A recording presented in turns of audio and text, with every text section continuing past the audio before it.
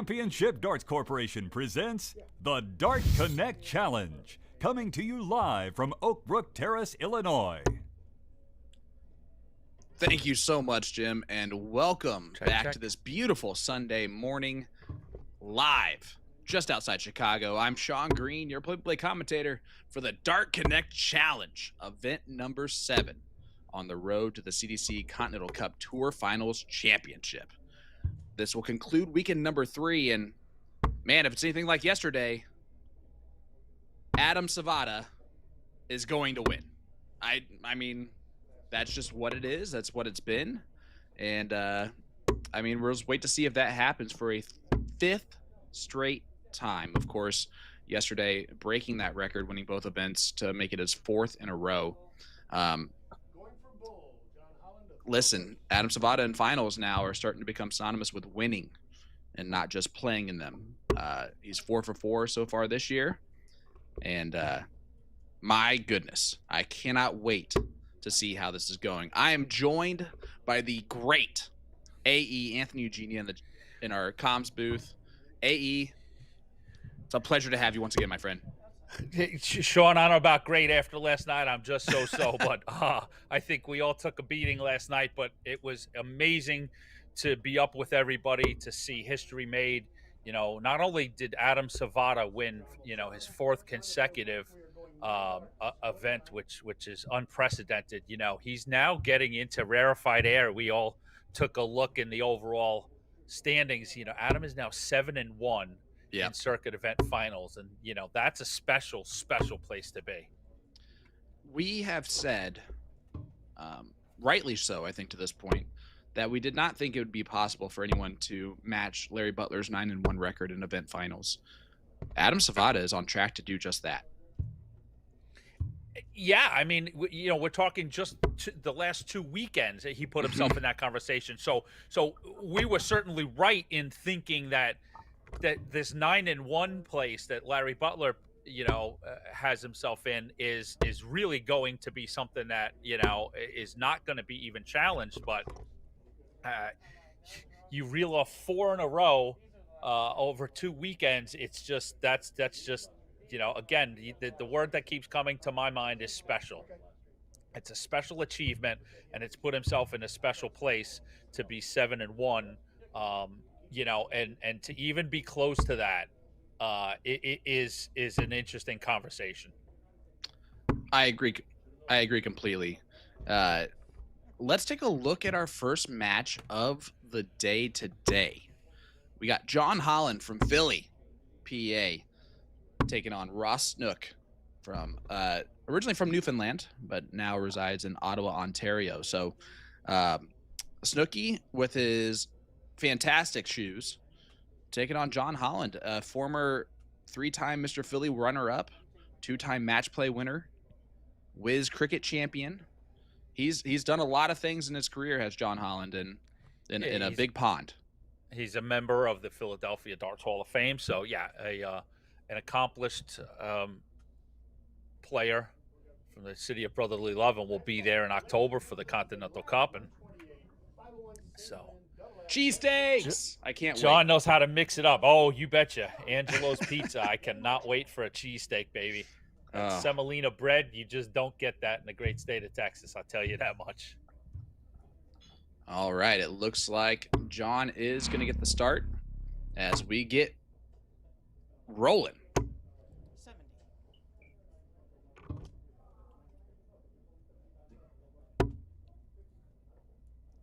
I love how John has that Scottish flag. That's a Dart Connect challenge, to say the least, to get those changed to the American flag that I think he's going to represent a little bit better than the Scottish one. I mean, that's just, you know, everybody has a Dart Connect database, and, you know, you can go and adjust that. I'm sure in Philadelphia they probably mess around with the flags and all kinds of stuff. But, yeah, I mean, he's clear. He's got stars and stripes on his right shoulder, so we know where he's playing out of. And I'm actually a little bit bummed because Ross Snook yesterday, he was wearing some pink alligator skin shoes and they were beautiful looking to match the pink jersey today, going with the blue.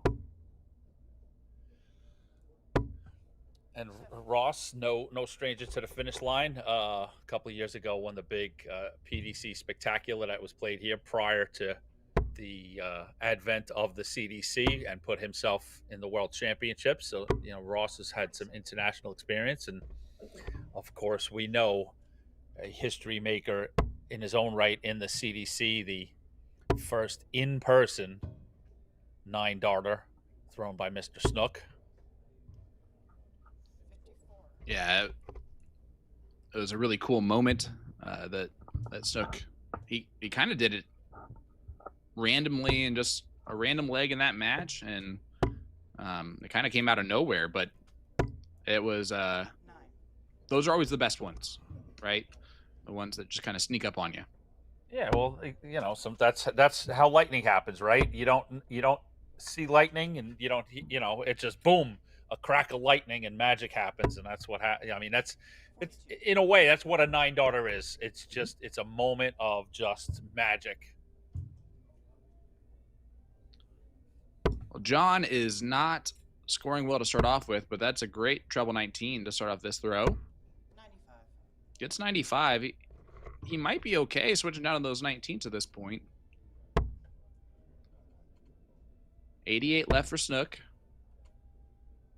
39. And he's just whittling it down because he has the time to do so. And we need to note for everybody, Sean, that this is essentially some bonus coverage from what we normally would pick up action in the last 64. This is a last 128 round. So we'll have this match, and then we will move into the last 64. So we're going to stay with you, open up a big Sunday with 3 consecutive matches here on the feature board. And Snook cleans 56 up nicely. Single 16 for tops. 1 for 1 on his doubles. And you started to see John Holland kind of turn it on a little bit there at the end of that leg. He had a 140 to follow the 95 to put a little bit of pressure on Snook, but Snook was able to handle the job there. But now he's back to doing a little bit too much marching.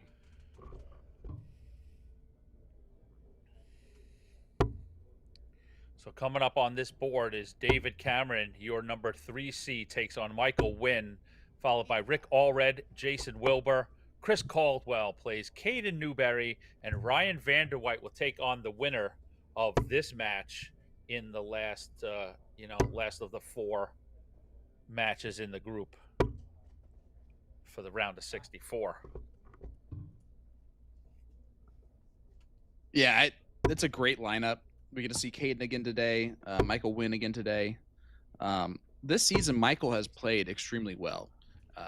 His average is almost 80, which is well above his 74.5 total CDC average. So he has definitely been playing a lot better recently.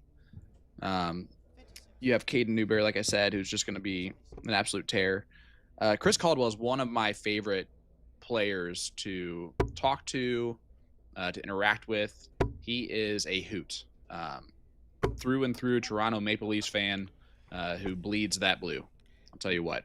And he's today's 14 seed, just as a matter of info. So Cameron and Caldwell, your 2 seeds on the board. 50. And we just saw Cameron make a semifinal last night. Mm-hmm. So excited to see him put in more work here. Oh, sorry, quarterfinal. I apologize. He lost Adam Savat in that quarterfinal. 93. Last night's runner-up, Doug Boehm, out to a 4-0 lead ahead of Nathan Humphreys. So we'll, as the day goes by, we will get you updated and take a look at what's going on all across the tournament floor here at the CDC Dark Connect Challenge, event number 7. Snooky, 2 for 2 on his doubles. That one was a beautiful 68. Sometimes 68s look prettier than others, and that was a pretty 68. 35. All right, AE. Uh-oh. I have to correct Lay it on myself me. from yesterday.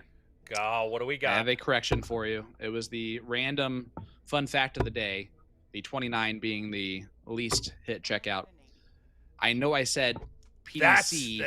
Before you get there, that's a Yep. 180 for the Rock. Ross There you Snook. go. I know I said that it was in the history of the PDC. It actually is the history of the World Championship. Uh-huh. 43. 29 is the least hit double. It's been hit 9 times. Or sorry, 7 times successfully. Thank you for that clarification. Oh, I just want it's a small little change of it, but The big enough that it facts- needs to be said. The facts is the facts. Yeah, I remembered at like 3:30 in the morning. I was like, I wonder if I was actually right about that. Like I thought I am, and I know I've seen it somewhere. And then I re-looked it up, and it was slightly incorrect. Only you would look up random dart facts at 3:15 a.m. Well, 140. when you finish at 2, what else are you supposed to do? Want to welcome everybody in. Our feature board is on YouTube and PDC TV. And just a reminder, we've got additional bonus coverage. Boards 2 to 5 are also available on PDC TV.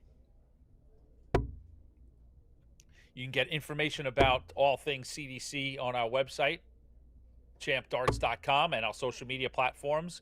We're on Facebook, X, Instagram, and TikTok. You just search @ChampDarts. And stay tuned for information on the next episode of Shooting the Bull. We'll have that before the end of July and get caught up on all things North American darts.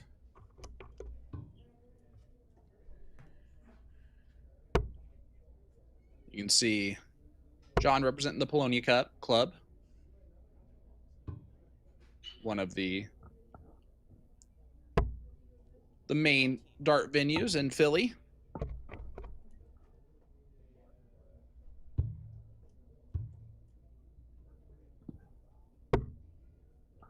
And yeah, how cool is that, AE, that you could, when you talk about 5 streaming boards, when you talk about, all the extra bonus coverage and all of those things on pdc.tv, I'm telling you, it's just so cool to hear that type of a promo about something that we're doing.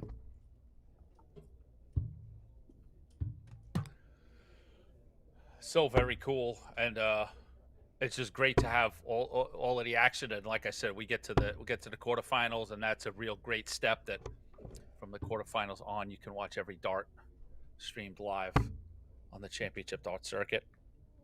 Wayward dart for Snook, so 88.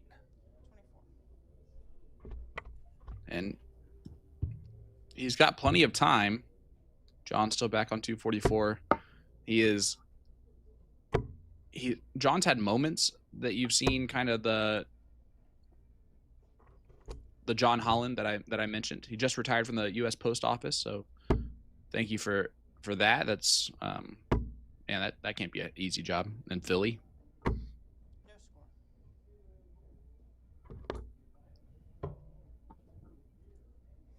You think it's a little tougher to deliver mail in Philly? I would think so. There's certain cities I think that would be extremely difficult. It's not like you're not getting chased by like ducks down the street as your as your like video that's going to go viral. You're getting chased by Snook a buries different type of people. buries the AA. You mean the fine people of Philadelphia do not appreciate a good piece of correspondence? Silence. I mean, no, they do. They just, they need it. They're just going to be upfront about it.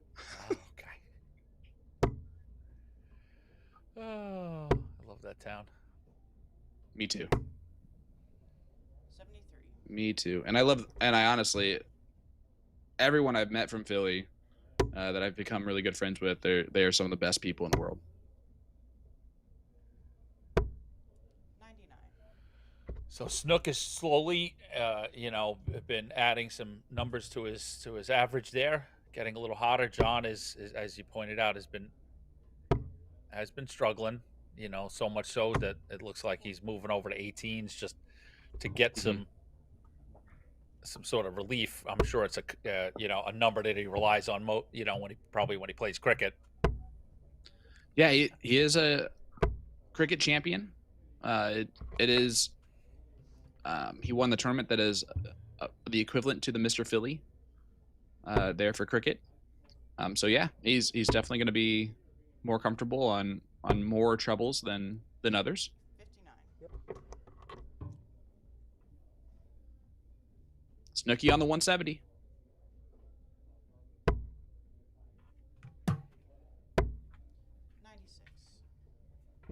Brings it down. Good last start. It almost gets to a point where you and your opponent are almost playing two different games. Ross is trying just to stay focused, get the job done, not really pay too much attention on what John is doing, and John's doing the exact same thing. He's trying just to find the darts that he knows that he can throw. And while that game is definitely not as fun as darts, it's the game that sometimes dart players have to play. 99.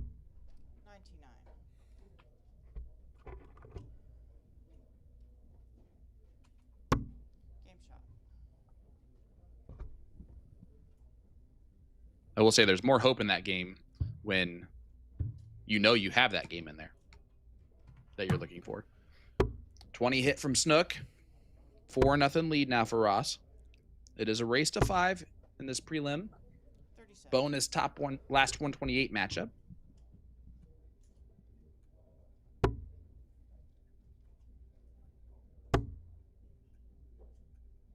Next match upcoming without a commercial break in between will be David Cameron taking on Michael Wynn. Two players we saw yesterday. Pulling up the previews, and we'll chat about them when we get them up here. 59. And Sean and I will take you around the tournament, give you Yeah. an idea of what's going on out there, players to watch, storylines to keep an eye on. 134. We have a couple matches that have wrapped up already that we'll fill you in on.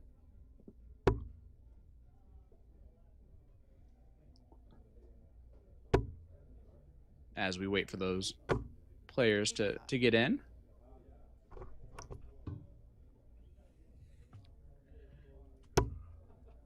The portable AC units are working again in the player room. They are turned on and trying to pump as cold of air as quickly as possible in there.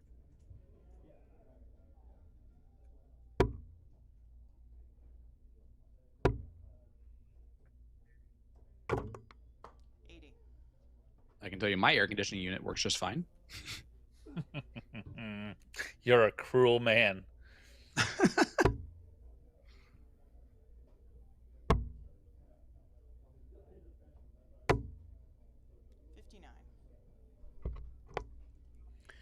So at the completion of today, we'll have 7 of 16 events played. So, almost to the halfway mark. So 43. then I propose to you, Sean, when do we start to, we'll wait for the new points list to be published at the beginning of the week.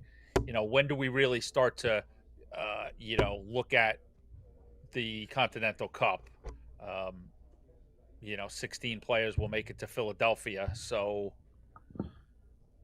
when is a real, in your opinion, when is that point that it's like, a lot of the field is starting to get solidified?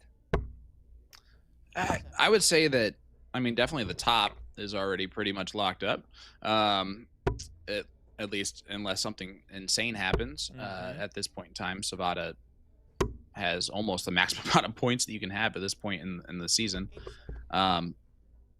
But I think for those first, I don't know, eight or so seeds. They're kind of trying to jostle for position now.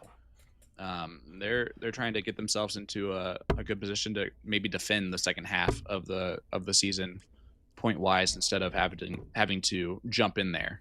But you always have those players that we get to weekend 6, and that is the weekend that they get the job done. As Ross Snook does take out 40 unconventionally with the double, but Snook does get the job done 5-0 over John Holland. So we'll see Ross back again in the next round against Ryan Vanderwhite. That'll be sort of now as we move into the last 64 stage. There'll be that last match in that group. So let's stay with the conversation about what's to be played for. Give everybody a sense of what will make the second half of the season exciting. Next weekend of play is weekend number 4 of 6. It's August 1st to the 3rd. We'll have an event on Friday night, Saturday afternoon, and Sunday afternoon at the American Legion in Brownsburg, right outside Indianapolis. First of 2, that'll be in Indy, a location that we know and love. So 3 more events there. I definitely think that coming out of weekend 4 with weekends 5 and 6 to play will be a real good place to get a grip on a lot of things.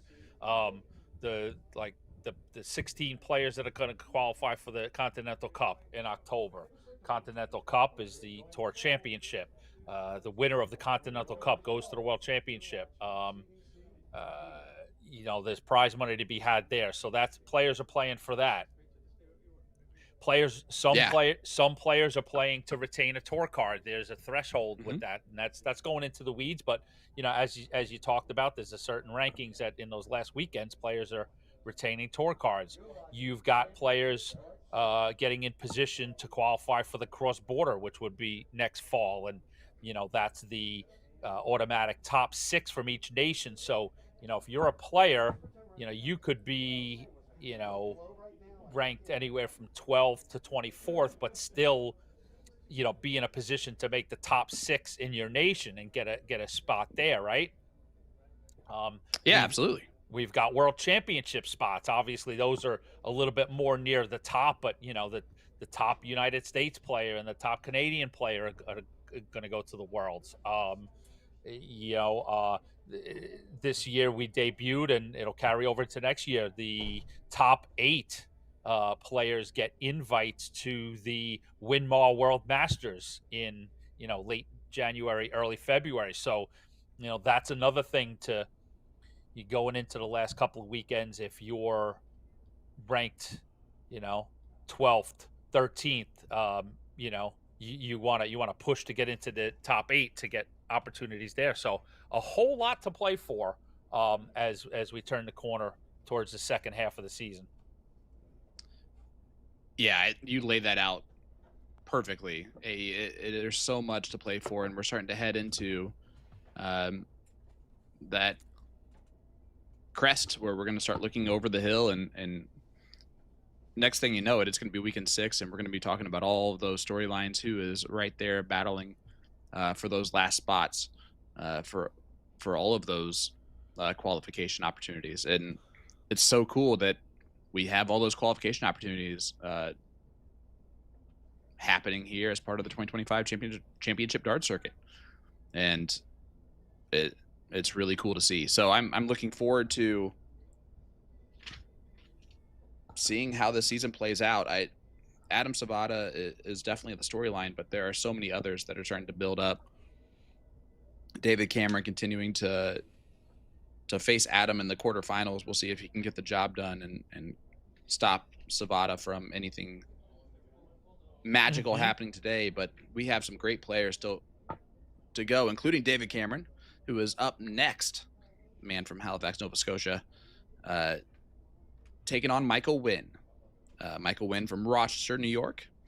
And average-wise, David Cameron is one of the best in the business, hands down, especially with a great night's rest match one for him. I'm expecting him to come out of the gates kind of firing today. But Wynn, I think, can put up a tough test. He can battle against those top dogs, and while he's 0-3 against David Cameron in the history, I think that this could be a good battle. Yeah, Michael's another one of those players that we've watched continually progress, get more and more experience and more exposure playing in front of the cameras, and another in that little crop of good young players that are putting in the time and that you would expect to see, some payoff. And these are those spots, right? These taking on the seed on your board and knocking off the 3 seed is, one of those big feathers in the cap and a big progression moment for a player like Michael. So yeah, we'll see what we get. As you said, David is a winner. David is we were going through all-time records. I think David is the 3rd winningest player on the circuit with a record of 8 wins and 5 losses in in CDC main events. So, David is no stranger to crossing the finish line. An overall winning percentage of 74, which, with nearly 200, and still it needs to be updated from the last 2 events, but nearly 200 matches played to win 3 out of 4 is pretty darn good. Oh, absolutely it is.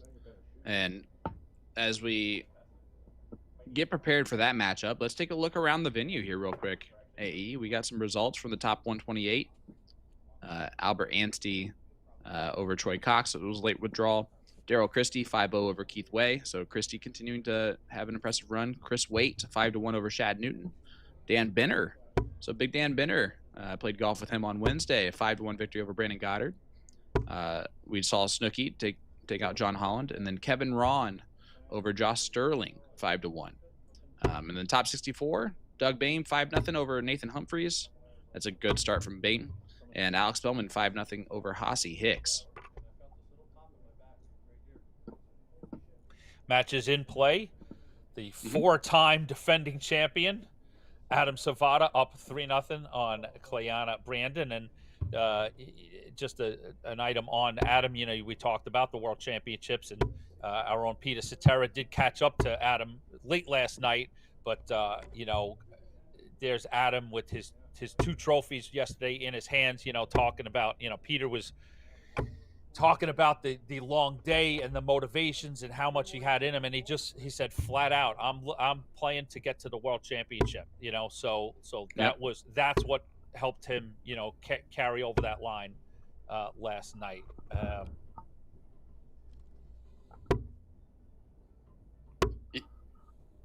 It was absolutely a great day from Savada. It was a great interview.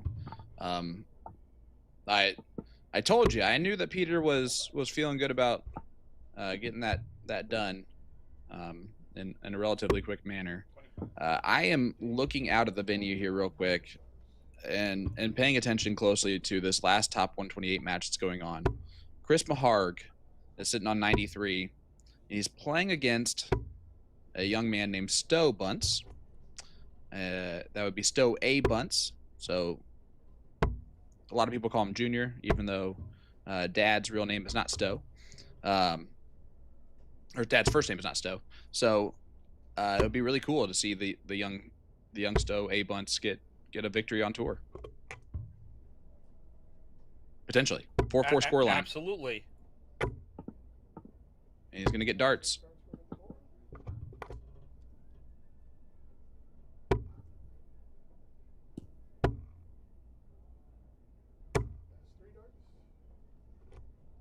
And he gets the job done. Stowe A. Bunce over Chris Maharg, 5-4.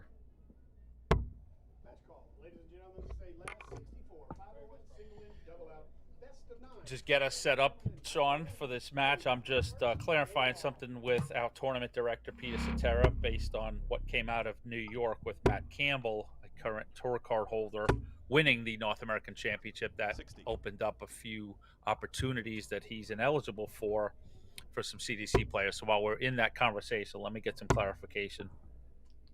It absolutely is. Here is our look at our two competitors. It looks like Cameron got the start. Here is Dave Cameron. I'm not 60. I think that we have our we have this shot at least working, but that side shot of Cameron to watch his elbow not move at all is always so impressive. As that's a 180 from Michael Wynn. He is starting off. I mean, that's what you got to do against the 3 seed, right? It's got to be big. It's got to be splashy.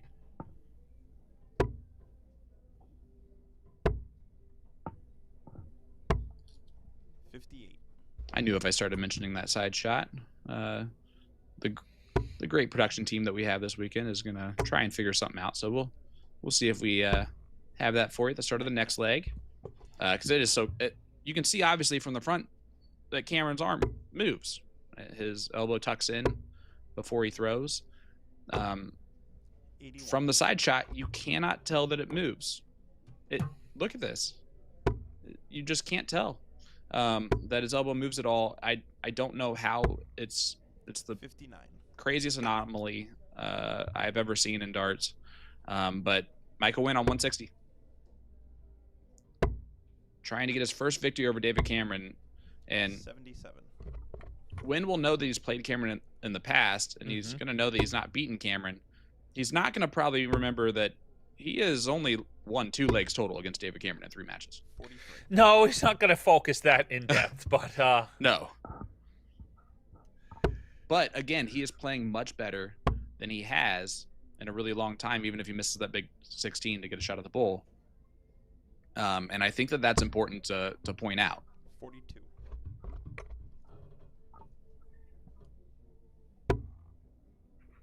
But this would be a settler. Not going to go for Cameron. 39. Michael, you require 41. So 41 left for Wynn. Double 16. Goes in for a start. Game shot in the first leg. So we have a break a throw right out the Second gate. leg, Michael to throw first. Game on. For Michael Wynn. yeah, even though it was a little lengthy, that's, you know, from Michael's standpoint, you've got to take those opportunities when presented. They're not going to be. Look at this. There's your shot. It doesn't look like his elbow moves at all. And he tucks it in.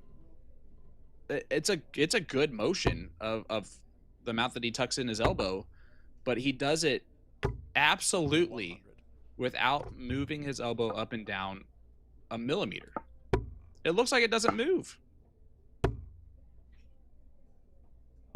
I don't know how he does it. 49. It's so cool to watch though. We're all just stepping aside Yeah. and listening to Sean Green geek out. 99. But Yeah, I love that technical analysis, brother.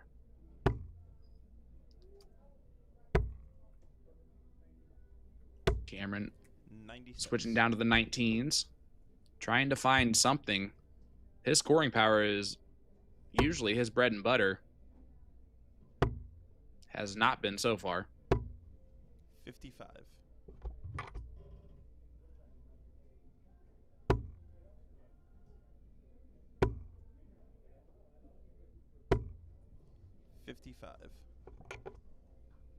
I do really like his new renditions of his jersey, though.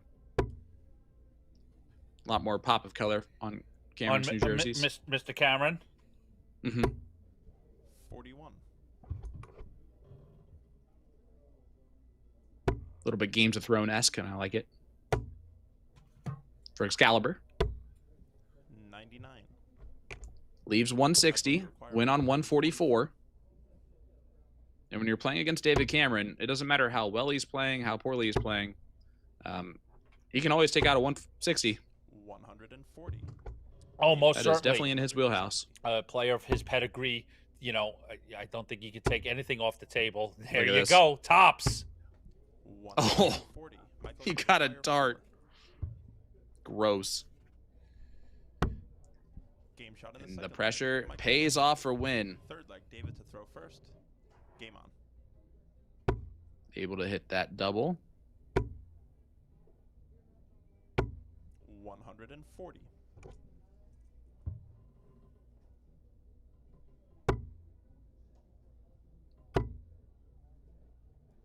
And you can see that 140 from Cameron, almost 160 checkout, just kind of sparked a little bit.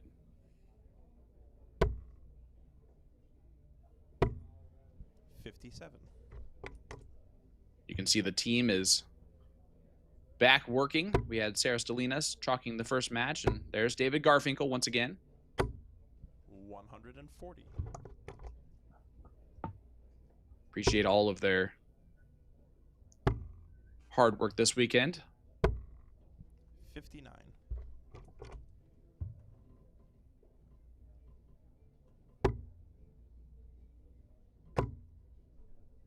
Oh, look at this from Wynn. 180. That's a 180 from Wynn, his second of the match. And he's on 121. An opportunity to break the Cameron throw once again and go up 3-0, potentially.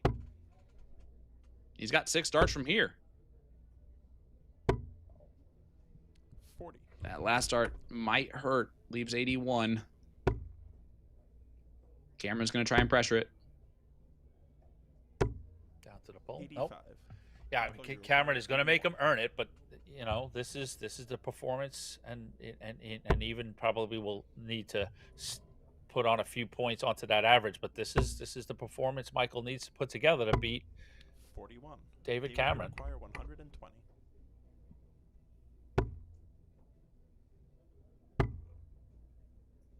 Tops. Oh, that would have been huge, but Cameron misses that 3-digit combination again. Can Win Game shot in the third lap. hit another one? He does. It's a 3-0 lead here, AE, and 2 breaks a throw for Win. Game on. You really couldn't ask for a better spot for Michael. You know, like you just said, two breaks a throw. Now it's a matter of you see 140. where Wynn's nerve is, right?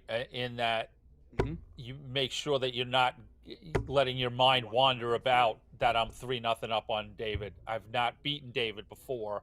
You know, get that finish line itis and stay the course. You've got the throw 32.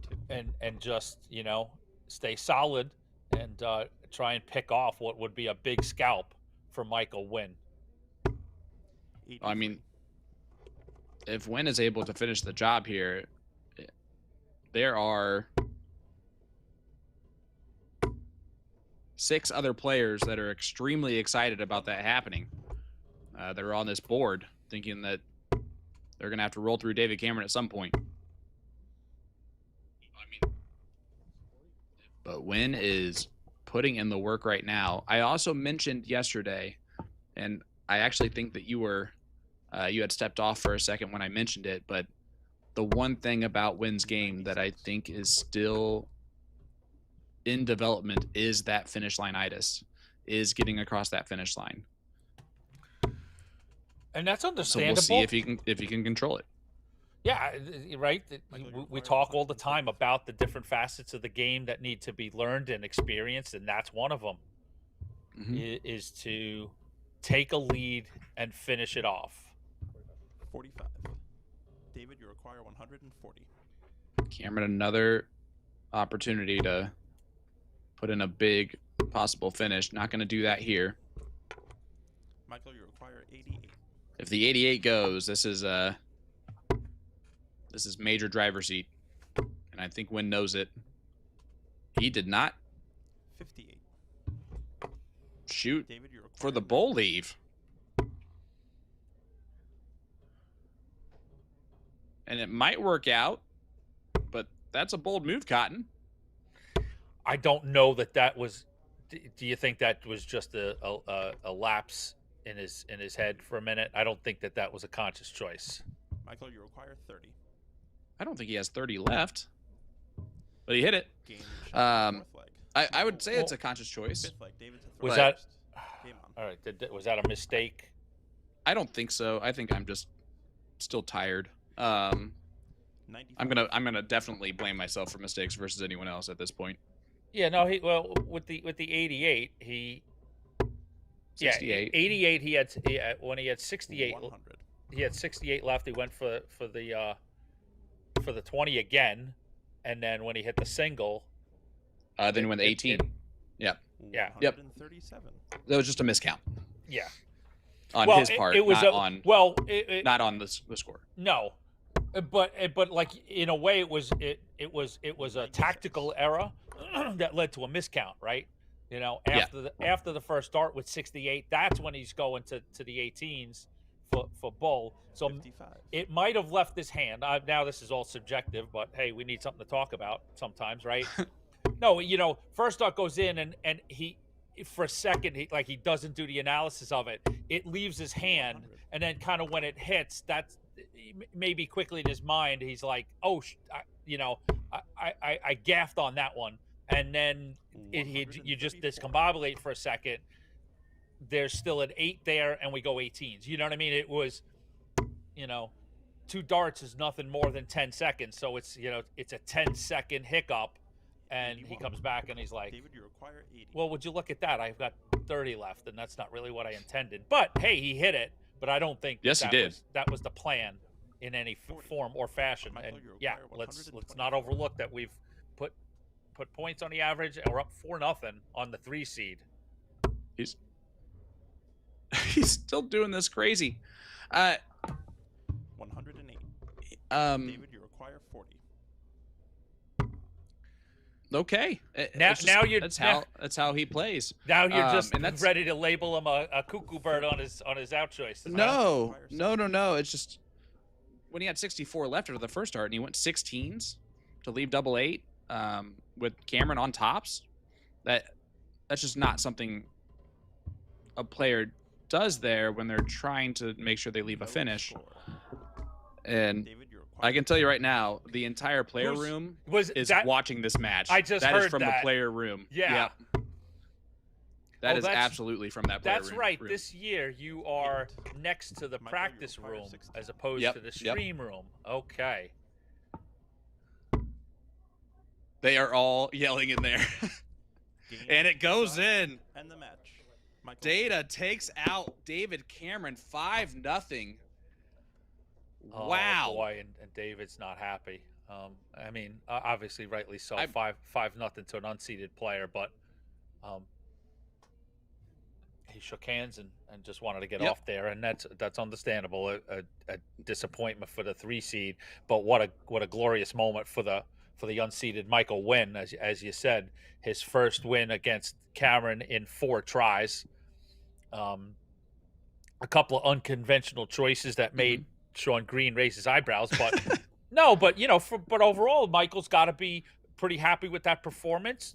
Low to mid 80s average, 5-0 against Cameron. I mean, you've got to go stride over to the practice board, feeling really good. Go hit that board, and really, as you said, the big seed on the board is out, so everybody's got to get chomping at the bit that, hey, this is an opportunity that needs to get taken. Oh, you're absolutely right. And I'm telling you, he's going to walk into that player room real quick, and he might be a hero for a second with the noise that I heard in there. I have not heard that this weekend. No, where, and I have to say, if they could supply us with great sort of like reactions like that, I would not be opposed to kind of getting a mic in there or opening up Right. your door so we could hear a little, because that was pretty perfect. It was right outside the double 8, and you heard 12 people. Oh, so that always adds a little bit of fun. Oh, that was good stuff. As we look at some scores coming in here, AE in the top 64, some new ones, right? Adam Yep. Sabata 5-0 over Cleanna Brandon.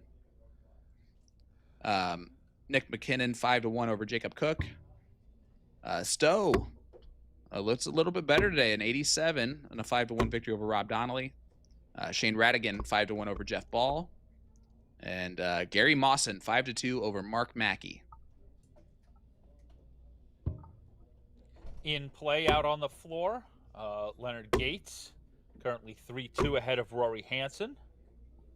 Brad Farley up 2-0 on Jay Wah. Larry Butler tied 1-1 with Elber Kempt. Just early out of the blocks, Jeremiah Millar 1-0 above Matt Prescott, and Danny Young, Justin Fawcett just underway. And you could get all of that information, tv.dartconnect.com, and pull up the main event number 7 on the Championship Dart Circuit. And you can see all of those matches, in real time as the scores get entered in on the laptop or on the tablet there by the scoreboard. Boom, you get it, so you can see it. You can also see the bracket. You can see how the tournament's going to unfold in front of you. You can also see a fantastic leaderboard that will give you information on all of the players' averages and who's leading the overall 3-dart average, and who's got the highest first 9 average. Who's coming out of the starting gates, scoring big. Who's hit the most 180s for the day, who's got the highest checkouts. So a lot of fun stuff over there on the Dart Connect leaderboard. Absolutely. It's funny, I was asked yesterday, what do we ever do without Dart Connect? And my immediate response is I have no idea. I know that I might have just guessed averages and just made up things, but Dart Connect makes me sound extremely smart, and I cannot thank them enough for that. Completely changed. It's really hard to do. It very rarely do you see something completely change the entire profile and nature of anything, whether it be a sport or a pastime or the arts or the sciences. I'm down. I'm not doing it justice in my place on what Dart Connect has done, specifically for the steel tip game. First here in North America, completely changed it, and now it's spreading around the globe. You see tournaments truly worldwide that use the Dart Connect platform, and it's astounding, not just to see how well it's gone in the last decade, but to know the guys personally, David Maher and Greg Tong, that literally put their blood, sweat, and tears into the early days, and to make it happen is just astonishing. It's really cool, and the accessibility it's brought has been phenomenal, and I don't think I've seen a better dressed dart player than Rick Allred right now. I mean, that is just clean. And Wilbur. It's sharp. Yeah, this is your best dressed match. Both gentlemen looking really good. Digging them shoes. Them are some good looking shoes from Rick Allred. Before we get underway, we were talking about opportunities but on offer for the players on the Championship Dart Circuit to earn. Coming out of New York City, there were 2 opportunities that now have been extended based on rule eligibility. The spot in the Grand Slam is now going to be awarded to the winner of the Continental Cup. So probably the biggest year that we've had in the Continental Cup. So going into Philly, it's going to be insane. The winner of that. Well, I mean, to me, 3 big things come into play. Prize money's been increased. I don't know if people really track that, but it's now $5,000 to win the CDC Continental Cup. So a nice even 5 Gs is a good payday, and the title of Tour Champion. And then B, you go to the Grand Slam, and then 3, you go to the World Championships. So a massive, massive day in Philadelphia coming up. In October. That also qualifies you for October the US Darts 18th. Masters. Indeed, Correct. It does. Exactly. Yep. More and more on that. Yeah. You book a spot at MSG. So you're right. That's 5 big things: big title, big money, opportunities at the Worlds, at the Grand Slam, at Madison Square Garden. So how you could be a competitive dart player in North America and not want to pursue that title is completely beyond me. So I agree. So the Continental Cup is going to be massive this year. In addition, there's another World Championship spot. So for the 2025 points list, which will encompass the 16 events that we're playing this year, today is 7 of 16. The top-ranked United States player will go to the World Championship. The top-ranked United States player, and now a third player from the points list, the highest ranked non-qualified player, will go to the World Championship as well. So more and more. That's awesome. More and more stuff to play for on the championship dart circuit. It's all great and exciting. Again, the hard work and dedication to get to that point is impressive, and can't congratulate first our principals, but also the players that show up and compete every time and put their money where their mouth is against the best. As Wilbur misses the 41 on the 18, so gonna have to clean it up. All Red's gonna get a look at this 113. Ricky is from Virginia Beach. That's why he's from Stowe Bunce neck of the woods, so he's throwing those Neon Nightmare flights.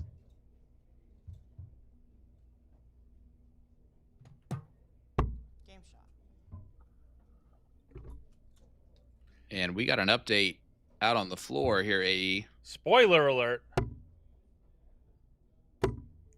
Yeah, we have a upset. 60. Another upset on this Sunday. Leonard Gates out in the first round to Rory Hansen.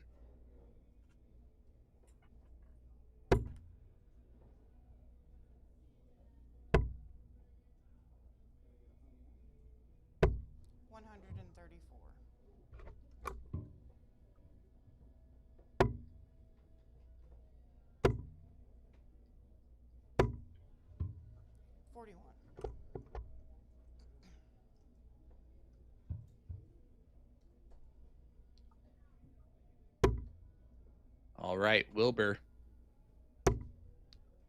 up 1-0, and he's looking really good right now.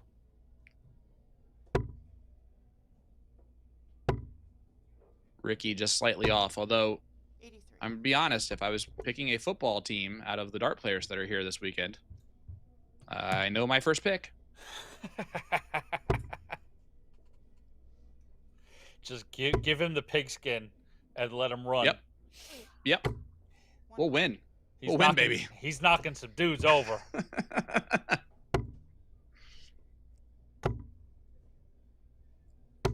There's a good question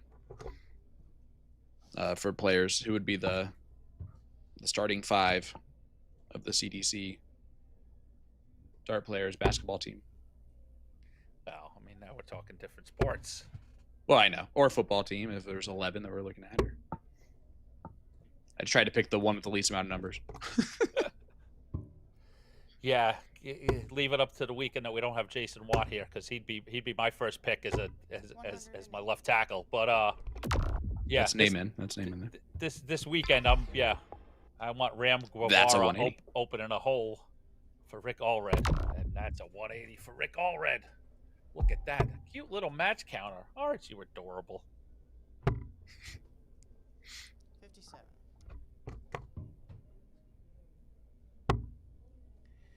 12 for tops here for All Red, and he takes it out. First dart hit. We Wilbur may need missed to. the... Go ahead. Sorry. No, what's up? I'm trying to say it's a stupid joke, so I'll keep it to myself. Oh, all right. You sure? I say all of those out loud. 100.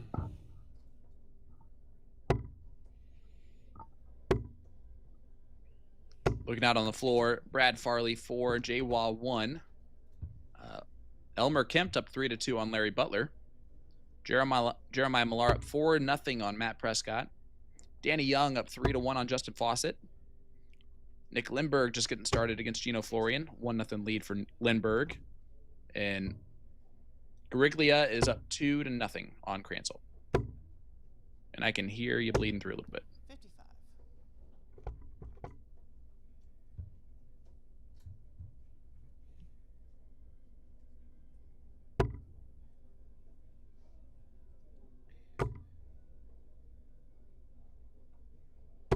$100.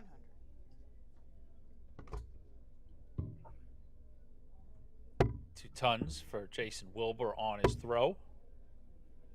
100.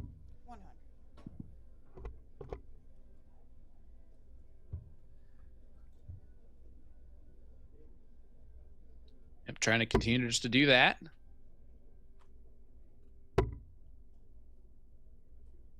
This is our last match before our first break. 26. Third match of the day for us.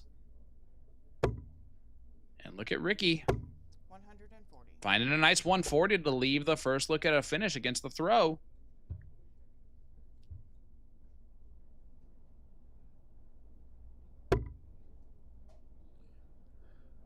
I know Rick is also a coach, or at least he was when I talked to him a couple years ago. 66. I'm sure he still does that.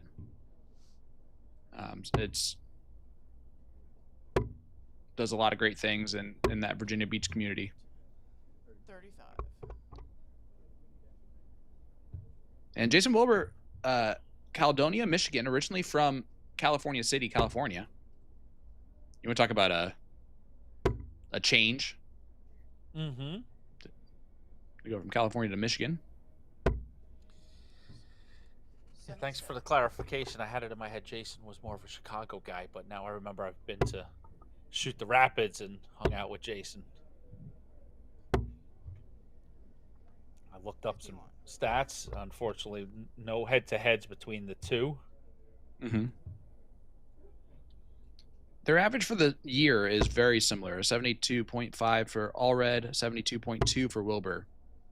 So I'm expecting this to be a good battle. So Wilbur looks at double 18, unable to hit it. So Allred is going to get a look here to break the throw. 40. Oh, and it just drags on the inside.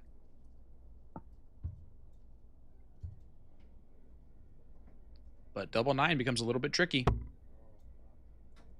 So he splits it.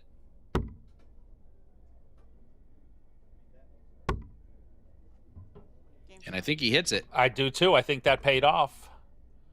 We look at the Dart Connect board. It sure did. Their dart went in, so hold the throw.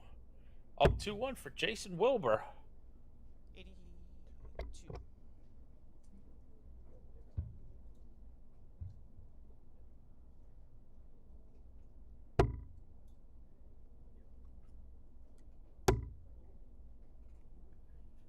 You know me and my color matching 97.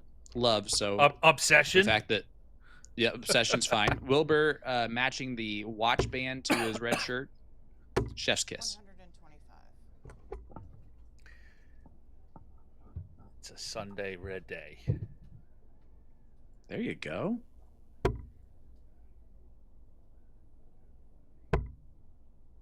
He's from California. Maybe he went to Stanford. 58. That red and black. You know, because that's where everybody from California goes, right? Mm-hmm. Like automatically. Yeah, it's auto. They just all go to Stanford. You just get in.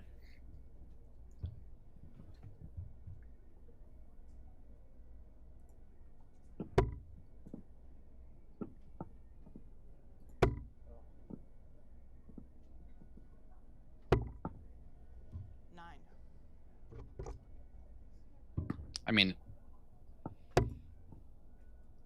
I'm just going to say that my research doesn't show him not going to Stanford University. So prove you otherwise.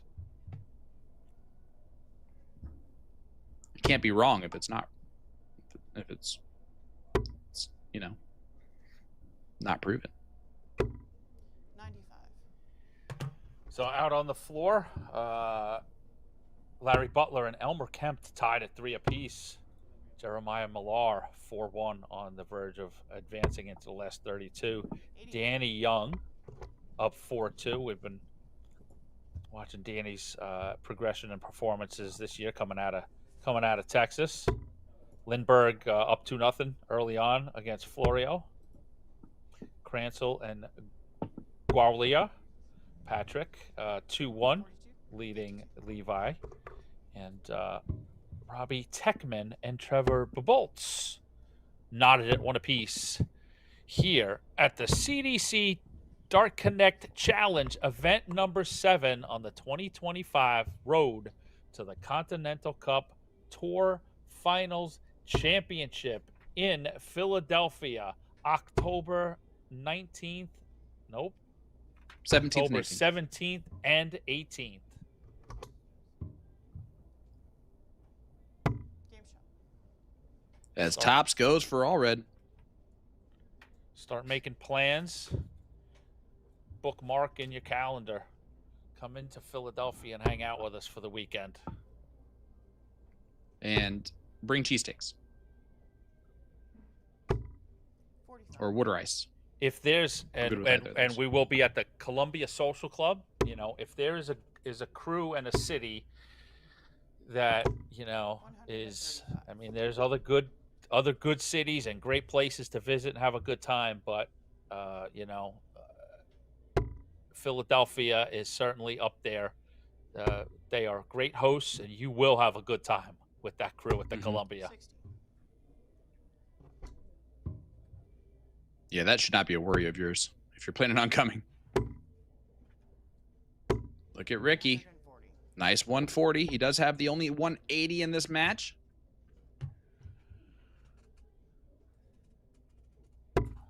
This is not the only CDC darts in play this weekend. I just reached out to the CDC Youth Tour Director, Erin Quinn. She's down in Charlotte, North Carolina. This is Youth Weekend 2. We've got 3 events on the Junior Tour and 3 events on the Evolution Tour. So I'm going to get a list of all those winners. They're finishing up today. I think events 6 on each of those respective tours. So we'll get a winners list later and give those players a shout out for their accomplishments. All those weekend winners for those great young players. 121. And just like the adults, I mean, there's places to play on both of those circuits, the juniors and the evolution. There's there's opportunities to go play overseas in the JDC Junior World Championship and World Cup, and the evolution championship is played on site at that Continental Cup that we were just talking about, and a USA player and a Canadian player go over and play in the Winmar PDC World Youth Championship.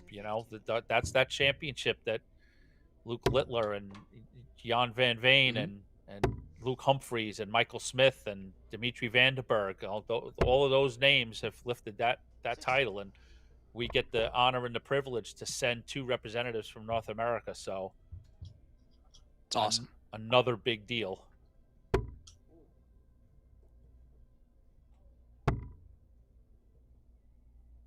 Wilbur double 10. 40. Not going to go. So all red, this outside shot at 50 or 62. Tops. 42. Is that in or low? I think he got it. Nope. No, it was low. It looked good though, AE. I agree with you. It did. I had a 50-50 shot. 50.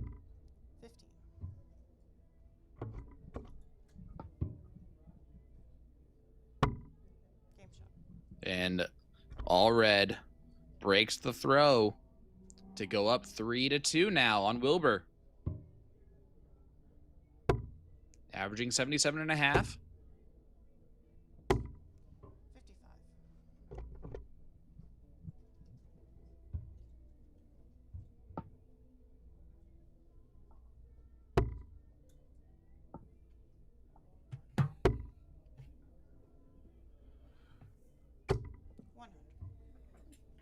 I'm going to surprise you, AE, with this shocking fact. Do you know who has the highest average so far in first round matches? I won't peek. Rory Hansen. 68. No, but I like that guess. That was a decent guess. Leonard actually did not play very well to his standards, for sure, in that match. But shockingly, it's Adam Savada. Oh, with a, okay. 93. we went for the absurdly obvious. Okay. Yes, Yeah, yes. I was going for one of the Rory took out Mr. Gates. So. Yep. No, that was great. 35. 45. But yeah, Adams. It's just absurdly admirable and awe-inspiring, I guess, is probably the more proper way to put it. To what Adam is doing right here and right now, and it's a privilege to watch. I have to be honest. Yeah, I agree completely. And I was walking around downstairs less than an hour before start time, and Adam is walking around still in flip-flops, t-shirt, and shorts. He is like, I am not changing into my my stuff until I need to.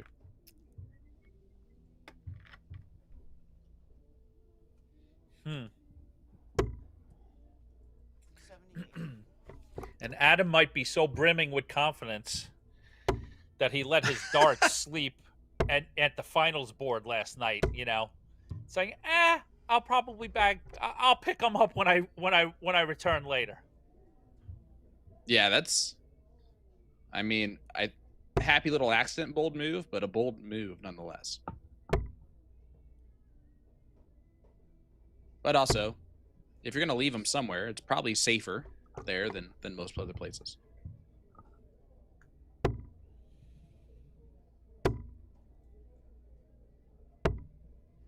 And just make sure no one tells them that Will definitely threw those darts.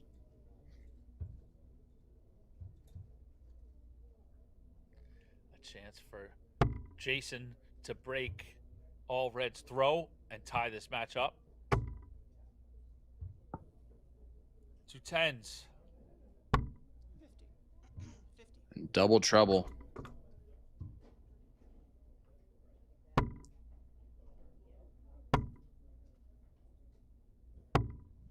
15.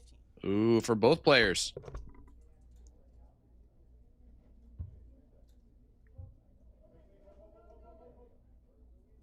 Looks like Jason's attacking this. Game shot. And he pins it on the 4th dart. A good double 5 hit for Jason Wilbur. He had missed the previous 8 darts at a double before that. Yeah, big break back to tie us up at 3 apiece. I mean, you know, in a race to 5, I mean, what a monumental difference being tied at 3 and throwing first in leg 7 as opposed to being down 4-2, coming to scrape 57. and scrap to stay alive in the tournament.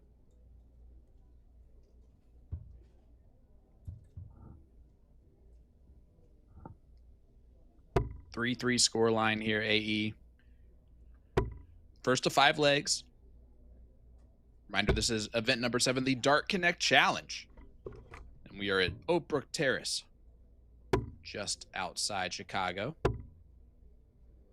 180. And AE? Yes, sir. That's a 180 for Rick Allred. His second of the match. And I know how cool it is to hear an AE, that's a 180 call. So I just wanted, since Rick got the first one and we didn't do it for him there, I figured I'd make sure that he got one. 140. Are we aware of Rick's nickname? And if he doesn't have one, we need to get him one. I don't think Ricky has a nickname. I don't think Jason does either.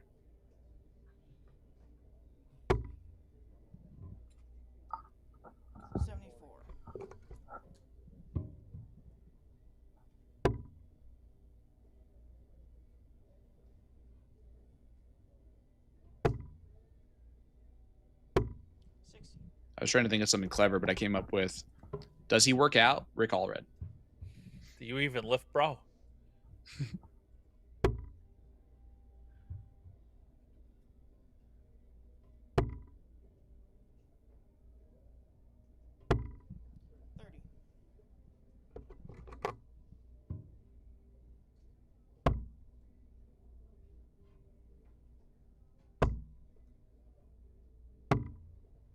Tops for Allred does not go. Yeah, I want something cool related to his pitching career, but it's in there somewhere in the back of my skull. It'll come out soon.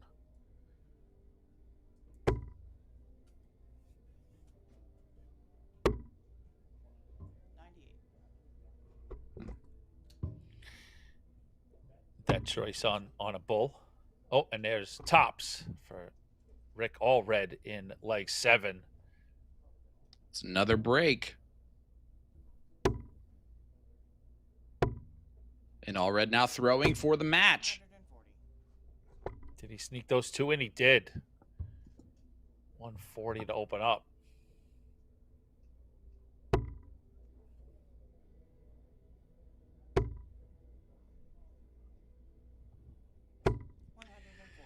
Some news from the floor. Larry Butler out to Elmer Kempt. 5-4, the Sunday Magic. Fails the Eagle. He was on the poster and everything. He was on the poster and everything. I mean, go ahead. Go ahead. No, you go ahead. No. I want more Larry talk. I wasn't gonna talk more about Butler. I was just gonna say the seeds are falling here, man. That they are. The 9 Butler, seed.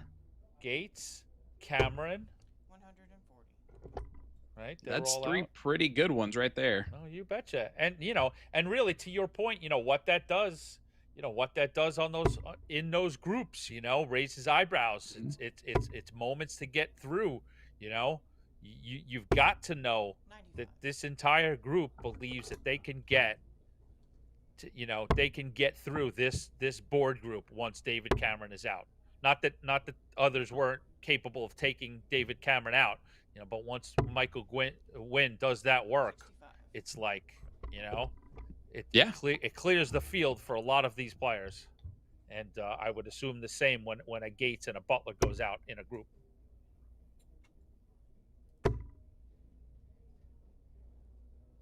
Wilbur's going to pressure the 888. 134. He does Yeah. exactly that. But Allred for the match. A real fine leg from both, but let's admire the beauty of this leg from Rick if he can close it out, and he just can't. Oh, he opens up with 3 straight 140s, but can't put it away, and Jason put it together his own beautiful leg. 140, 100, 95, 134, and ties us up. We're going the distance. We're going for speed. I am sitting all alone, as you are, but we're in our own separate areas. 4-4, going the distance. Our first last league decider today. 45. Yeah, I don't know on this Sunday when everybody wants to, we need to start moving and everybody wants to get on. I don't. We may have to outlaw 140. last leg deciders. I agree.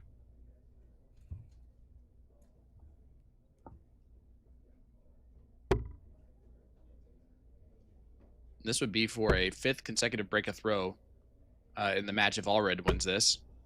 And it'll be the first 34. hold a throw in 4 legs if Wilbur wins this.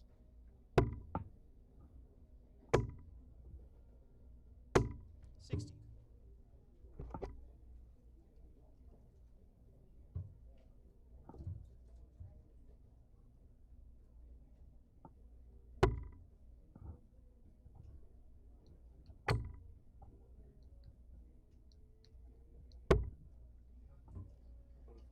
84. Only 44 from Wilbur. So Allred in the driver's seat. And that first start sitting perfect for him. Good 85. Now, did you call 44 scored? 54, that's what I meant. Sorry. Oh, it was actually marked as 84. So, Oh, Then We'll it must have been in the triple and I didn't see it 59. because I would have been right on the 44. So that makes sense that it was in the triple 20 instead of the single 20. These eyes. Just clarifying. Yep. Just checking. No, I appreciate that. From a scoring standpoint. Yeah, Rick just the crisper of the two, pretty much just based on that opening 140. You know how things just get just a little tighter in a deciding leg. So Rick's gonna have 6 darts at 160. And he gets rid of some of that. Leaves himself the 2 dart combination.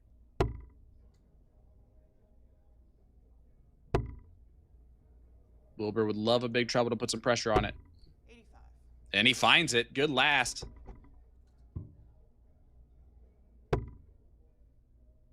Tops. Double 10. 90. Oh, no. Another 2 match starts missed for Allred. Will he get more? Bull or 19s? 7. So 88. 88 left. What a Wow. good dart. Tops to win the match. 75. I think he knew it when he released it, that it was low.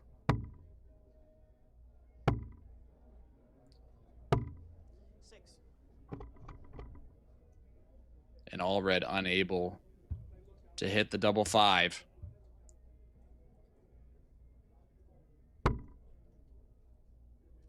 Seven mismatched darts from Allred. 3 so far from Wilbur. Those are awkward. He keeps moving over. No score. And he's missed 4 match starts, AE. Who wants it? Madhouse. Yes.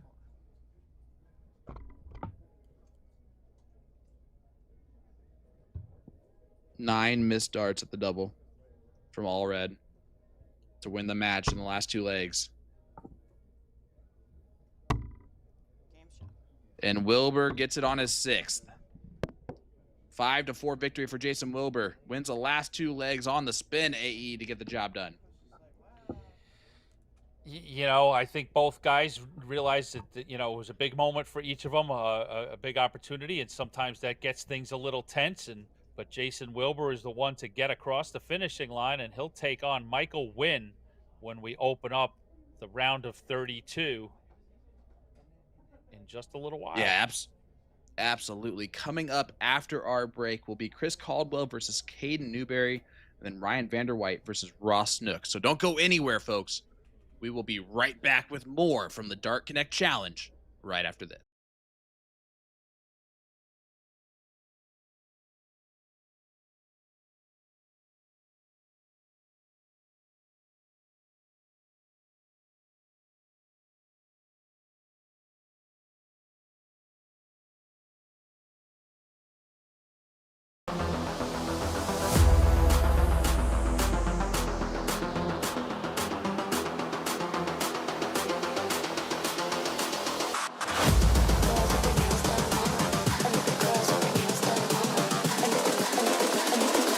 I think the girls with their nails done now.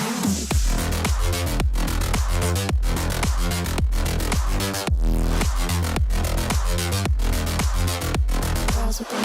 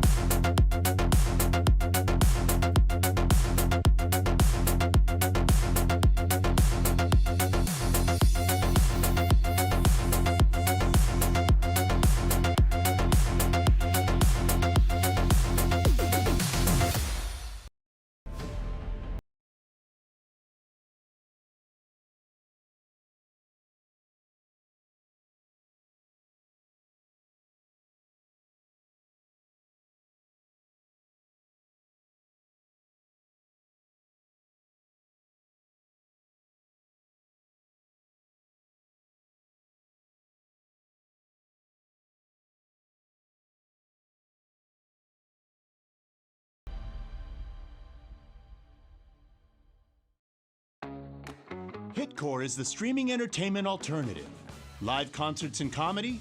Hitcore has it. Premium high-def audio and video? Hitcore has it. A customizable entertainment experience? Hitcore has that as well. No app? No problem.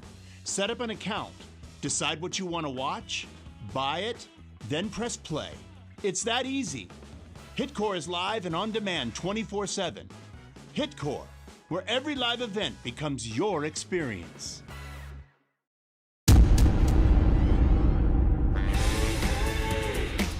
Make a getaway every single day. Now it won't be long till the party's on.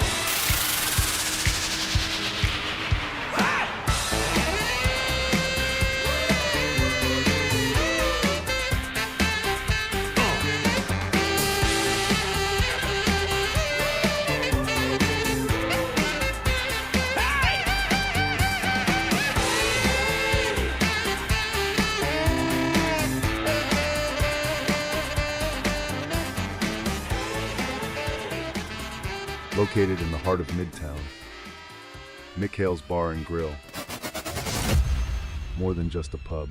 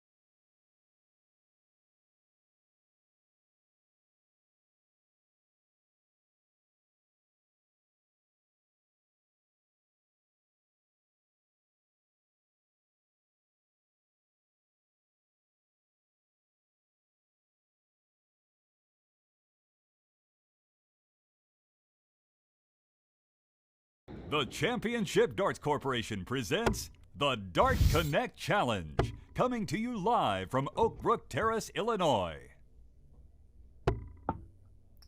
Thank you so much, Jim, the voice of Wheel of Fortune. And welcome back, everyone. Thank you so much for joining us live here for the conclusion of weekend number 3 on the road to the CDC Continental Cup Tour Finals Championship. This is a top 64 match featuring Caden Newberry taking on Chris Caldwell. I'm Sean Green, joined by my partner in comms this weekend, Anthony Eugenia. AE, I think we're in for a good one here. Newberry has been on a tear, though, lately. Yeah, another interesting one. Caldwell comes in as the 14th seed. So, Chris is another player that we've just watched gain more and more experience, and put together more match wins on the CDC circuit, and as you can see, becoming a seed. And then now sort of like one of the favorites around here, Caden Newberry, is sort of really grown on a lot of us in terms of we talked about that. He seems to have a lot of the right tools for what it takes to compete and be a serious contender here on the circuit. So this is going to be an interesting one. Not just for the head-to-head clash, but in the overall conversation about who comes out of this group now that the big dog in the 3 seed, David Cameron's out. Oh, absolutely. And I think one of these two players has to be thinking about that being a good opportunity. Caldwell starting off into the ones a little bit.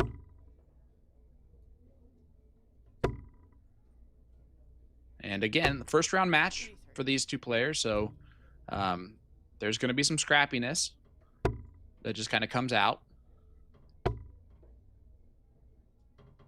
Ryan Vanderwhite is the last remaining player on our board to play. He'll play next against Ross Snook, who's already played a play-in match. You wonder if that's any type of advantage at all. 140. As Newberry comes alive with a nice 140. Well, to that conversation about an advantage for Snook, I mean, a lot of the players do believe that, hey, the player's gotten a chance to get up there and get acclimated and stuff, and it's it's all about the results tell the tale, right? If Snook wins, then Vanderwhite will feel that, oh, he was warmed up, and if Ryan wins, then it's no big deal that he got a match under his belt. So I think this early in a tournament, it shouldn't be that impactful. I would agree with that overall, and it also always depends on the player. Like, that example of, and it was just happenstance, what played out for Ram Guevara yesterday. He wound up playing 3 times in a row, and just, a player of that caliber, it's he just got hotter and hotter. 120. And he probably could have stayed on that board all day if you just kept telling him, you're back up in 5, you're back up in 5, you're back up in 5. He would have just kept rolling with it. Pardon me. No score. Well, Newberry over 3 on the doubles to start off. See if Caldwell can. Oh, he should get a dart. Oh, he missed the big number.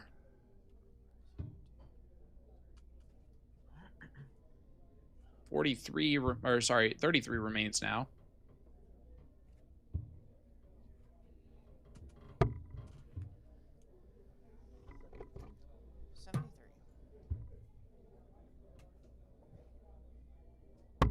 Game shot. And Newberry does pin the double 8 to take leg number 1, hold his throw. Caldwell back into the treble 20s.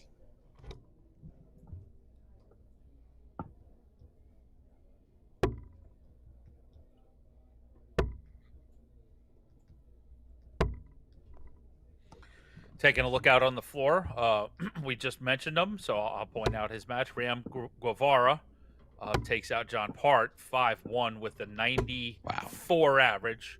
So, wow. I think Ram has officially arrived on the circuit. See if we've got any updated matches to really take note of after what we ran down earlier. That looks about it. From finished results currently underway, a good contest between Nick Lindberg and Gino Florian tied at 3. One-Eyed Jack Robinson up 4-2 over Travis Ron. Joey Lanaw 4-0 above of Joe Ricard. Kylie Edmonds 2-1 on Tyler Reddy. And Steve Krikorian and Daryl Christie, one of the big players of note yesterday, just getting underway. 95. Yeah, and as soon as you say that, Lanaw does get the job done, and so does Jack Robinson in their matches. Caldwell way out in front here in this leg. Newberry 160. fills it up. Huge 162 to leave himself a finish. Tops. Game shot. And Tops goes in. We've got ourselves a nice little contest, Sean. Yes, we do. 60. And I did get word that Ricky does have a nickname. It is the Rocket, which makes perfect sense. I approve. 51.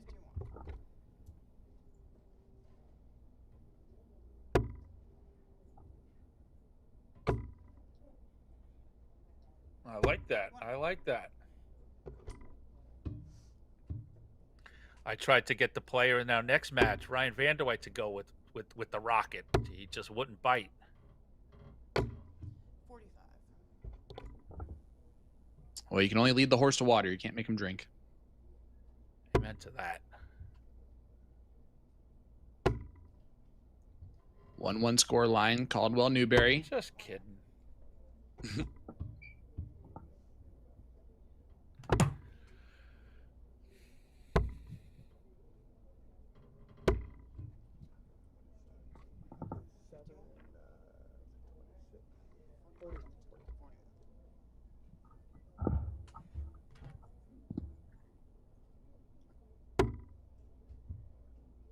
All right, Newberry. Trying to leave himself that first look at a finish. Not going to do so yet. Caldwell, though, way back on 364. Can't do anything about that.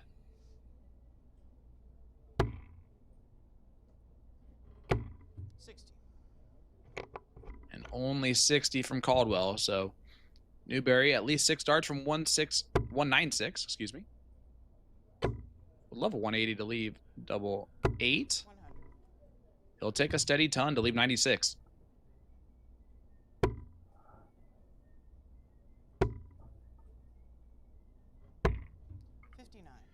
Third ton in this match for Newberry.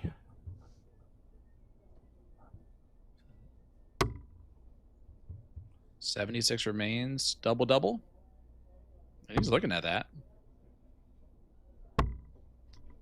47. But I think he realized he didn't need to do that. Did wave away the last start. Bit of a slack visit. And Caldwell, though, knows that slack visit can open up a door. 45. But he does not do anything with that door. Politely declines. Double 16. Double 16 it is for Caden in leg 3.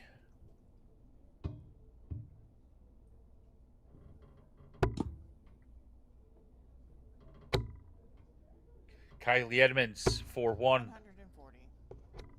over Tyler Reddy, and Nick Lindberg goes ahead 4-3 versus Gino Florian. So those two players looking to advance into the last 32. 25. And the younger bunts is about to get underway against Brady Noble. That's on board number 4. Actually, all of these matches that are currently going on are on our 5 streaming boards. So Nick Lindberg, Gino Florian is on board number 2. Kylie Edmonds, Tyler Reddy on board number 3. 100. You see this one on our main streaming board. Steve Krikorian and Daryl Christie are on board 5. And Stowe A. Buns, Brady Noble getting going on board number 4. 55.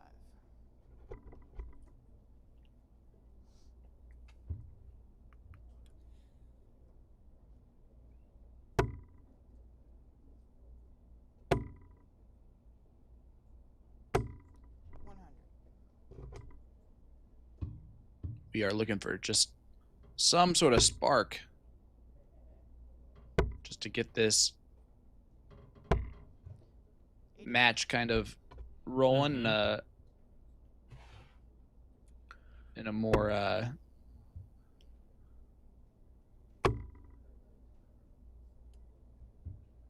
electric manner, but this might be doing it. 180. That's And look a at that from Caden Newberry. 180 for Caden Newberry. Ton 180. I mean, you know, it's a pretty good score. I understand the sentiment. We haven't had anything electric yet. Just 2 solid performances so far. Double 18. Game shot. Double That's 18 it electric. is for a nice 14 dart leg. And a break, a throw for Caden Newberry. Wait, is that all I have to do? I can just ask for things like that and it just happens? Yes. You didn't Oh. know that? You speak it into existence, my friend. Well, now that I know that, You have you're behind a microphone. There's great power in that.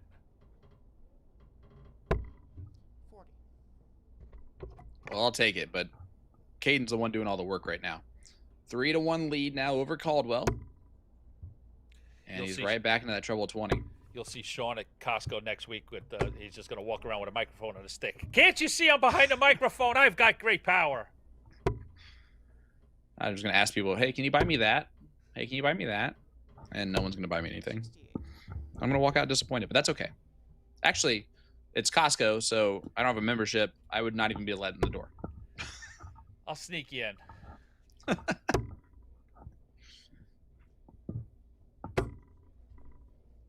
45.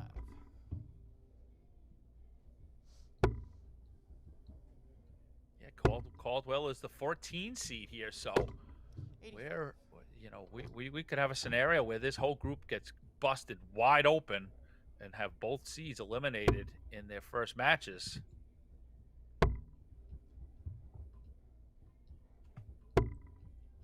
99.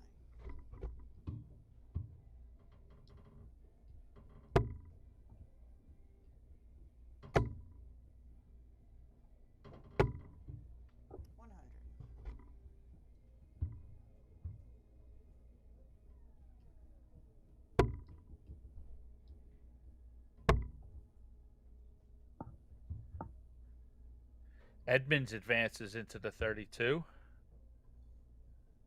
99. So there's a shark in the water.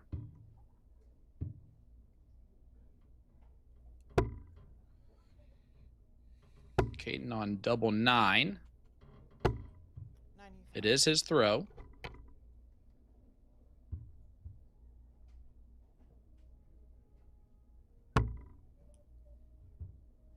Double 9 for Newberry. Game shot. And he finds it on dart 3. What a heck of a dart. That looked completely blocked. 59.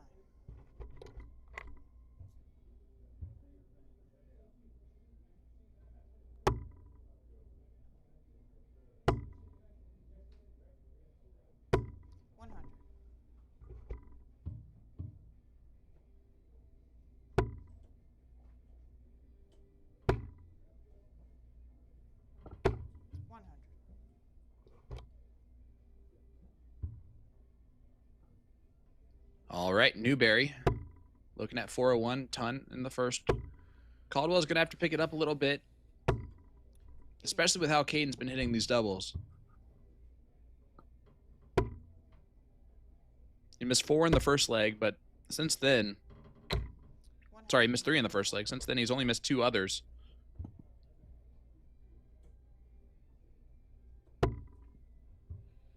Yeah, scoring just enough to put a little distance between himself and Caldwell. 100. Buying himself those extra darts to double, and he hasn't really needed them.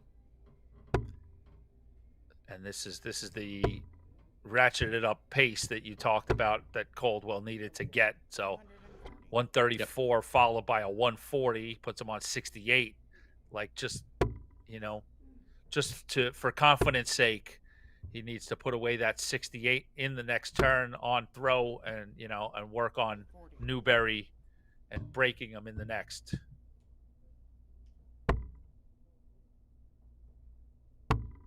Yeah, it's almost something that you just have to attack, Game shot.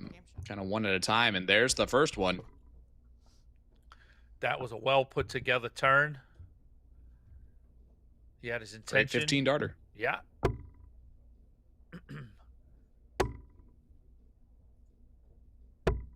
59.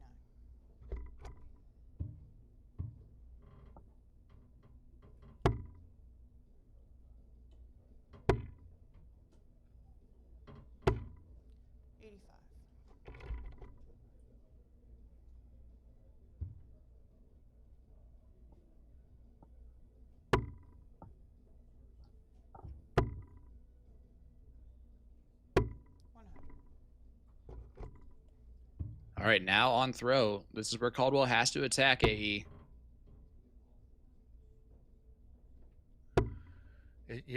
Sometimes you need a little bit of that aggression.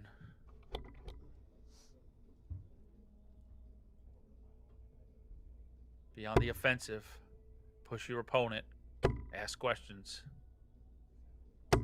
60.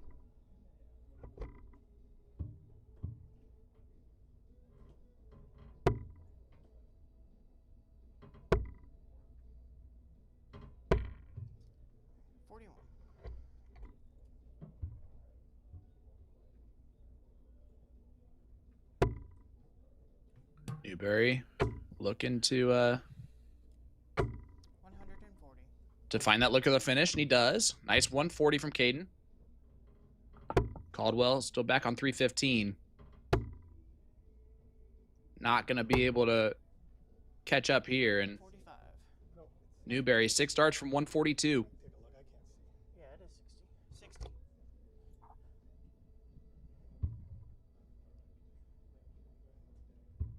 60. You see him doing a little shimmy on his thought process. Yep, he's going 17s. Another one of those. Tops for the match. Oh, almost hit the 142 to win it, AE. Wonderful setup, smart choice. I like that route. And he'll have a chance at double 10 when he comes back. 100. All Caldwell can do is hope to put on some pressure, and he's at an out, but it's a tall order at 155. So Newberry, Game shot. there you go, first dart. Yeah, great dart from Caden Newberry. Ended up with an 84 average by the end of it, and he did. He just hit a new gear. And see Chris Caldwell, he, like I said, genuinely one of the nicest human beings I have met in darts. He is acting the exact same as if he won or lost. Yeah, I fully concur. Participated on Team Canada in the cross border, and it was wonderful to get to know him a little bit out in Los Angeles. So another great, Quite a personality. yeah, another great part of this whole tour. And let's, I guess we're gonna stick around, and we'll walk the peoples through a couple of things out on the floor, and we'll preview Vander White and Snook. I'm just finishing up a little post. All right. So, yep, Dark Connect Challenge here, event number 7 is where we are. We have a top 32 match ongoing out there. It's Nick McKinnon up 2-1 on Doug Boehm. And remember, that is also the group in which Larry Butler was a part of. So Boehm, the last remaining seed in that on that board. Ronald Sargent taking on Dan Bender to 2-0 lead now for Sargent. Jared Leedy up 3-0 on Chris Waite. 1-1 scoreline for Stowe, the younger Stowe, taking on Brady Noble. And a 3-1 lead for Stephen Corian versus Daryl Christie. Coming up next will be Ryan Vander White taking on Ross Snook. We saw Snook, obviously, our first match of the day. Vander White, our first look at him today. We saw him yesterday a little bit, but really looking to see that guy that has been dominating the DPNY tour for a very long time. That's what I was just confirming to to give everybody sort of a glimpse into Ryan, a 4-time overall tour champion, just behind Jim Widmeyer in the 15-year history of Dart Players New York, and a 17-time tour event winner. So, yeah, Ryan has reached legendary status in the New York, New Jersey area. He's an absolute icon. He's won everything on offer in the area. Multiple New Jersey state champion, both in 501 and cricket. So if there's an event that's been put on in New York and New Jersey, Ryan Vanderwhite has won that championship. I guarantee it. I love it. And he's going to try and move along and end up with a battle against Caden Newberry, potentially. We do have the first top 32 match. It'll be Michael Wynn versus Jason Wilbur. Excuse me, I'm sorry. And then it'll be Caden Newberry taking on the winner of this one. You know, we get to see the Rock, Ross Snook again.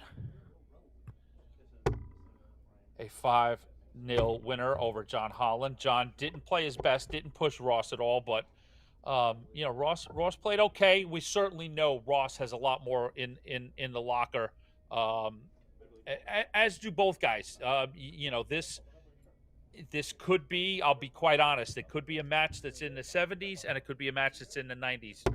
Both Ryan and Ross have that sort of potential to get completely on fire or, just sort of cool down a bit. So we could go in a lot of different directions in this next match. Well, I'm looking forward to getting this one underway. Ryan, Hawthorne, New Jersey is where he resides. And for Snook, it's Ottawa, Ontario. Ryan's been a little bit down on his averages this year versus his overall CDC average at only an 80 compared to an 82.5. Ross's first round match, he got the job done with a 77 against John Holland. But John really wasn't pushing at all, and Ross, I think, had a little bit more in the tank. Yeah, I would certainly concur with that. So we'll see. You talked about, Ross got a chance to play, and I think just based on that match that it's not that he ever got a chance to really get super hot. So I see this as two players sort of starting from square one here in the last 64.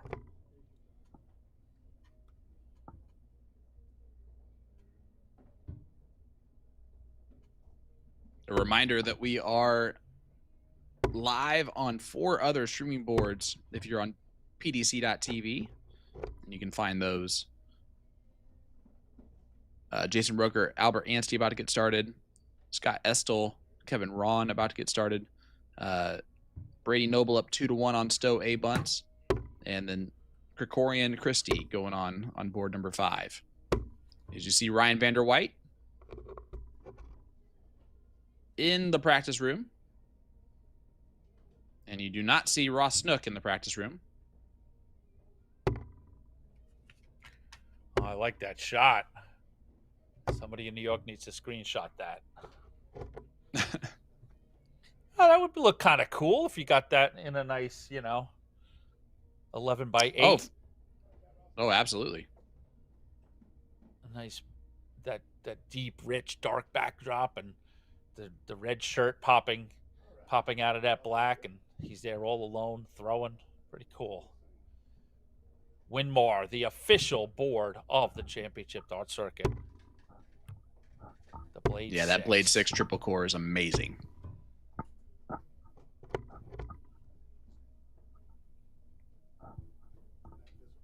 It's the type of dartboard that the top players in the world are never going to complain about. Super high quality. it Yep. just, can be played on, and with proper care can really last a long time for personal use, and and always looks great, through lots and lots of use,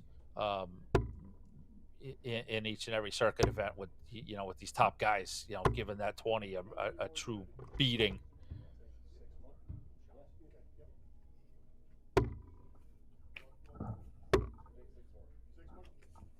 AE, I'm going to step away for about 30 seconds. I'll be right back. You got it.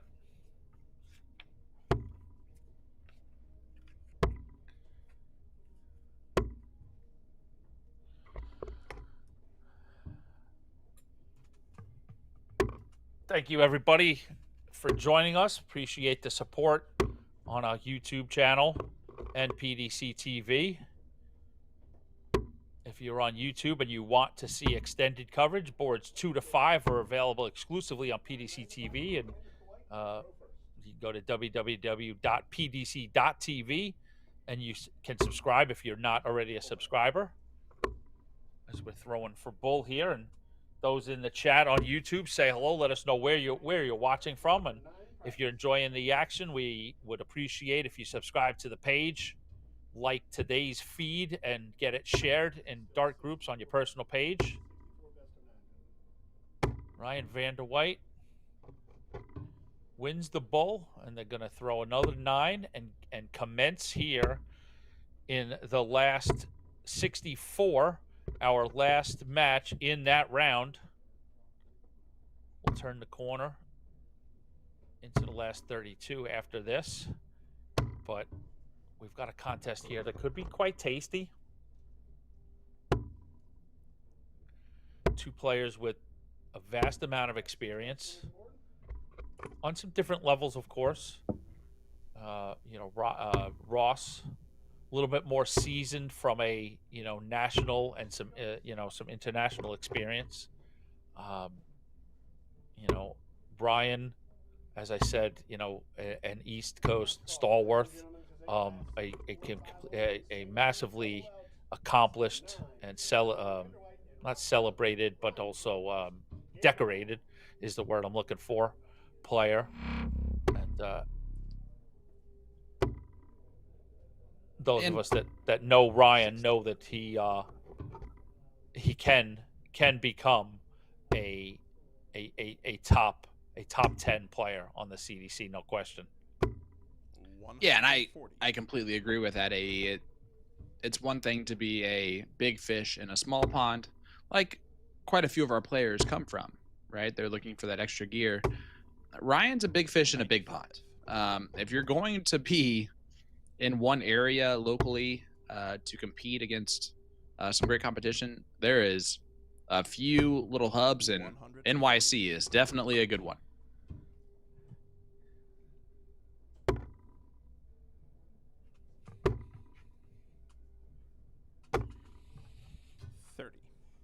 Of course, you got Ross Snook, originally from Newfoundland,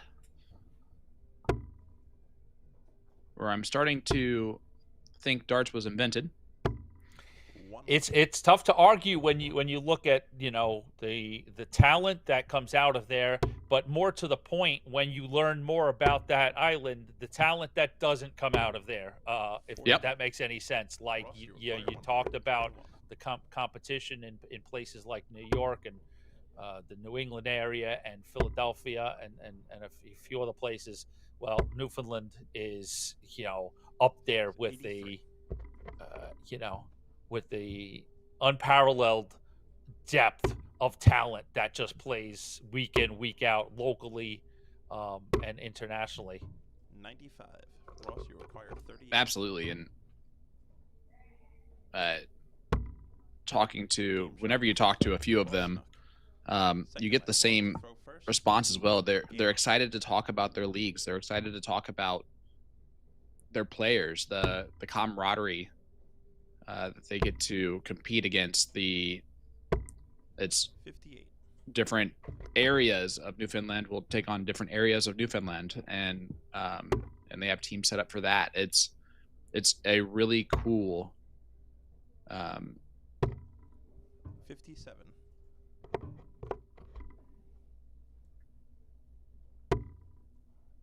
process. It's a really cool environment. It's a great. It's a hotbed. It's and it builds great dart players. Yeah, and exactly. That's why when players come out of there, what they've, like you just said, the competition that they get there, when they land on a a continental or an international stage, it's like, yeah, these guys are ready.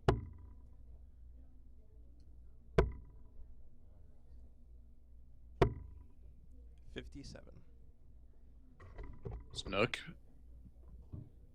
on his throw. Troublous visit there. Did break Vander White in leg number 1. 55. And Ryan is right there. It's a scotch off.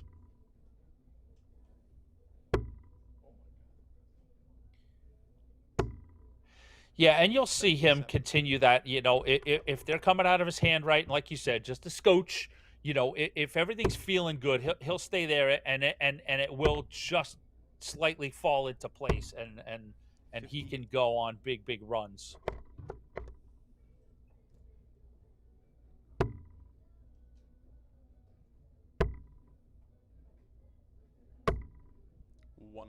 Yes. See the difference there. Snook does find 2 trebles. And Vander White, yep, just the wrong side of the wires right now. And there's a lot of dart players that when they miss dramatically, up, down, left, right. Ryan does not do that. If he's missing, they're still a really tight grouping, and like you said, you expect it to fall at some point. But the key will be with Ryan, does he keep his patience 84. to allow that to happen? Because the more he's just off the other side of the wire, the more some frustration will creep in. 100. Ross, And that's you could tell it was like, that's what I'm looking for, and if he can build on that, he can start to take off. But if it continues to just beguile him, it'll build some frustration in him. Game shot in the second leg. Ross Snook. And that's a 2-0 lead here for Snook.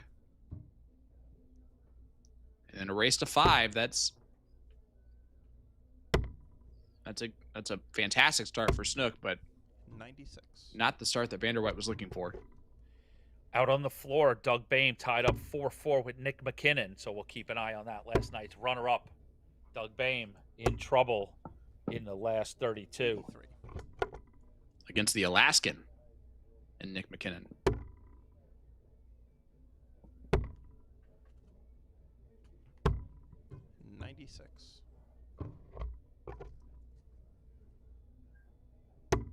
And Stowe Bunt's about to get started against Jeremiah Millar. 58.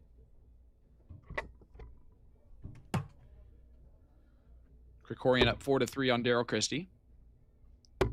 Noble and Bunt's 3-3 scoreline.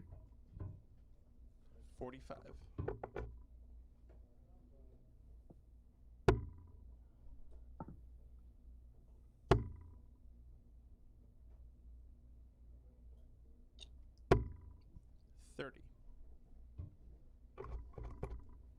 Only 30 there from Snook. Mm-hmm. So Ryan starts to at least find a scoring triple each visit. So now the key is to start to combine those. 96. Yeah, that's definitely much better. 97.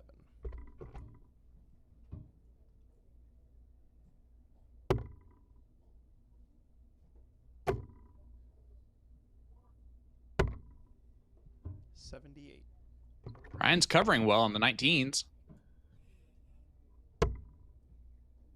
Yeah, it's working for him this leg. We've seen Ross, score bigger than that. So I think, overall in the match, Ryan's going to have to get those, 1-3-4s and 1-3-7s and 1-40s in order. But for right now, to get one on the board and get 66. back to, get one on the board and cut things in half. And Ryan just on the other side of that double 12 wire. Oh. So 68 leaves 70, if I'm not mistaken. I was probably wrong. Was that 80 left, I guess? I completely miscounted. It happens.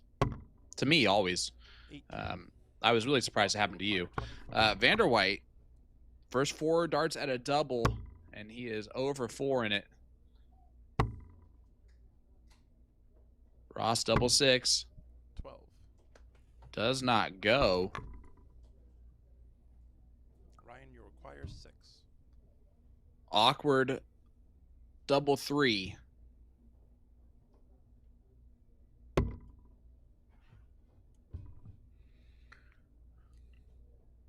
He's going to have to step over. No. And he sir. busts it. Ross, you require 12. Game shot in the third. And leg. Snook Ross, steals another. Fourth leg. Ross to throw first. Game on. Sean, let Take me the ask. 3-0 lead. Let me ask you a question. We've sir. got some people, and I understand what the questions are in our YouTube chat group. They're having trouble navigating the PDC site to get to boards 2 to 5. Now, I know you're familiar with that. I'm trying to remember how to explain how to get there. Is it? I believe it's you go on the schedule page, and there's on the upper right. I don't know if it's the app or on the website, but there's a couple of dots. I know it sounds weird to just you'll see an upper right 99. menu that's either got 3 lines or 3 dots, and if you drop that down, it'll allow you to toggle between boards on the CDC event. It's there. I know it's there. It's just Yep. a quirky way to navigate it. Yeah, so if you're on a like a laptop device, that's where I am, and you are on our event, it'll automatically and you click on one of them. But yeah, there's 3 dots in the upper right hand corner of the page. It's like 3 dots and then lines next to them. You click that down and it will drag you all the way down to any of the boards that are available for streaming right now that are live. So that's going to be your easiest way to get there. I am not positive as far as phone goes or that, but I know that is how that is done on the device. That's what I'm doing to pull it up right now. And that's under the schedule page, correct? 57. It can be, yeah. Okay. If you just click on the PDC.TV logo in the upper right-hand corner to where it takes you like the login screens and stuff. Mm-hmm. If you scroll down a little bit past the Baltic Open that's going on currently, 97. you'll see the second thing listed there is the Dark Connect Challenge. So when you click on that to log in, and then click on that to view, that's where we'll pop up all those options for you. Well, I appreciate that, and I hope that helps folks, because the coverage is there, and we want you to enjoy it. Absolutely. And those are the type of questions that we prefer and that we like. How do we do this?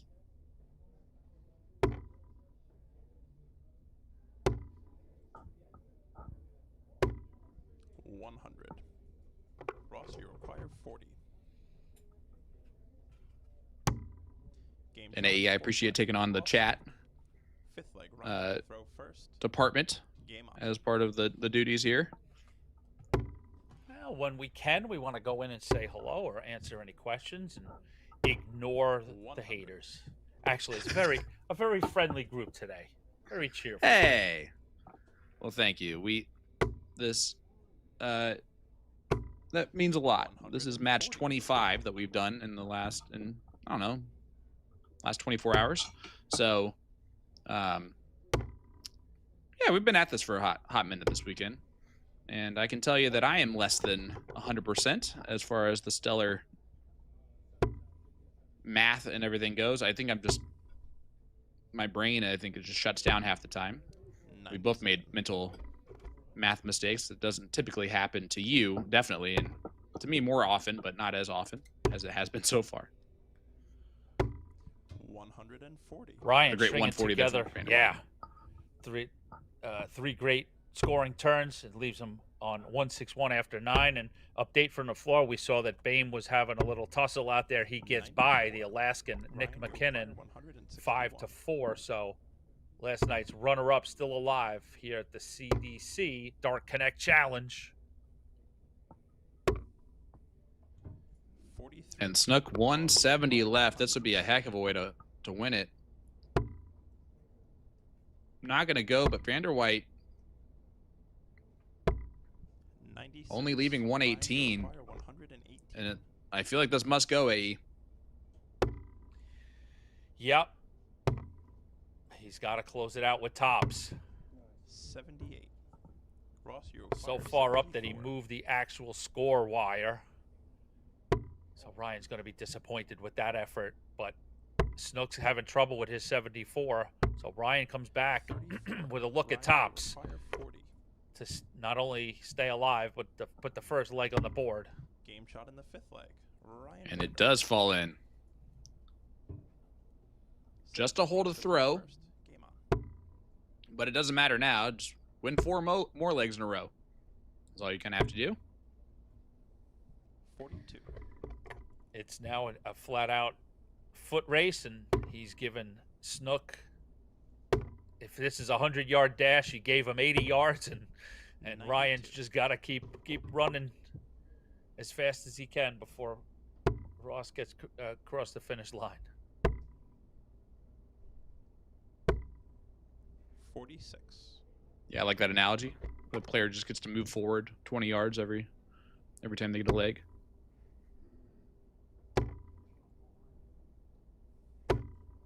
60. I mean, it's there for both players in a sense. Obviously, you know, Snook up 4-1, but he's not punishing. Neither player is punishing their opponent's misses at the moment.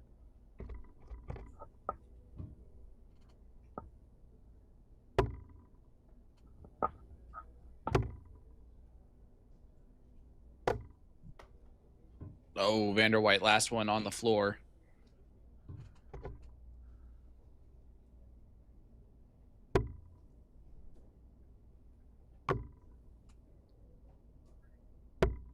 Ross looking down. 47. Only 47 there. So, yeah, you just mentioned it, AE. There's no punishment occurring.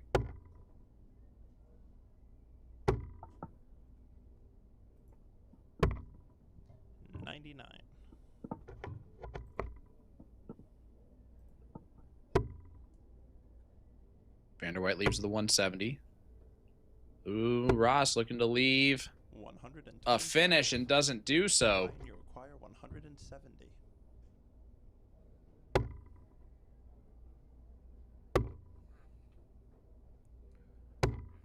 60. Only 60 from Vanderwhite.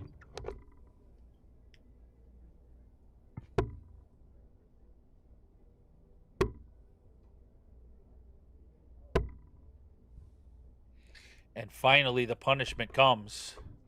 142. Ryan, you require 110.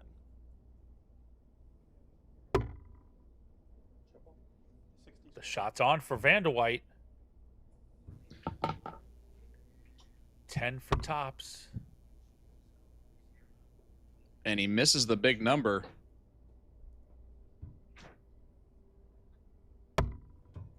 That could be a monumental mistake, AE.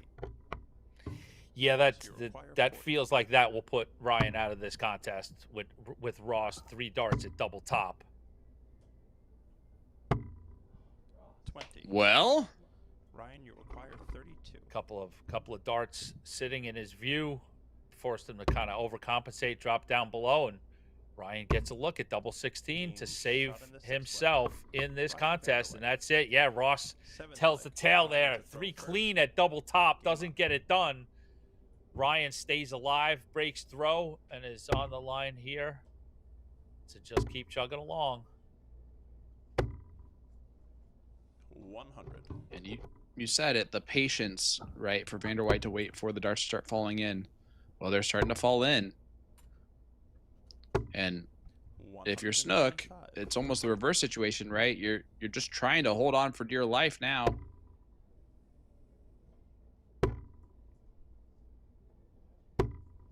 Yeah, 100. do enough to get yourself in a position to have a look at an out, but certainly not from a say, football analogy, it's not the time to play so reserved that it's prevent defense,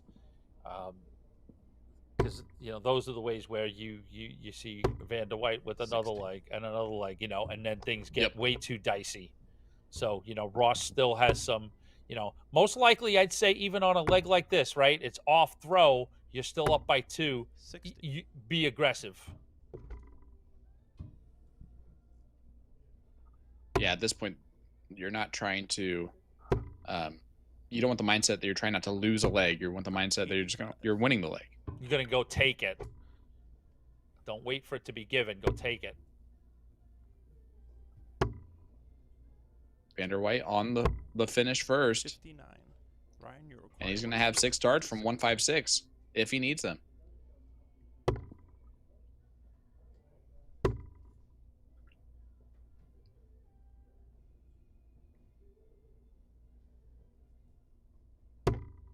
$140. And a good 140. Leaves the 88 when he returns. And he's starting to 58. really Ryan, you require 116. get a little bit animated. Now, for him, Ryan, you require 16. meaning like giving the, come on, you got this, come on. Game shot. And the 88 goes in. That's 3 on the spin for Vander White. Game on. And if this is now pressure on Snook. Hold a throw, you win. You lose the throw, and now advantage Vander White. Yeah, I But concur a good with start that. from Snook. Yeah.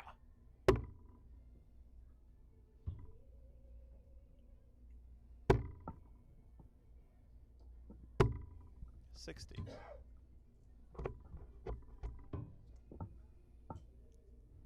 We finish up the round of 64 and get into that top 32. Snook 140. goes 140, 140 to open up this leg. Yeah, superb second turn from Ross to keep that pressure on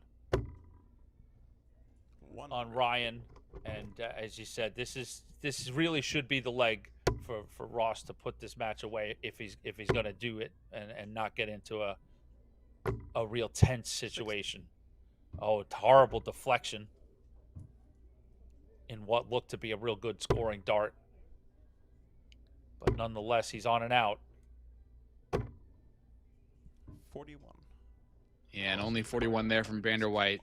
So unable to find the magic that he had before.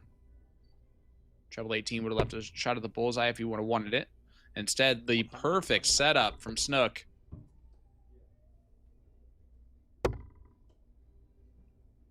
And all Vander White can do is leave a finish, hopefully. 83. And he cannot Ross do that. required So 32. Ross Snook has a lot of opportunities here at 32.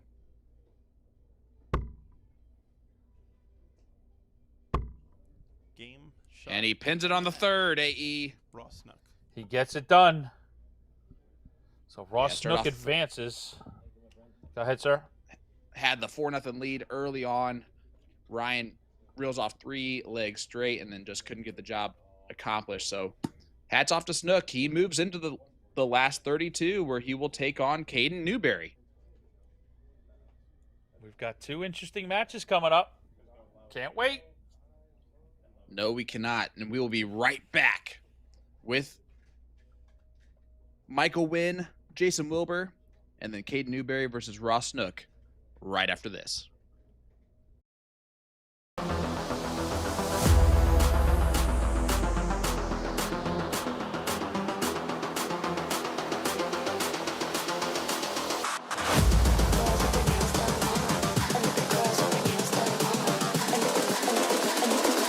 I think the girls with their nails done now.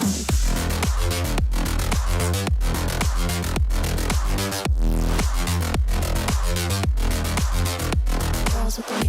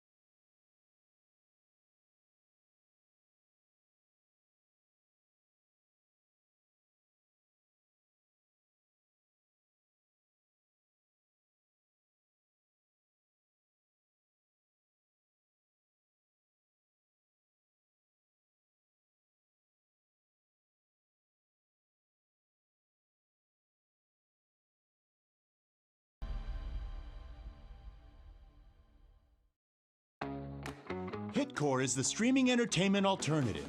Live concerts and comedy? Hitcore has it. Premium high-def audio and video? Hitcore has it. A customizable entertainment experience? Hitcore has that as well. No app? No problem. Set up an account. Decide what you want to watch, buy it, then press play.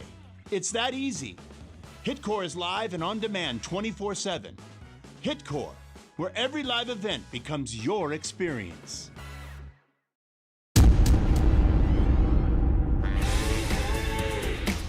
Make a getaway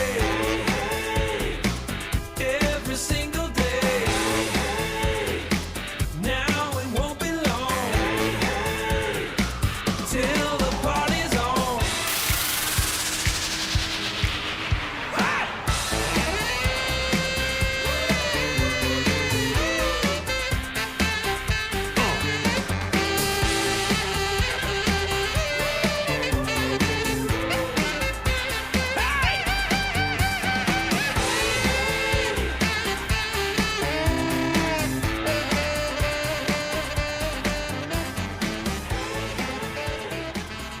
Located in the heart of Midtown, Mikhail's Bar and Grill.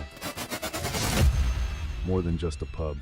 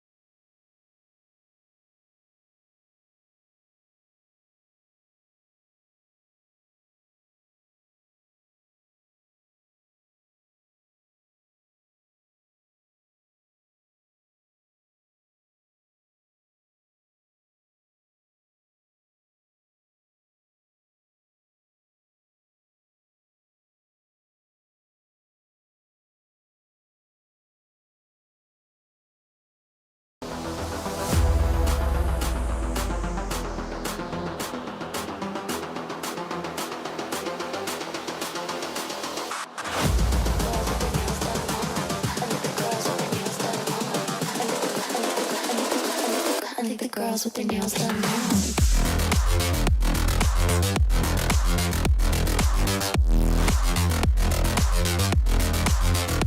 Girls with their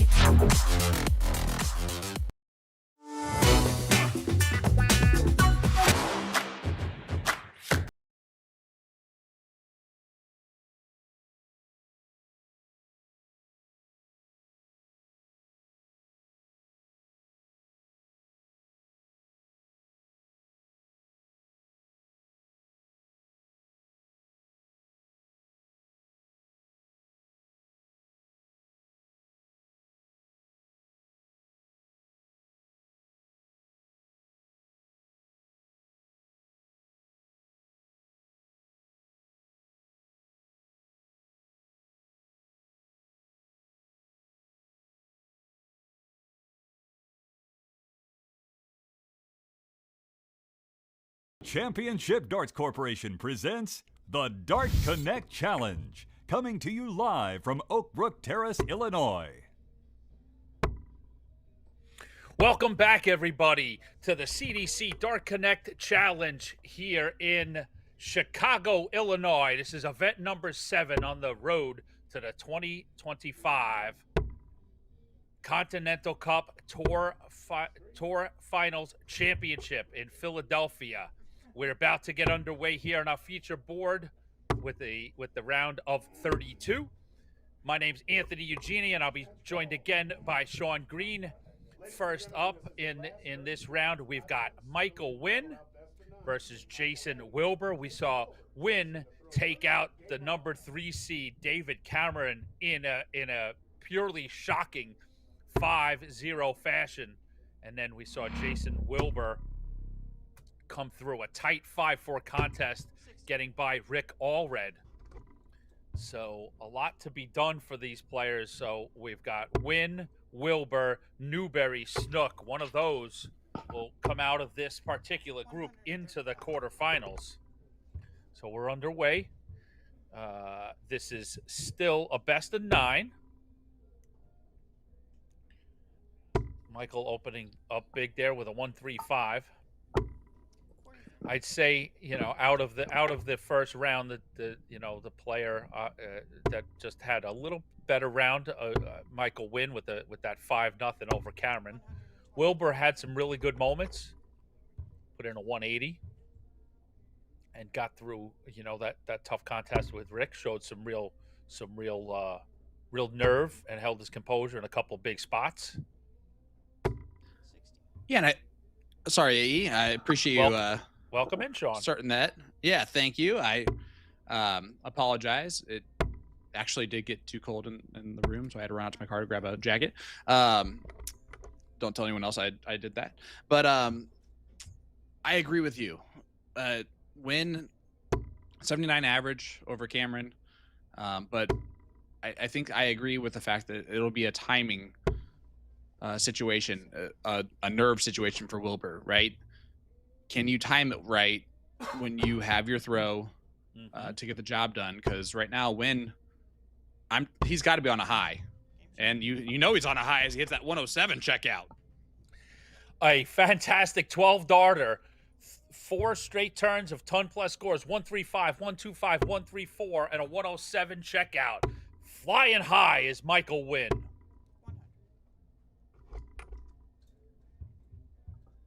Yeah, he's picking a good day to be throwing this well. There's no more seeds on this board, so like you mentioned earlier, I'm sure this is an opportunity for any of the 4 players remaining on this board to you got that right. Make a top 16. Yeah. Well, top 8 to make the top 8. Yeah, I read off those names. Wynn, Wilbur, Newberry, or Snook. One of those 4 is making a quarterfinal, and that's a good day for all 4 of those guys. So yeah, there's big opportunities on offer for these players.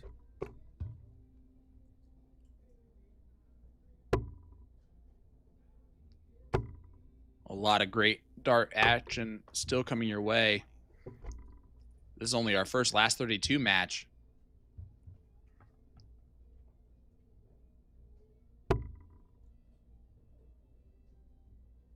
Jason Wilbur in his all red polo defeated all red in the last 64. I can't believe that in 9 legs that didn't jump out at us, because early on you brought up the red shirt. We talked about Sundays, and you loved the matchup with the wristwatch and the red shirt. And through all of it, we don't get that he's playing his opponent's name is all red. We should be fired on the spot. Yeah, I'm gonna tell you, AE. I actually got a message from the Philly sensation, Colin Rath, and he brought up that juxtaposition, and I didn't want to steal it from him, so I didn't mention it then because I felt bad if I would have said it and then sounded so brilliantly smart. So I thought I'd wait a match and then say it afterwards. We should be admonished. And also in the chat, it was confirmed. Indeed, Jason did not go to Stanford. Dang it! All right, it was 50-50. Game shot.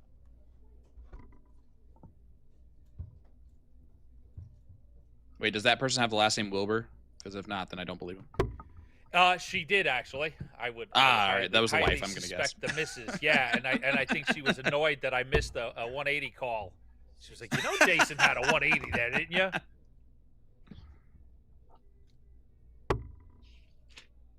I told you they really like the AE 180. It's a sound bite. You know, you can just you go back and you clip it, and you sound bite it, and you use it as a ringtone. It's the next step, Sean, is for me to start one of those cameos. You know, you two can get that's a 180 for your birthday. Hey, listen, this is actually a true story. You ready for this? Go ahead, lay it on me, brother. John McDonald doesn't use Cameo, but he had the UK version of it, and I did run across it, and I found and it was pretty cheap for me to order one from him. So I actually did for my friend John for Christmas. That's pretty cool. So had him announce John on the world championship stage. Yeah, I've seen John's site, and we totally want to support our friends in the business, and yeah, like go get a cool video from John McDonald, the master of ceremonies for the Professional Darts Corporation.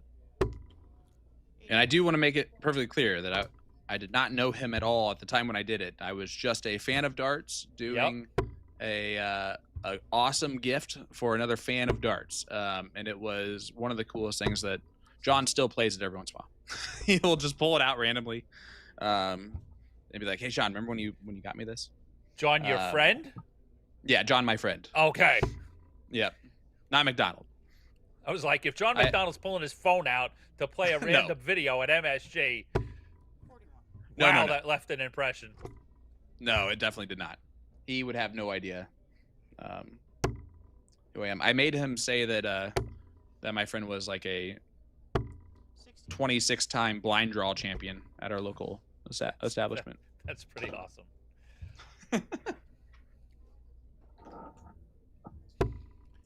Pulling up some stats on these guys. They've not played head to head. 19. No idea. Michael actually has more CDC competition under his belt.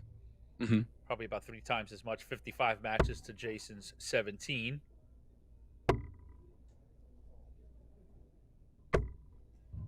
And I don't know, Sean, if it's probably not picking it up, but we're currently having continuing thunderstorms here in Texas, like window rattling lightning and thunder. So, if you hear my teeth shake, that's why.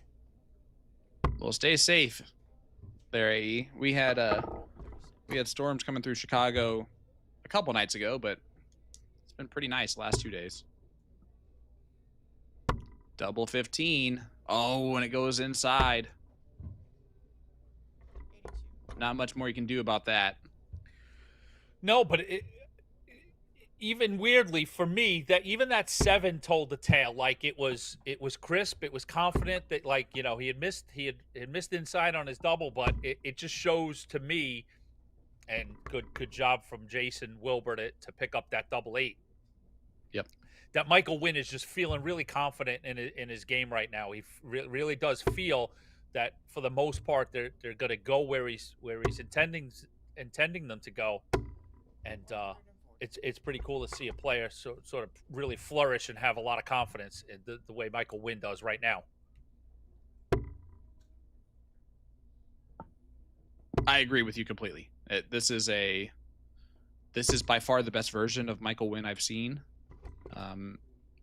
Since I've started doing commentary for the CDC, he's on a whole different level. That first start dropped low enough to where he's like, come on.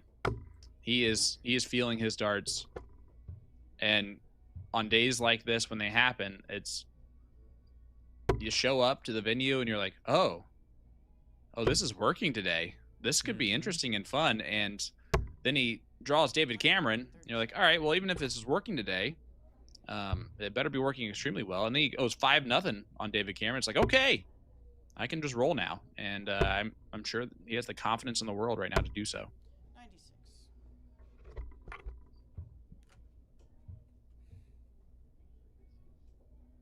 It wasn't 8 times. It was 3 times, but yeah.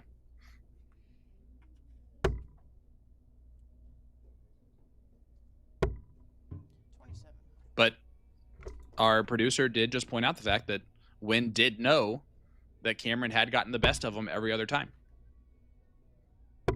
Yeah, like you had said that earlier. You know, he may not have known the exact leg count, but he certainly knew what the match count was.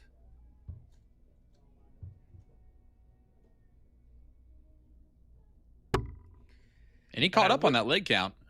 Oh, he certainly did.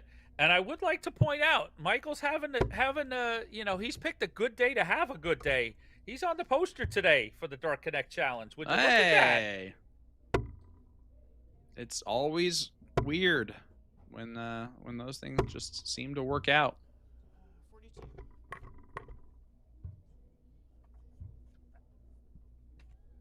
The 154 is definitely in the wheelhouse here for Wilbur. Not going to happen now. 55. Only 55, so he leaves the dreaded 99. 57 remains for Win, so 17 for Tops. Tops. Game shot. And he pins it. It's all clicking right now for Michael Wynn.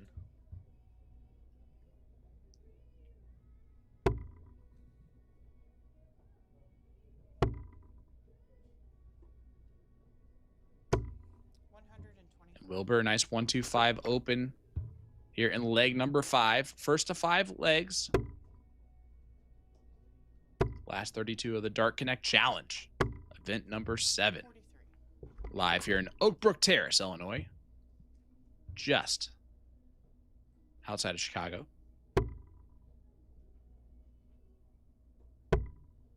If you've never been to this area, this is a beautiful area of the city. It's a nice They're just spot. outside the city. It really is. There's And one there's- road that you drive on, you turn left, or you turn right out of then you turn left down that road, and it is just the largest houses I've ever seen in my life, just stretched along that road. And there's a deep dish pizza joint right down the road. About 600 feet away from me currently is where that pizza place resides. Not that I know exactly that it is 200 yards away from my current location. Some updates on the floor. We've got an upset notice. Jim Long Yeah. goes out to Danny Young, 5 legs to 1.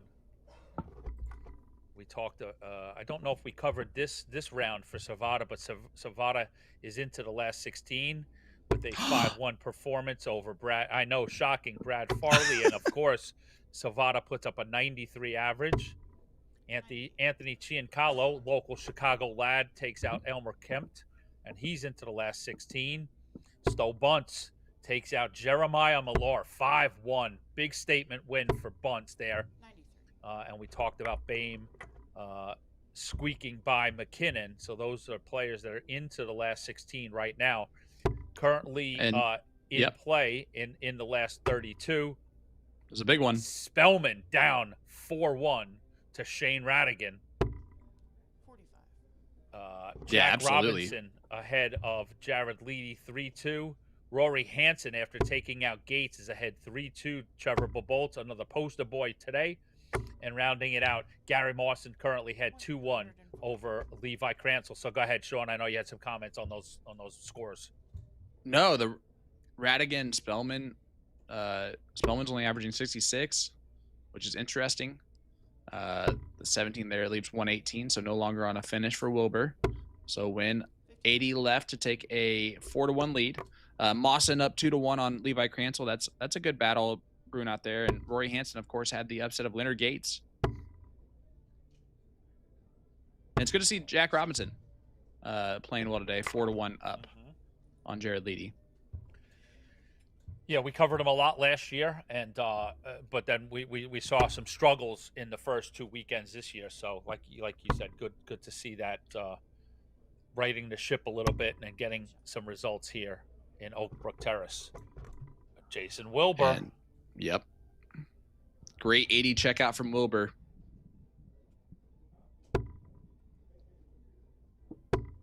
And you mentioned at AE, Wilbur had moments where he held his nerve and got the job done, and you just saw it right there. Wynn missed a dart at a double for 80 himself, and Wilbur takes out the 80.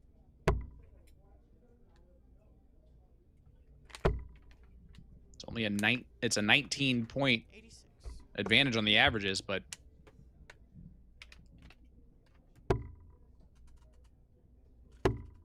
Wilbur is right there. Yeah, as you said, as you have stated, the averages will tell a story, not necessarily the story.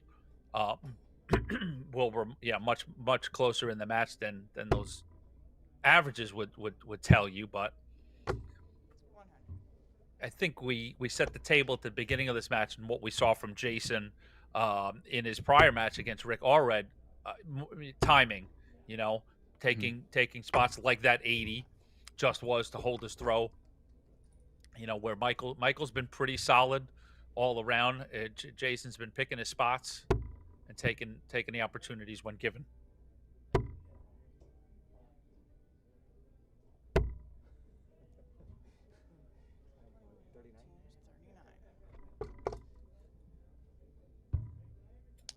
Only 39 there for Wilbur, so Wynn 6 starts from 221 at the very least.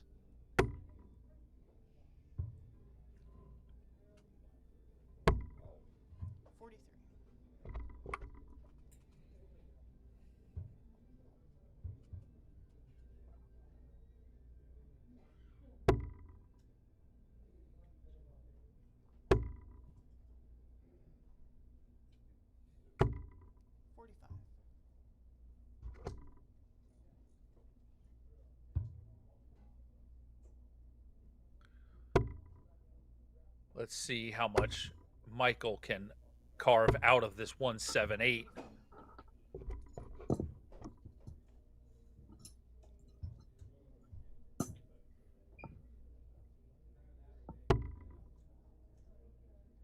Cuts it in half, and he'll have Leaves some 90. time. Yep. Let's just to see how much Jason can pressurize the 94. He left a finish. It's not what he was looking for ideally. We'll see if he goes double-double. Yep, there's one, tops. Ooh. He might return. Wilbur, this is a huge moment if he takes out this 135. Now 85 left. Treble 15. Not going to go there, so Wynn returns with 40 to take the 4-2 lead.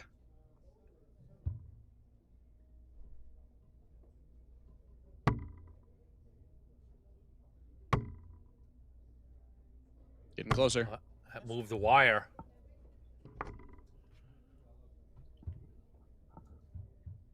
And this is exactly what we talked about, right? Just situational darts, taking advantage of the moment. So 16. Oh, we went 20 for double 18. He does like that double. He's tried to leave it a couple times in that in that situation. Double 10. Oh no, and he busts it. First signs of a little slippage from Wynn. And the double 9 goes in, and we have ourselves a 3-3 ball game.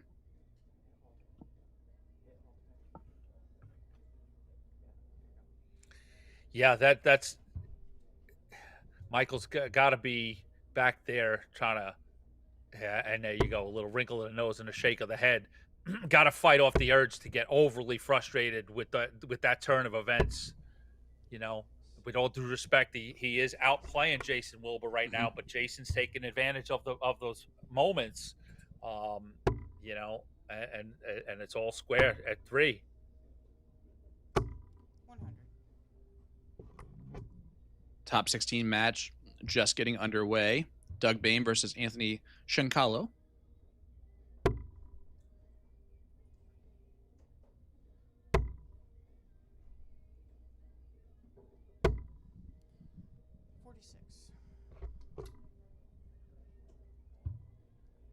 Ram Guevara Jr. up 1-0 on the younger bunts. who was in the top 32 for the first time. So the younger bunts making a little money this weekend. I'm sure Dad's going to make him pay for dinner. Uh-huh. I would expect that completely. 60.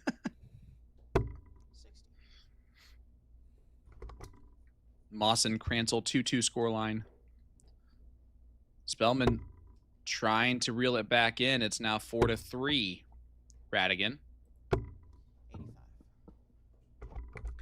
Now, I won't say that Wynn has gone completely off the rails, but they're absolutely not as tight and crisp as they were in the first 4 legs, let's say. Oh, absolutely. It was almost like he could control where exactly every dart was going. And he had the confidence of that. And now you're seeing back to head shakes. And, well, 62. good last dart. Best 62 you're going to ever throw, but it's still just a 62 with what he's been doing. Yeah, a completely different feel if that's the first or the third dart. But, like, it just shows what an incredibly psychological game this is. 137. And a fantastic third dart by Jason Wilbur.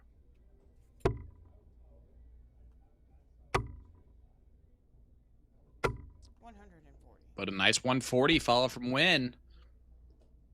We've seen the 142 get to the double. Not going to happen here. So Wynn will return with 69 left. 50.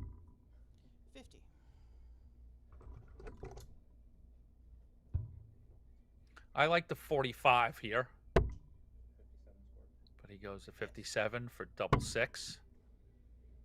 2 3s. 63.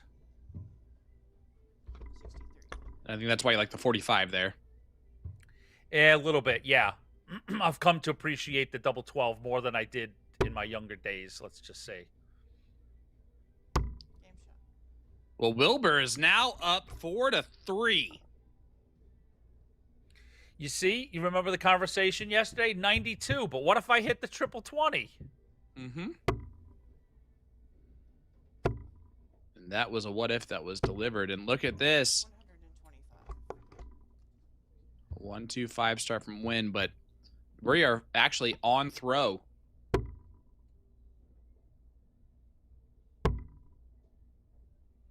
So that tells me we're headed to a tie break, Sean Green. I wouldn't put it past him. As Spellman does lose to Radigan 5-3. 100. The day of Sunday Spellman's out. upsets continue.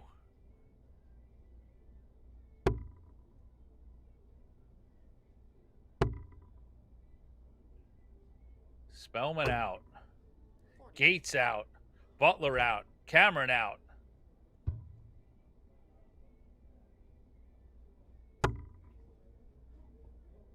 All the seeds. Not all the seeds, but a lot of those big name seeds are starting to fall by the wayside, or not starting to. They have been falling by the wayside here on this Sunday. Long out. Caldwell a seed out. 30.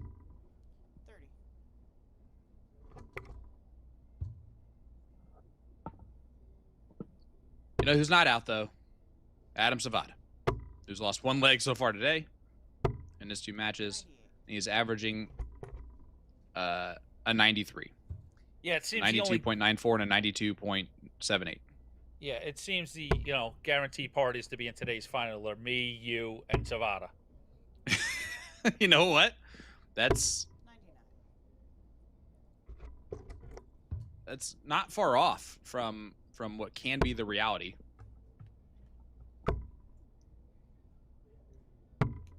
68. When we'll be back, where Tops will await him. We're back on 274.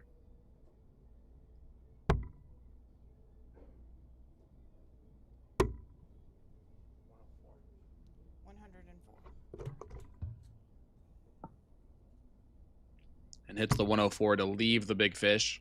Great counting. Double 10. What a roof raiser this would be for Jason Wilbur. We talk about him taking advantage of the moment.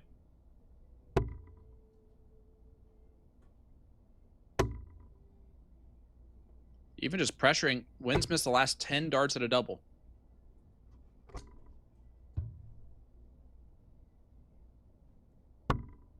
shot. That one does go in. We're going the distance. And yes, we are. We're going for speed.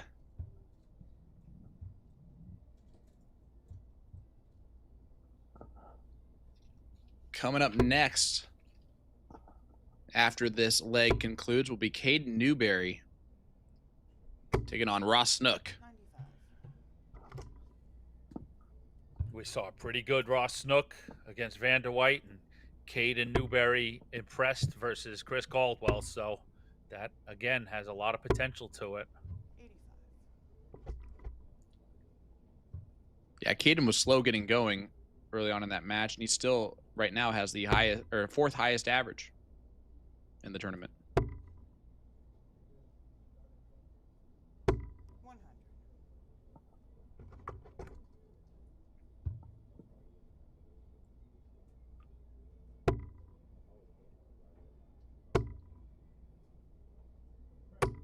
100. Matching tons for these two. Looks like Michael just tightening things up back to where we saw at the opening of this match. And Jason's done a good job of upping his scoring power. 99.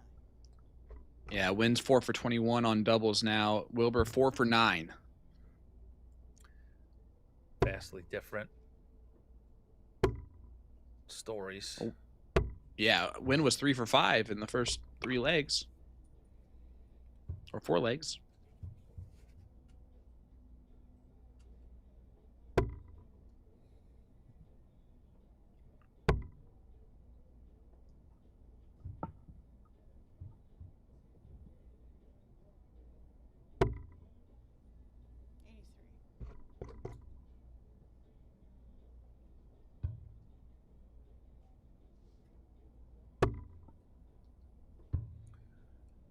First to the finish on throw is Jason Wilbur, and that's held to form, right? 83.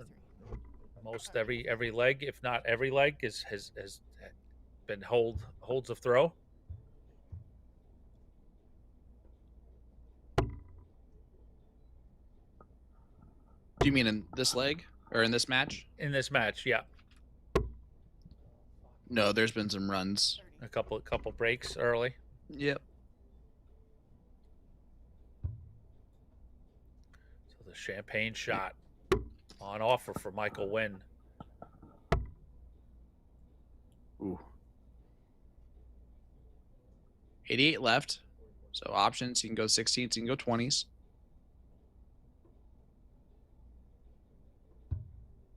Let's see, is that 19 blocking his look at the 16s at all? All right, so interesting choice with 88, 54. What is it, what, a 34? Yeah.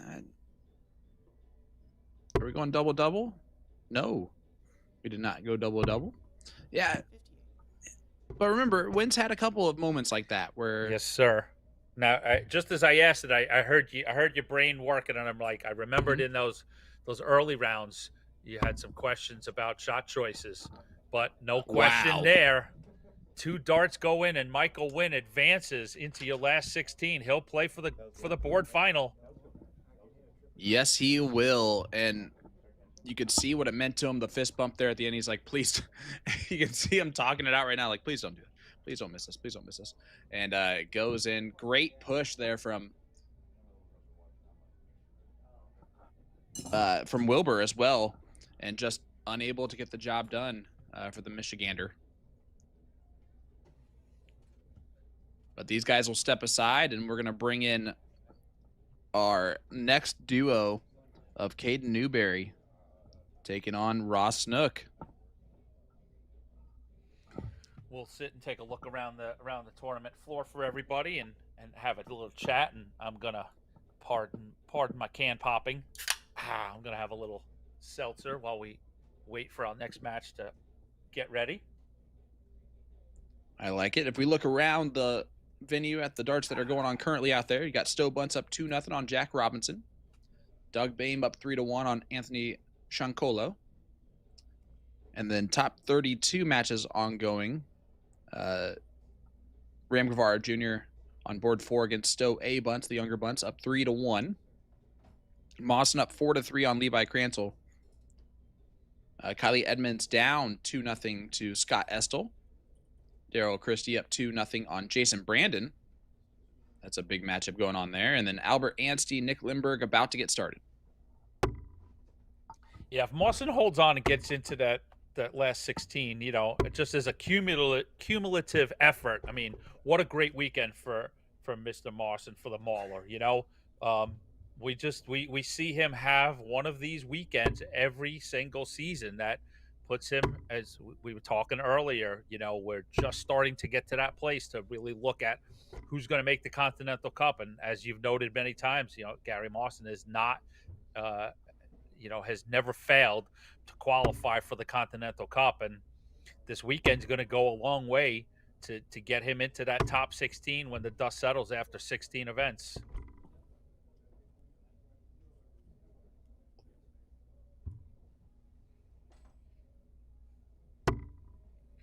A real breakout weekend continues for Ram Guevara. Saw him in last night's quarterfinals. Yeah, played very well. He made the semifinals. Oh, he did. Pardon me. Yes, he last did. night. The last 4. Yeah, remember the quarterfinals. What you remember? That's because he beat Leonard Gates to make it to that point. So. It's been a good run for a couple of players this weekend. Savada aside, Newberry's had a pretty good run yesterday evening. Daryl You Christie. have Daryl Christie, Doug Bain making the final last night. Can't be overlooked. I love it. Dougie throws John Part darts, and he said at the end of the match he was really channeling his inner John Part with the scowl that he was giving. Yeah. We saw a couple of snarls and some growls and a la classic Part. And it must be said, I'm looking at some of these matches. Stowe Bunts right now, as you noted, he's ahead 3-0 on Jack Robinson with a 90 average. Bunts is not in fear of losing high position on the list, but certainly a disappointing Saturday for him yesterday over those two events. So for him to, at least at this point, that he's currently playing in the last 16, so to make a quarterfinal, that's at a minimum to sort of rectify the weekend a little bit. Because overall he's got a win this year, 2 runners up to Zavada in the previous weekend. So now with the advent of that additional World Championship spot, now there's even more to play for up in those top echelon of the top 3 or 4 to 5 players on the points list.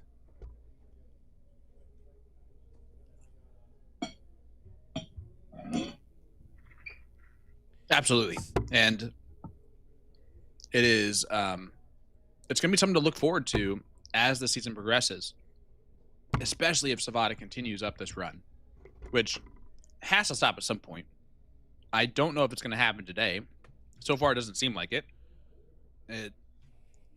But that's going to be a good push. That Bunts, Savada, who's going to get that World Championship spot? Is it going to be both of them with the top 3? I know that Savada really wants back on a big stage to get a little redemption for what happened at MSG a couple weeks ago. And again, the fact that he's been able to come here this weekend and continue to run after having the off 2 days at MSG also speaks volumes. Oh, What Savada's been able to do. Without a doubt. And I just took the time. I know these point systems in and out, of course. I helped put them together, but I just wanted to confirm. We talk about where players are going to be for the Continental Cup, and that there's still a lot to play. But there's going to be players that you have to just honestly say are going to be in the Cup, and Savada's obviously one of them. But he's even approaching the threshold of really even securing one of those top spots to go to the World. So the difference between first and second is a big 6 points. It's 18 points to win one of these events, 12 points as a runner-up, 8 points for a semifinal appearance, 6 points for quarterfinals, and so on down the line, 4, 2, and 1 in the last 64. So, for him to pick up 36 points yesterday is just, I'm not even going to calculate the first weekend. Yeah. Just the last 4 events puts him at 72 points. So, he's getting to a place where, he can start making dinner reservations in London.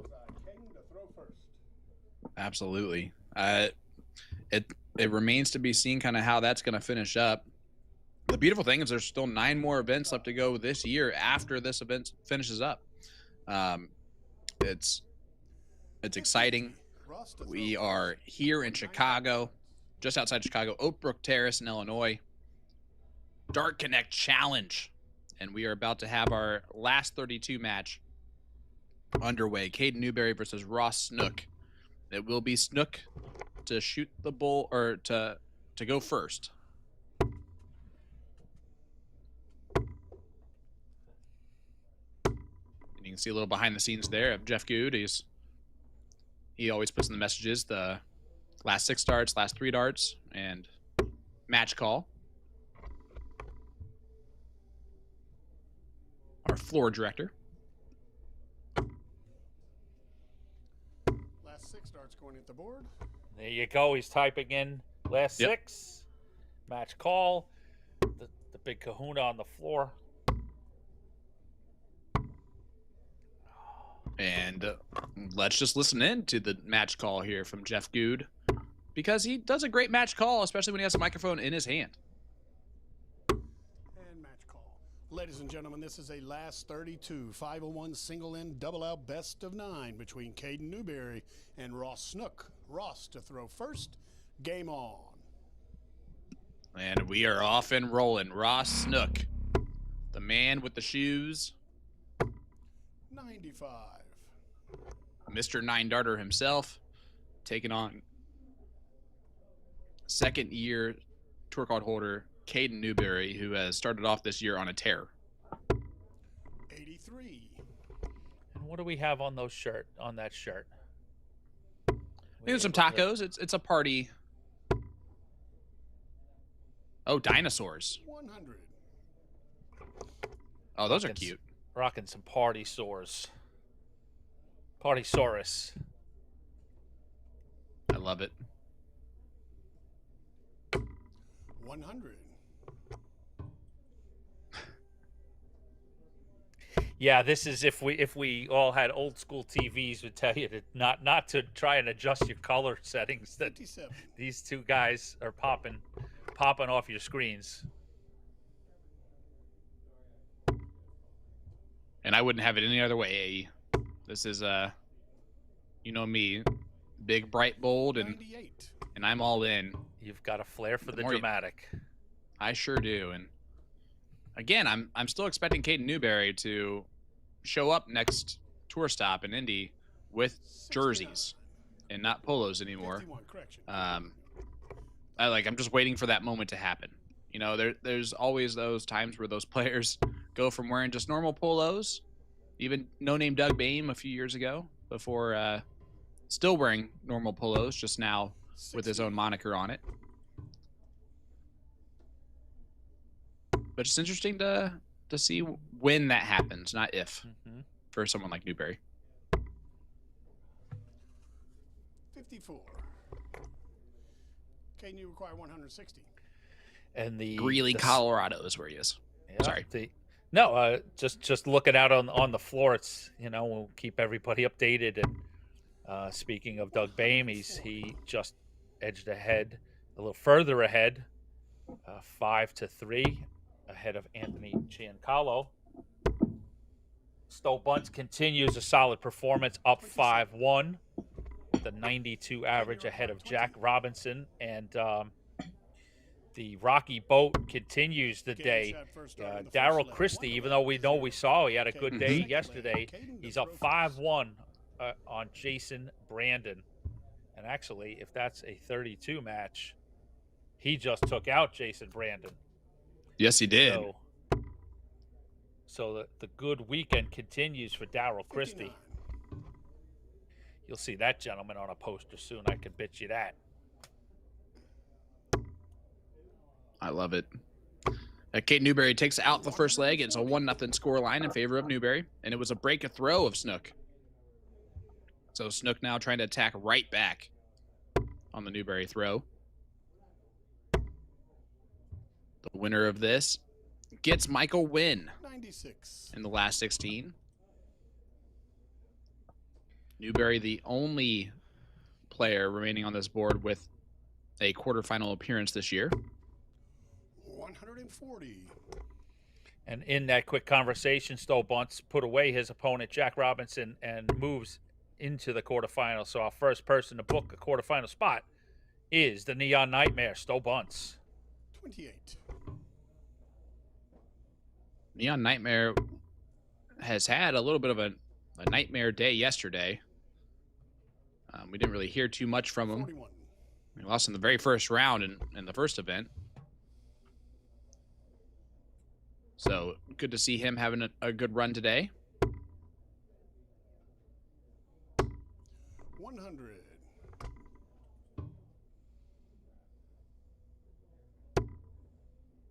And most people don't, some people don't know that there's actually another Bunce 60. that is a fantastic young player, and Layla.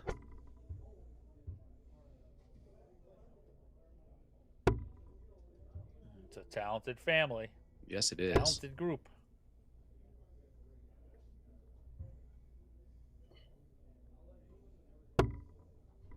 $45.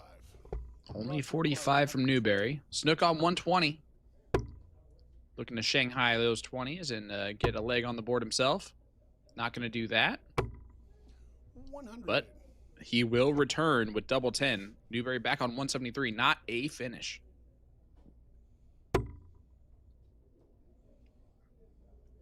As I said those words, Doug Boehm becomes your second quarterfinalist. 90. And I'm trying to find Rush, you require 20. what part of the bracket Kylie Edmonds is in, because I think Game Kylie's shot a at first seed. start in the second leg. Yeah, Wide to Kylie's third a leg. seed. Ross to throw first. I gotta refresh my bracket. It hasn't had him caught up yet. But Kylie Edmonds is a 15 seed, but he's currently down 4-2 to Scott 100. Estel. So Ooh. the storyline of seeds up against the wall continues. And Newberry puts it in. That's a 180 for Caden Newberry. There he is. 140. And Snook, 140 to follow the 100. Caden goes 5 into it. But the crowd would be booing. Oh, these boys are just coming at it. 100. We've had breaks of throw in the first 2 legs.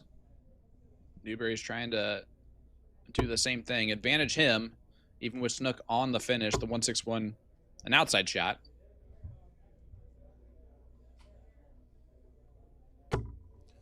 $45. Rush, you require 161.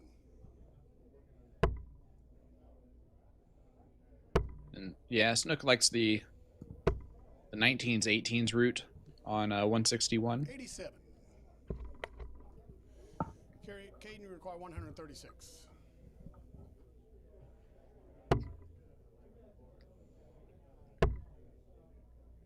And Caden's going to set up tops. 96. If he returns, Ross, you require 74. Snook, a chance to hold his throw. 74 left. Oh, and he misses the big number. 34. You can see the head shake. Can you require 40? Newberry has been deadly on doubles. Game shot first start. And he in the continues third that. Leg. 2 legs to 1, Caden. Fourth leg, Caden to throw first. Another break, and it's a 2-1 lead for Newberry. You can see Snook is not the happiest about it. So moving around the floor, just as happenstance, just for conversation, we talk about the sort of opportunities in this group, right? Once Cameron went out and Caldwell. Let me check on the score line right now between Estill. Did Estill take out? 45. Yes, Scott Estill takes out Kylie Edmonds. So, group. I think what the group is, but they're playing on board number 3. The group final is Rory Hansen and Scott Estill. So both. Wow. That was Leonard Gates's group. So Gates and Edmonds, the 2 seeds, were dispatched 47. in that group. So you've got Rory Hansen playing Scott Estill. One of those players are going to the quarterfinals. So I think the great storyline is not only the seeds, but what that does to groups and the opportunities. What a big day either Hansen or Estill has by making the quarterfinals. Fantastic stuff. Oh, absolutely. 95. And what's funny is that the first quarterfinal is set. Ready to go. Yep, It's Stowe Bunce versus Doug Bame. Go ahead. You can tease it. Did you see the message? I do see the message. I see the Dark Connect bracket, which has teased me a little bit with that. It looks like we are going to get the Yes, Neon sir. Nightmare versus No Name Doug Bame on our main streaming board. 80. We're going to bring that to you. So good call by the tournament director. We've yet to see, I just checked my notes, we've not seen Stowe Bunce on the feature board, so it'll be good to get the former Continental Cup Game champion. shot, third dart in the fourth leg. As Newberry Up there takes in out tops. Fifth leg, Yeah, Ross to throw first. to go 3-1 ahead of Ross Snook. So another impressive performance. I mean, Snook's playing well himself, as you can see. That's a 180 for the Rock, Ross Snook. Snook's playing well. Caden's just playing that much better. A match again. We've had a good weekend here, Sean. We've set these matches up, and these guys have not disappointed. Good scoring, good outshots from the 2 of them. This is a fun one to watch. 97. Yeah, Newberry's 3 for 4 on doubles.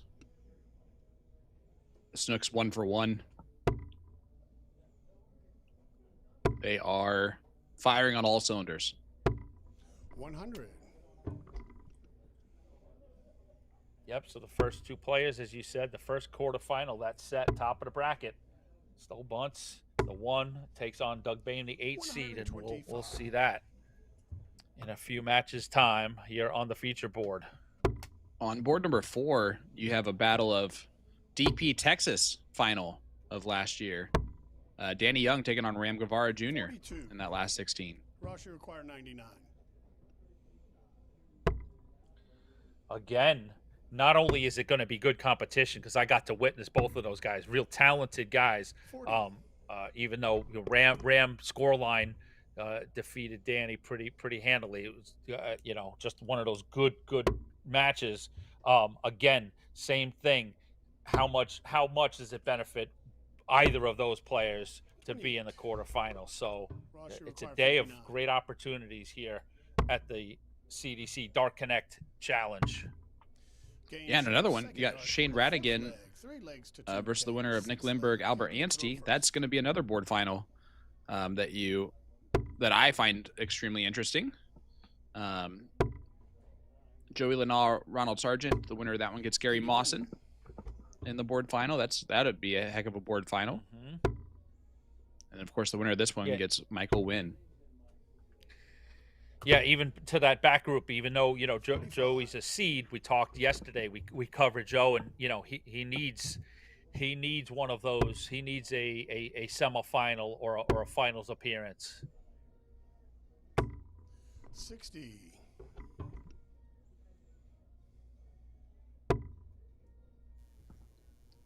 In the meantime, Snook has made it 3-2.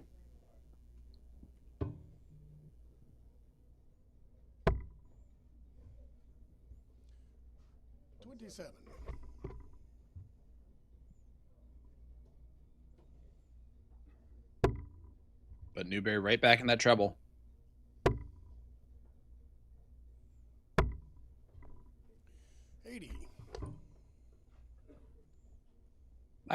I've covered Ross before a couple times. I don't think I've ever seen him try to wake himself up as much as he's trying to do right now. 47. It's been a long weekend. That it has.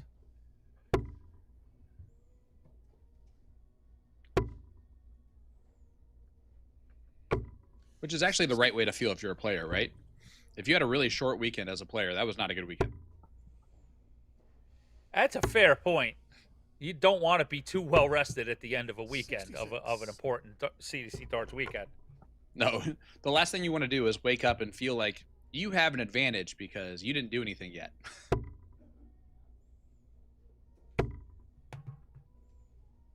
I have a feeling most of those guys that woke up that way are already out. I suspect you're right. And, you know, Ross is trying to get himself just that one bolt of energy and inspiration. He's, you know, he's not far away in this match. You know, Newberry's, you know, outplaying him just a tad bit, putting himself in better positions. But, you know, if Ross turns around and, you know, sort of has that, it's not going to take a long streak, but, you know, a big hot 2 legs and Ross can take the momentum back in this match. I don't know if you saw Newberry set it up that one perfectly. He actually went tops to leave tops in the last setup. Hits the double 10. Yeah, I saw that shot, and for a moment I thought, oh, did I miss the out? And I said, oh no, he was cutting that in half, like you said. It was a deliberate shot at tops, and then, like, I guess we could say what the argument would be. Let's say he misses over the top. If he misses under, that's okay. He's coming back with 60.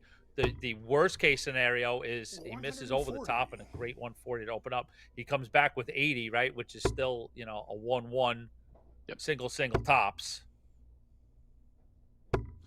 Exactly right. And he threw that dart. It looked like he was just trying to get it over the top of the other two a little bit too. And it just kind of flew a little bit high on him. And that's completely fine. As long as you're not actually, you know, you have to know what wire to aim at when you're shooting at those setup plays too. It's not just the bed. 85. And most people can't do that.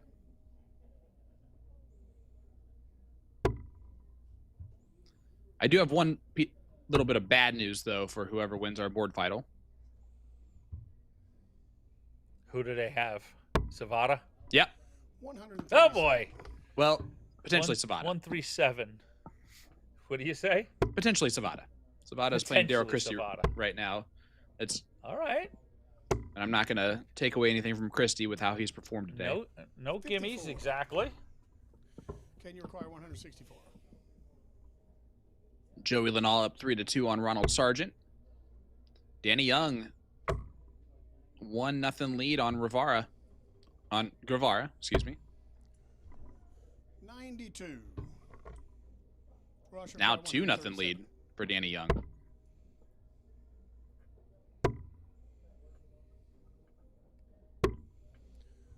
$72. Can you require 72? Caden Newberry needs 72 points to advance to a group final and face Michael Wynn. Double 12, 2 darts. And masterful on doubles.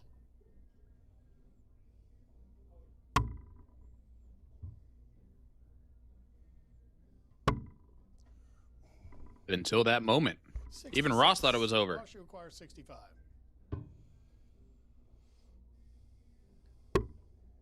25 for tops. Game shot. And he Third finds leg it. In the 7th leg. 4 legs to 3, Caden. A hold the Eighth throw leg. for Caden Ross, will throw sort of a, first. even though it was a hold, it felt like a steal. Yeah, and Ross will take it. He sure will. 99. And I love that from him. You didn't even have to hear a single sound from Ross Snook to know exactly what he thought right there. Well, I'm still in this. Still in it, but he's certainly looking to break. Needed more than the 58. So will Newberry punish him for it? 60. He lets him off the hook.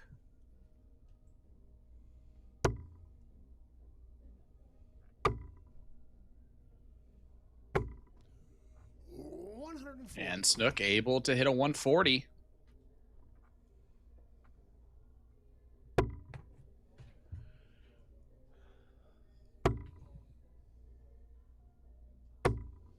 $45.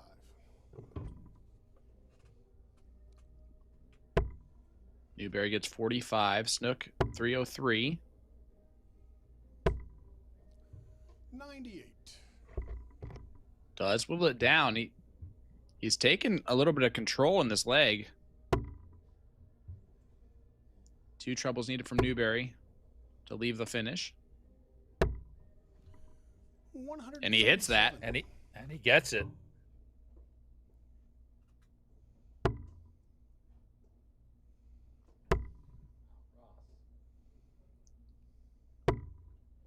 Snook just What a trying to- way this would Yeah. this would be to finish this.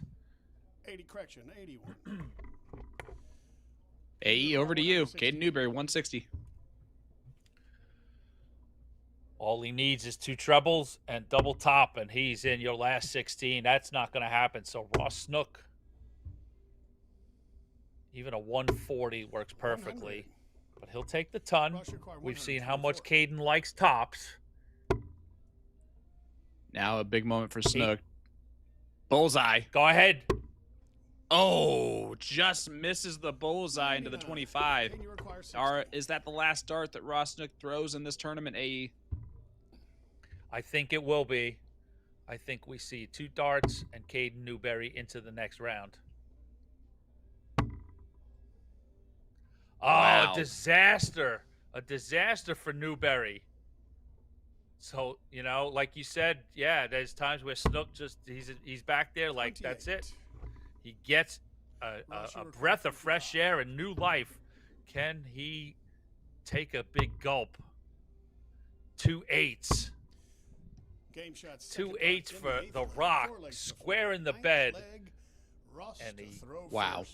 breaks him. We're going the distance, and Ross Snook has the throw. I can see a 140, 180 here.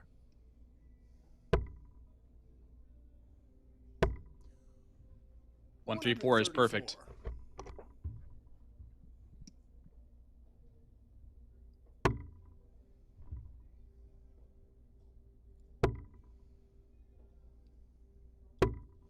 And Newberry only a 60 start. Advantage Snook.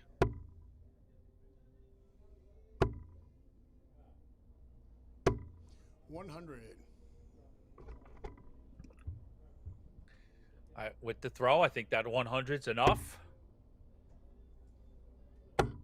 Continues to make things tighter for Newberry.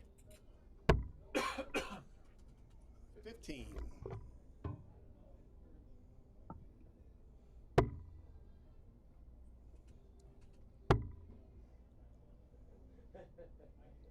I don't know what just happened, but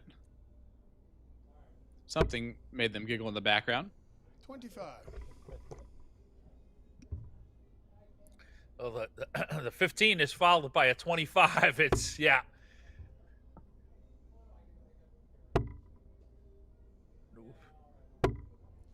They just they exchanged darts that'll be hopefully forgotten forever back on the beam. 81. Snook But if you're not a real still- friend, you'll bring that up. But if you are a real friend, you'll bring that up. Remember to that these time when guys. you threw for 15 57. in a deciding leg? Shut up. Ross likes the 19s, 18s 37. on 161. Let's see what Caden likes on the 314.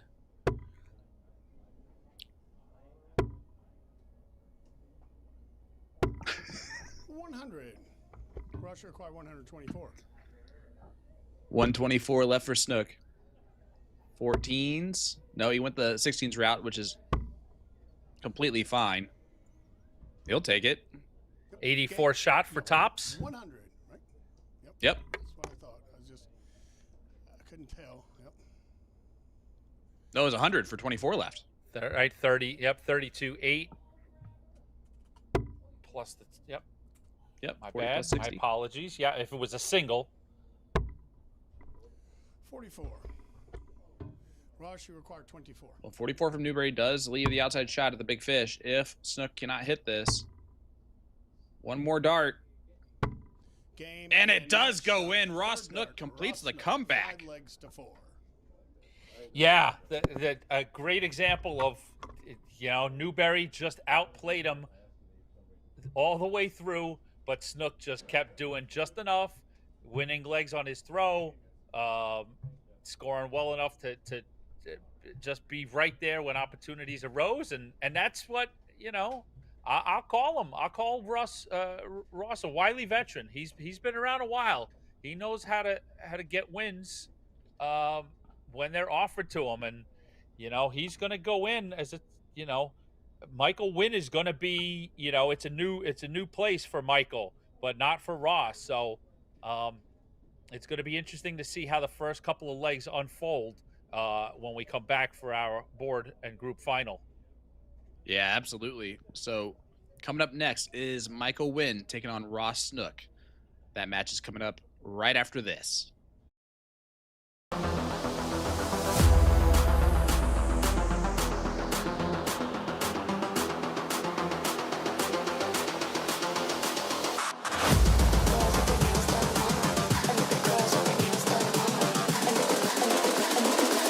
I think the girls with their nails done now.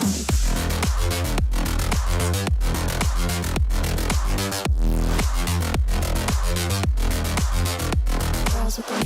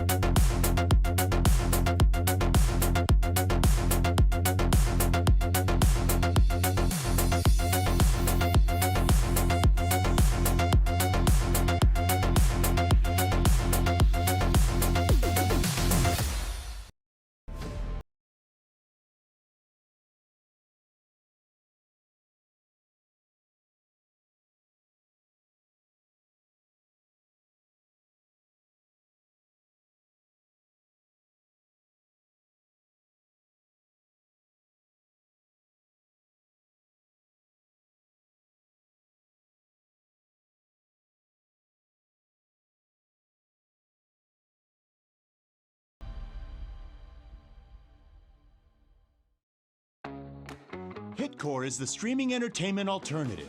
Live concerts and comedy? Hitcore has it. Premium high-def audio and video? Hitcore has it. A customizable entertainment experience? Hitcore has that as well. No app? No problem.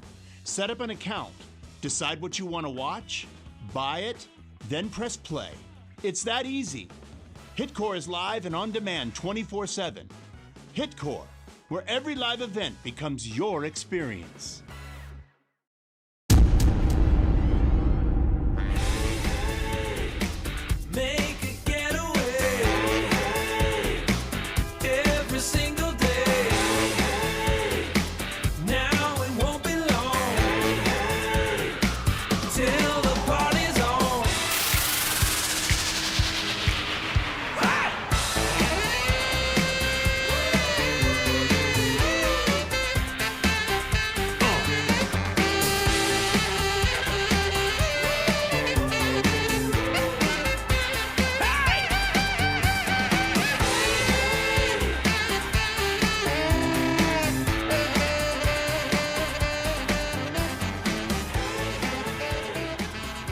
Located in the heart of Midtown, Mikhail's Bar and Grill.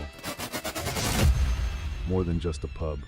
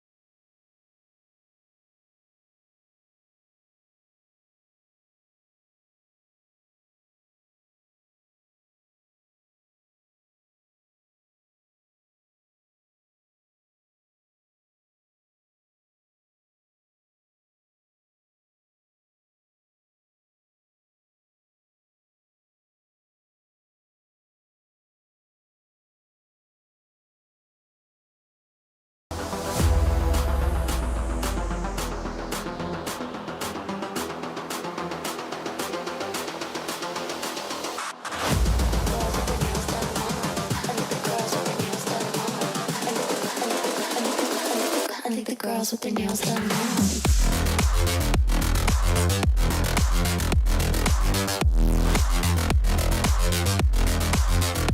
Girls with their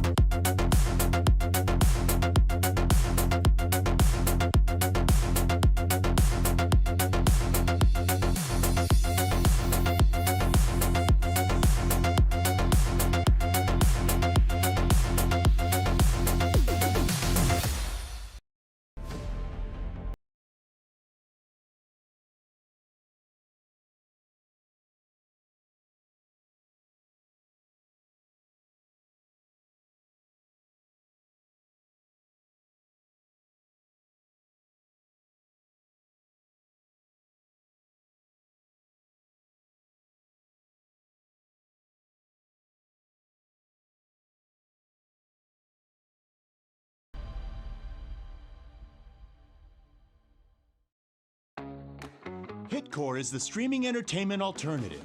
Live concerts and comedy? Hitcore has it. Premium high-def audio and video? Hitcore has it. A customizable entertainment experience? Hitcore has that as well. No app? No problem. Set up an account, decide what you want to watch, buy it, then press play. It's that easy. Hitcore is live and on demand 24/7. Hitcore, where every live event becomes your experience.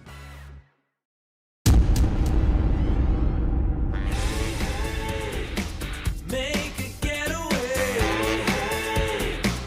every single day. Now it won't be long till the party's on.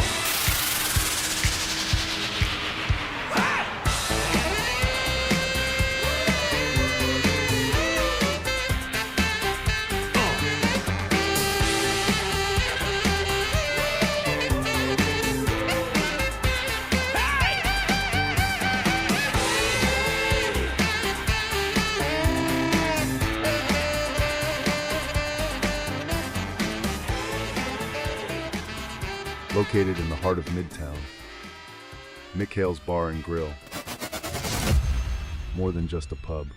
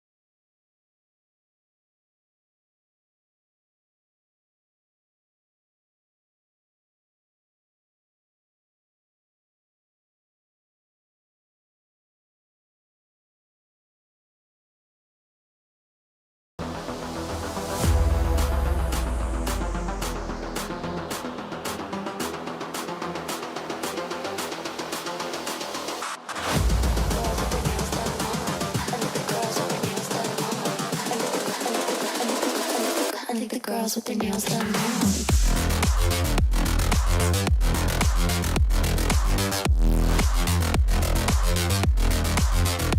Girls with their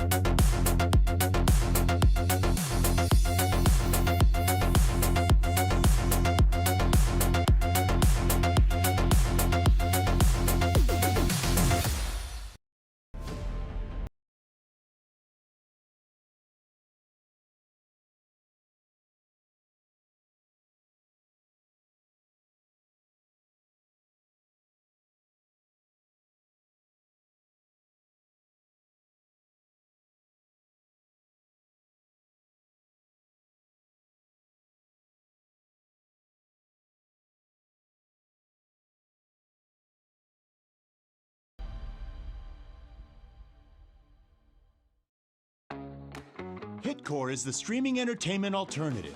Live concerts and comedy? Hitcore has it. Premium high-def audio and video?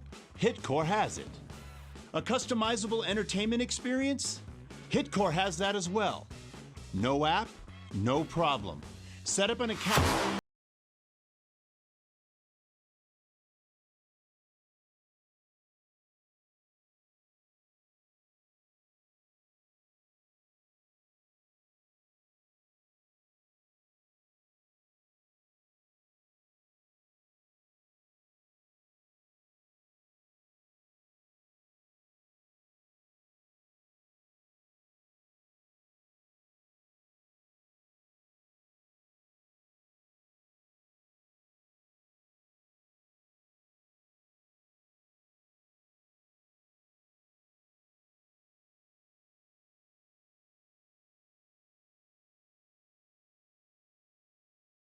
The Championship Darts Corporation presents the Dart Connect Challenge, coming to you live from Oakbrook Terrace, Illinois. Christie and Savada tied at 4.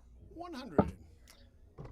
That's Anthony Eugenia. I'm Sean Green, and we are back here live for the board final last 16 match between Michael Wynn and Ross Snook.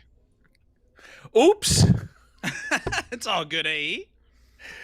I figured you were bringing us in with the nice little intro like you like to do, but look at that. We're off and running. 70. Ton Oh, well. versus ton. Yeah, there's a little bit of a timing issue on the start of this, but we are back in action for this board final, and let's lay down the till of the tape here, AE. Michael Wynn starts off this day. He knew he was facing David Cameron and defeats him 5-0. Had never beaten Cameron before. Absolutely mollywops him on the dartboard, and has since then found a lot 82. more confidence and consistency in his darts than we've seen out of him in a while. If that continues, this could be a first time for Michael Wynn making a quarterfinal. Yeah, we saw he was brimming with confidence in his prior match against Jason Wilbur. Now that slipped a little at his own doing. He had a couple of struggles on some outs, and it kind of really perplexed him, and it put him off for a little bit. But you know, the scoring seems to be back, but Ross hasn't let up, and I think that third dart went in, and it did. A couple big scoring turns from Ross Snook, and Ross opens things up. But these guys, we talk about, we want this to be exciting, and they haven't disappointed here.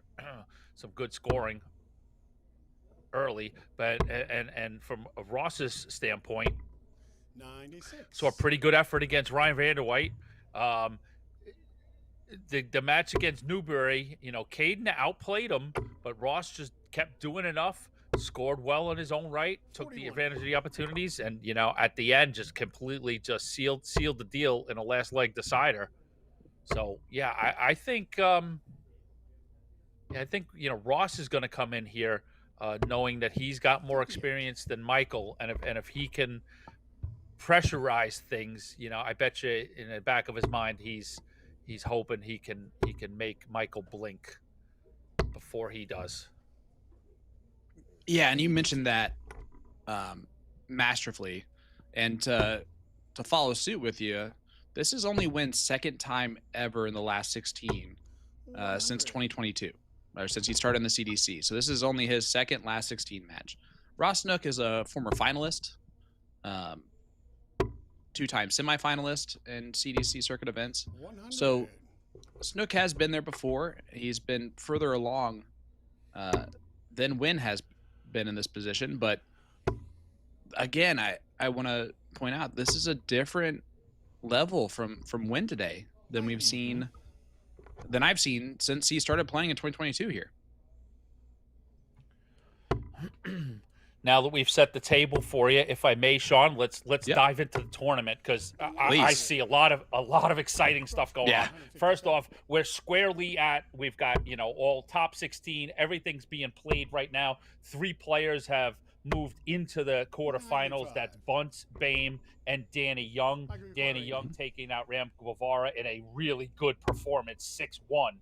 So that leaves 5 matches to be played, and they're all underway. The one in front of us, obviously 1-0. Lenore Mawson, the 7-10 seeds, getting underway. So that means 1 seed is going to be eliminated. The 7-10 are playing each other. So what that does is it guarantees no more than 4 seeds in the last 8. You've got Bunce and Bame at the 1. Mawson or Lenore is going to be a 3rd seed, and then Savada downtown. But what's going on right now between Christie and Savada? Daryl Christie is up 5-4 on Adam Savada. Just pulled up the match after 12 darts. Christie on 76, Savada on 20. I'm going to walk you through these 3 darts to see if we've got a massive upset here. And the 4-time defending champ gets eliminated. 83. I'm also on the edge of my seat watching the Dark Connect screen. And it's So just this is sitting board- there in white. And this is board number 5. So actually, this is a match that is available on PDC.TV. 60 for Christie. So goes back to Savada. Savada can stay alive with 20 points. And he does. Takes it out first dart, so it's going to a decider. So we'll keep you abreast of that situation. Big turn of events there.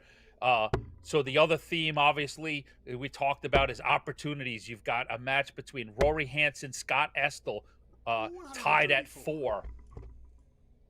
That is, I want to see in the bracket where that goes in terms of that would be the winner there would take on the winner of Mawson and Lennar. So again, just like the players in front of us on the screen, big opportunity for either Hansen or Estel, and Hansen just goes ahead 5-4 to get in the corners. Same thing, Radigan, Anstey, 2-1 Radigan, another big opportunity for either of those players to be in the quarterfinals. So really exciting stuff here at the CDC Dark Connect Challenge. Draw should require 83. Yeah, absolutely. Last leg decider, Savada and Christie going on currently. 43. You have right here, Snook leaves tops, win back on 172. 75 scored. So we can put some pressure on. 95.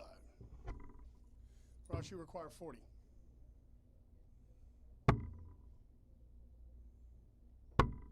Game shot second dart in the third leg. 2 legs and 1 Ross. Fourth leg, Michael to throw first.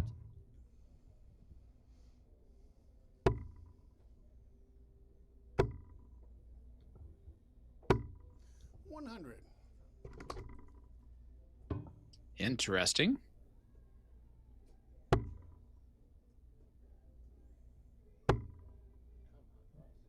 But it is a 2-1 lead here for Snook.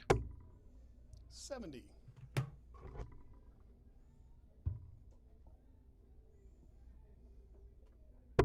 Taking a look at the Savada Christie match. Daryl Christie on his 4th turn with a big 171 to leave 92, but that's off throw. Savada just hit a 98 to leave himself 96. So let's see how this one finishes. 45.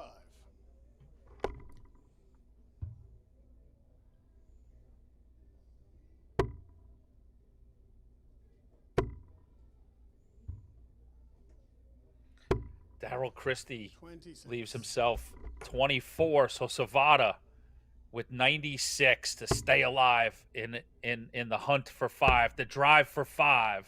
And he takes it out in 2 darts. Adam Savada stays alive in the Dark Connect Challenge, where he will advance 84. into the quarterfinals, and he'll play the winner of the match in front of you. So Savada stays alive and takes on Win or Snook in the quarterfinals 100. in his drive for 5 consecutive CDC titles. Yep, so exciting if you win this match and make it to the top 8. Then you got to go up against the Reaper.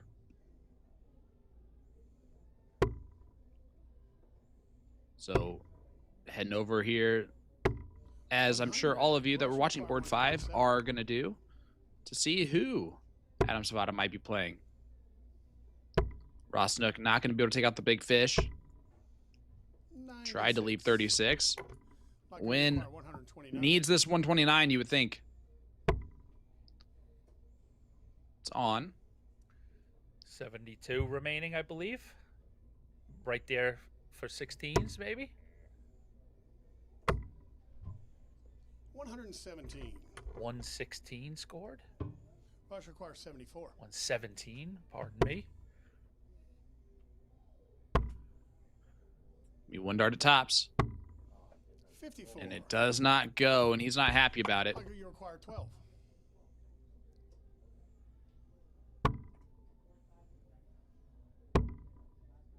Data double 3. Yeah, 9. You could tell he didn't like the comfort of the double three at all. The first one way low, the second one way high. Game shot first start. And In the double fourth leg, 10 leg falls Ross. in. Fifth leg, Ross to throw first. Snook now up 3-1 on win. He is halfway to a quarterfinal. 60.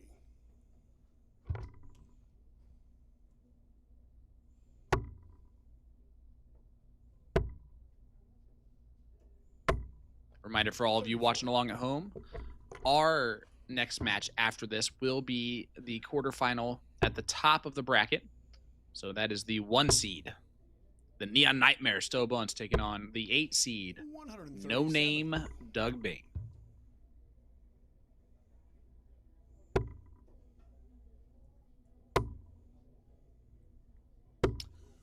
And AE, I have a little bit of an update from last night on the BAME bullseye look. Before we go there, if you don't mind, sir, Yep. just Scott Estel took out 20 on board 3. They're going the distance. Hansen and Estel, so I'll keep tabs on that tie breaking. So go ahead, give me a little info on the bull. He was messaging with his wife, and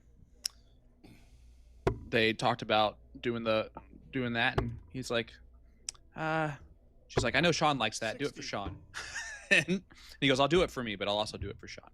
So I think part of that was just Get the out idea of get out of here. That's a true story.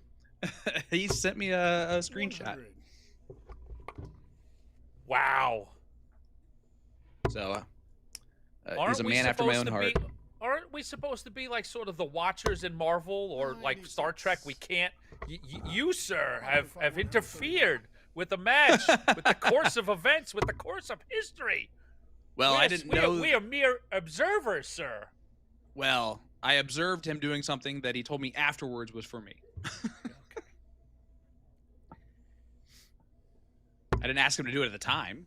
87. Well, obviously he knew that it would tickle your fancy, or else it wouldn't have come up in conversation. That's very true, but I mean, some people are just people pleasers. 42. Yeah, that's true. And Dougie Bame is one of those guys. All right, win 32. Now double 8. 28. And this could massively hurt if Snook takes out the 76.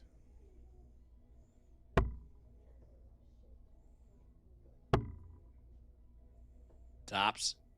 Game shot. And the 76 does fall, and you can see the cringe that it gave Michael to throw first. when it goes in.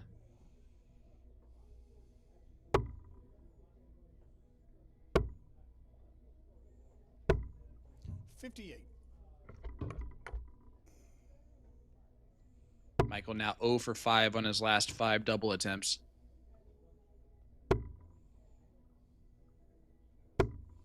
26. It's always frustrating when you're the first man to a double in those 2 legs.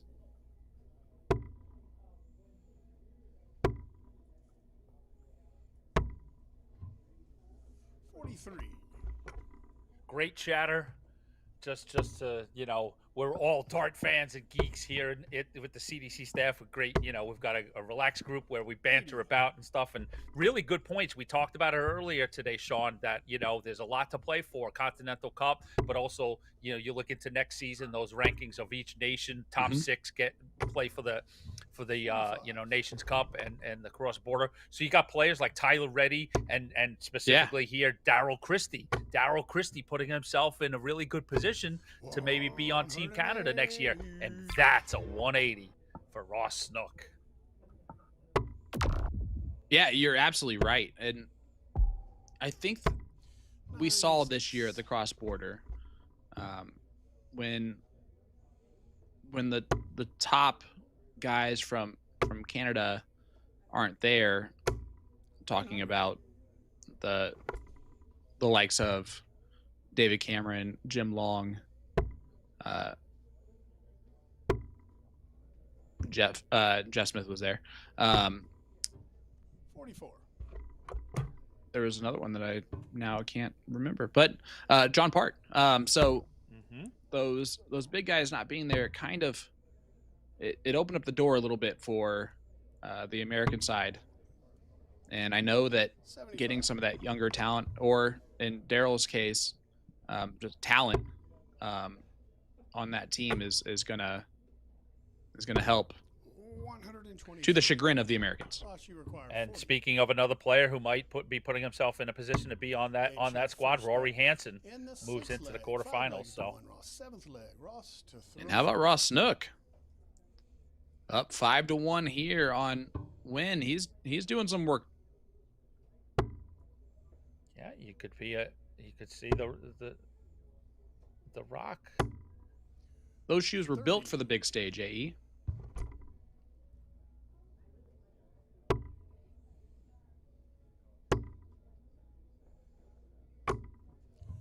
So we've got 2, 3, 4, 5 players so far booked in the quarters. 140. And some of those quarter or top 16 matches have been real tight. 6-5 Savada over Christie, and then 6-5 Hansen over Estel. How about this? Shane Radigan up 5-2 on Albert Anstey. Yep, that's the next one that should or could be coming across the wire, or also the match in front of us. 2 players respectfully one leg away. So Danny Young is waiting on that Radigan Anstey winner. Rory Hansen now sits and awaits the Mawson Lenore winner, and Savada awaits the winner here in front of us. So, I mean, you just mentioned something very interesting. We're going to have a semifinalist that's either going to be Danny Young or Shane Radigan, Albert Anstey, which will be first times. No, quarterfinalist. No, I know, but Shane Radigan and Albert Anstey to get to the quarterfinal to play Danny Young. So one of those 3 is going to be a semifinalist. Understood. Yes, one of those 3 players. Yeah. So there's absolutely. definitely a lot of unique opportunities. 8 points, $750. For the event. It's a good place to be. Yes, it is. Yeah, any of those 3 players is a good spot, and it really helps in the rankings. 22. Ross, 1 match start come and gone. 52.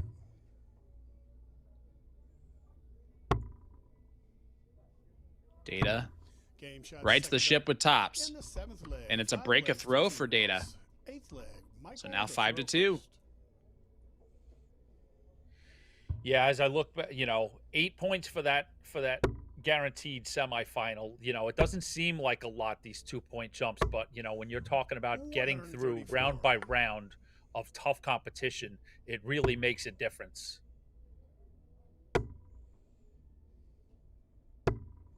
60.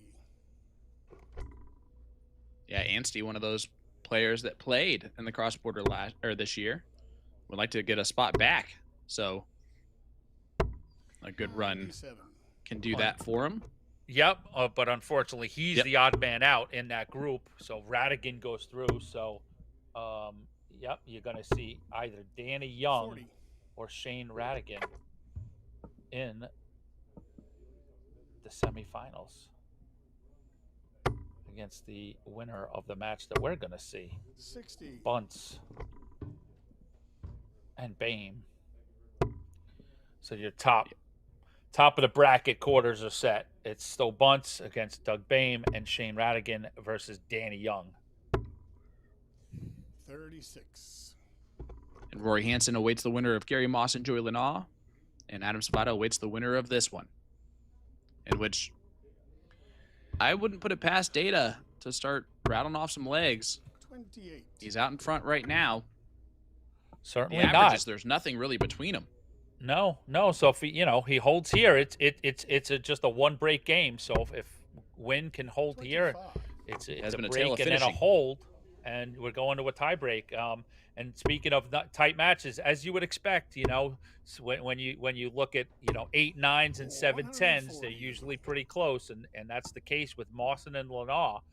Mawson is your 7 seed, and Lenore is the 10, and they're tied up at 4 legs apiece. 81. Michael, you require 42. Yeah, that one's definitely a very close knit affair, and Game shot second on in the 8th leg. Data 5 legs to 3, Ross. 9th leg, Ross to throw hits first.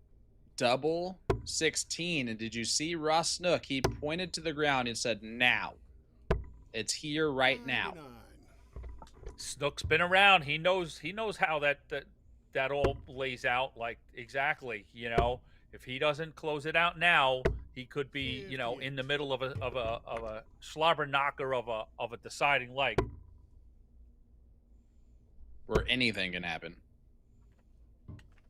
Absolutely, and when you've got the lead like Snook does, 46. that's the last thing you last place you want to be, knowing, like you just said, that decider could go any possible direction. 60.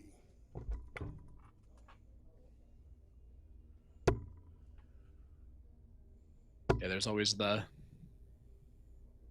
140. playoffs moniker. Don't let us get to game 7. Mm-hmm. Don't let us get to game 7. Yeah. I know where that comes from. 140. Well, actually, the saying is, "Don't let us win this one." Yeah. Kevin Millar, I get it. 2004 Red Sox. 85. Yeah. Hey,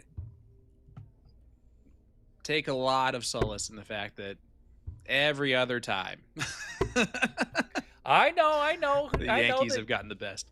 The memory of Jose Posada standing on second base, pumping his fist in 2003 keeps me warm at night. Thank you very much. Good old Aaron Boone. Aaron bleeping Boone. And you can see Snook, 8 points scored, 123 left. 19. And he is starting to look at his own darts that he's throwing with it's not awe, it's shock. I've seen a couple of times he's back there talking to someone above. He's got somebody behind the signs. Oh, just a quick interjection. Boy, oh boy, Gary Mawson takes out 294 points in 6 darts to put away Joey Lenore. 180, 114 out, and that moves Gary Mawson into the quarterfinals, where he will face Rory Hansen. 97. Ross, you require 71. So those are your 4 seeds. The 1 and the 8 play each other in the top one. Mawson is down third as a 7 seed, and Savada's your 6 seed.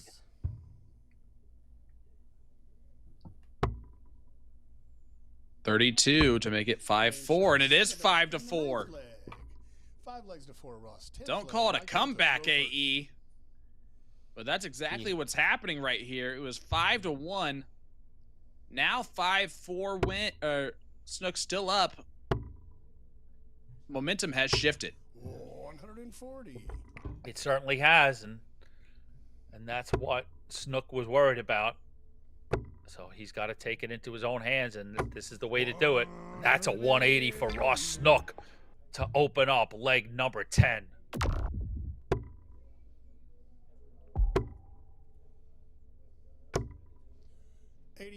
Great timed 180. When not quite able to match after the first start. 96. But how about this? Wynn was 1 for 7 on doubles. In the last 3 legs, he is now 4 for 10. 55.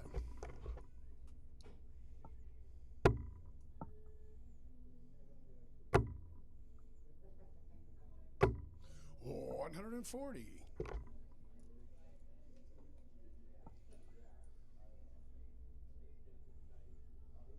You know what? I'm starting to really. It's funny. Mark Lacombe has been my stats guy now for the CDC for a while, and he keeps me updated on some things. And it's funny because he just threw in the 3 for 3 in his last 3 legs, and I had just said it right before he sent that message. So we're on the same page. That's nice. You boys are simpatico. 69. On the other side of this, though, opportunity for Snook. He will come back with double 8, win all the way back on 176. There's some pressure, though. Rush requires 16. Game and match shot. But that'll do it. Ross Snook, 6 legs to 4. The Rock gets the job done 6-4 over Michael Wynn, who had a great day. Yes. Good run from him. Well done indeed. Yeah, I wanted to do the same. I'll give big kudos to Michael Wynn. Good to see a player that we've watched progress behind these microphones for a while, to see him have, not a little bit of a bust-out day. I think quarterfinals, he would have clearly said a bust-out day, but good, solid progress for Michael Wynn. Proved that he could take out big opponents. He could score big on this CDC stage. But, of course, most importantly, congratulations to Ross Snook as he moves in to the quarterfinals. So, Sean, if you want to give us a little something about what's coming up, I can also give you a rundown of the quarterfinals, and then we'll take a break. Let's give a rundown real quick of what's going to come up, and then we'll take the break, and then when we come back, we can set the tone for all those quarterfinal matchups. But the one that we are going to get is going to be our number 1 seed, Stowe Bunts, taking on the number 8 seed, Dougie Bame. That and more when we come back from the Dart Connect Challenge right after this.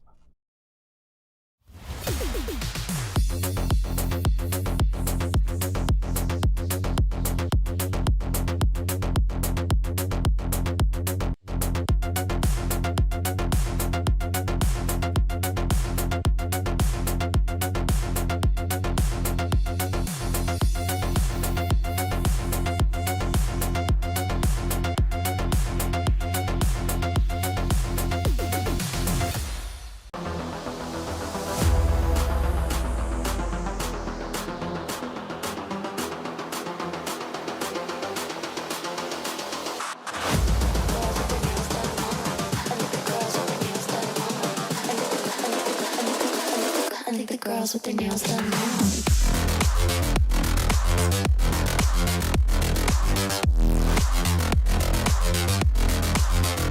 Girls with their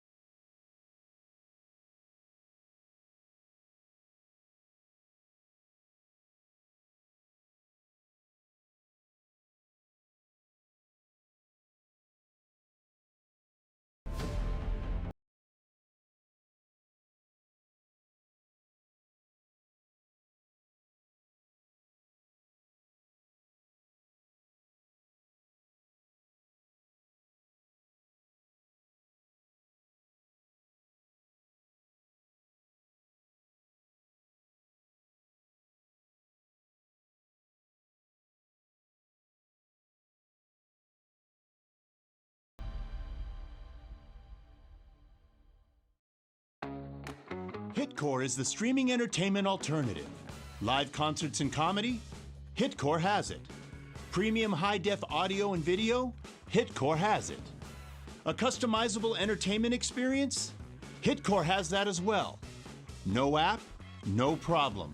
Set up an account, decide what you want to watch, buy it, then press play. It's that easy. Hitcore is live and on demand 24/7. Hitcore, where every live event becomes your experience.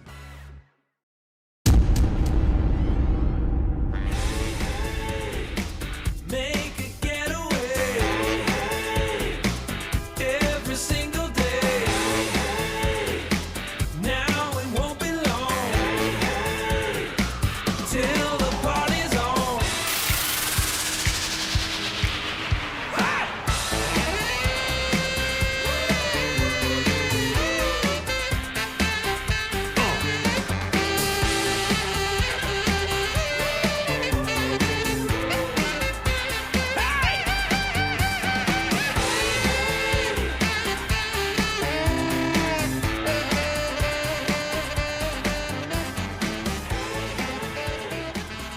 Located in the heart of Midtown, Mikhail's Bar and Grill. More than just a pub.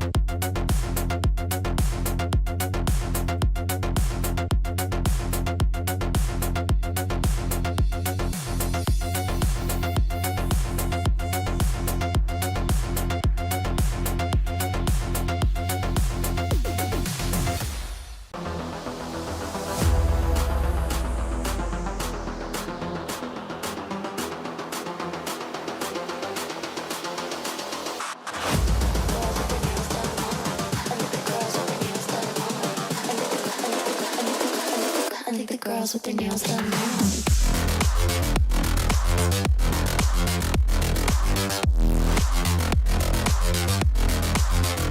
Girls with their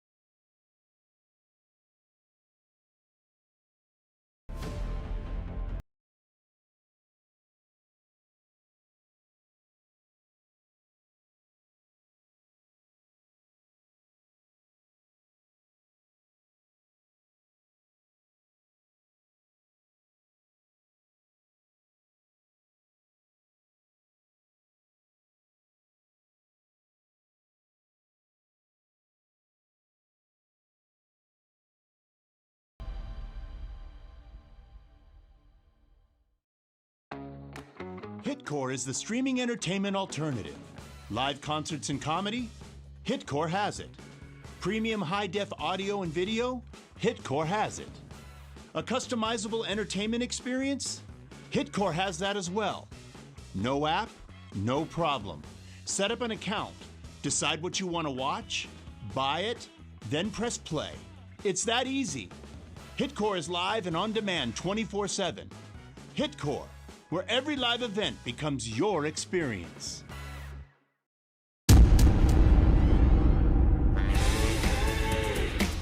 Make a getaway every single day. Now it won't be long till the party's on.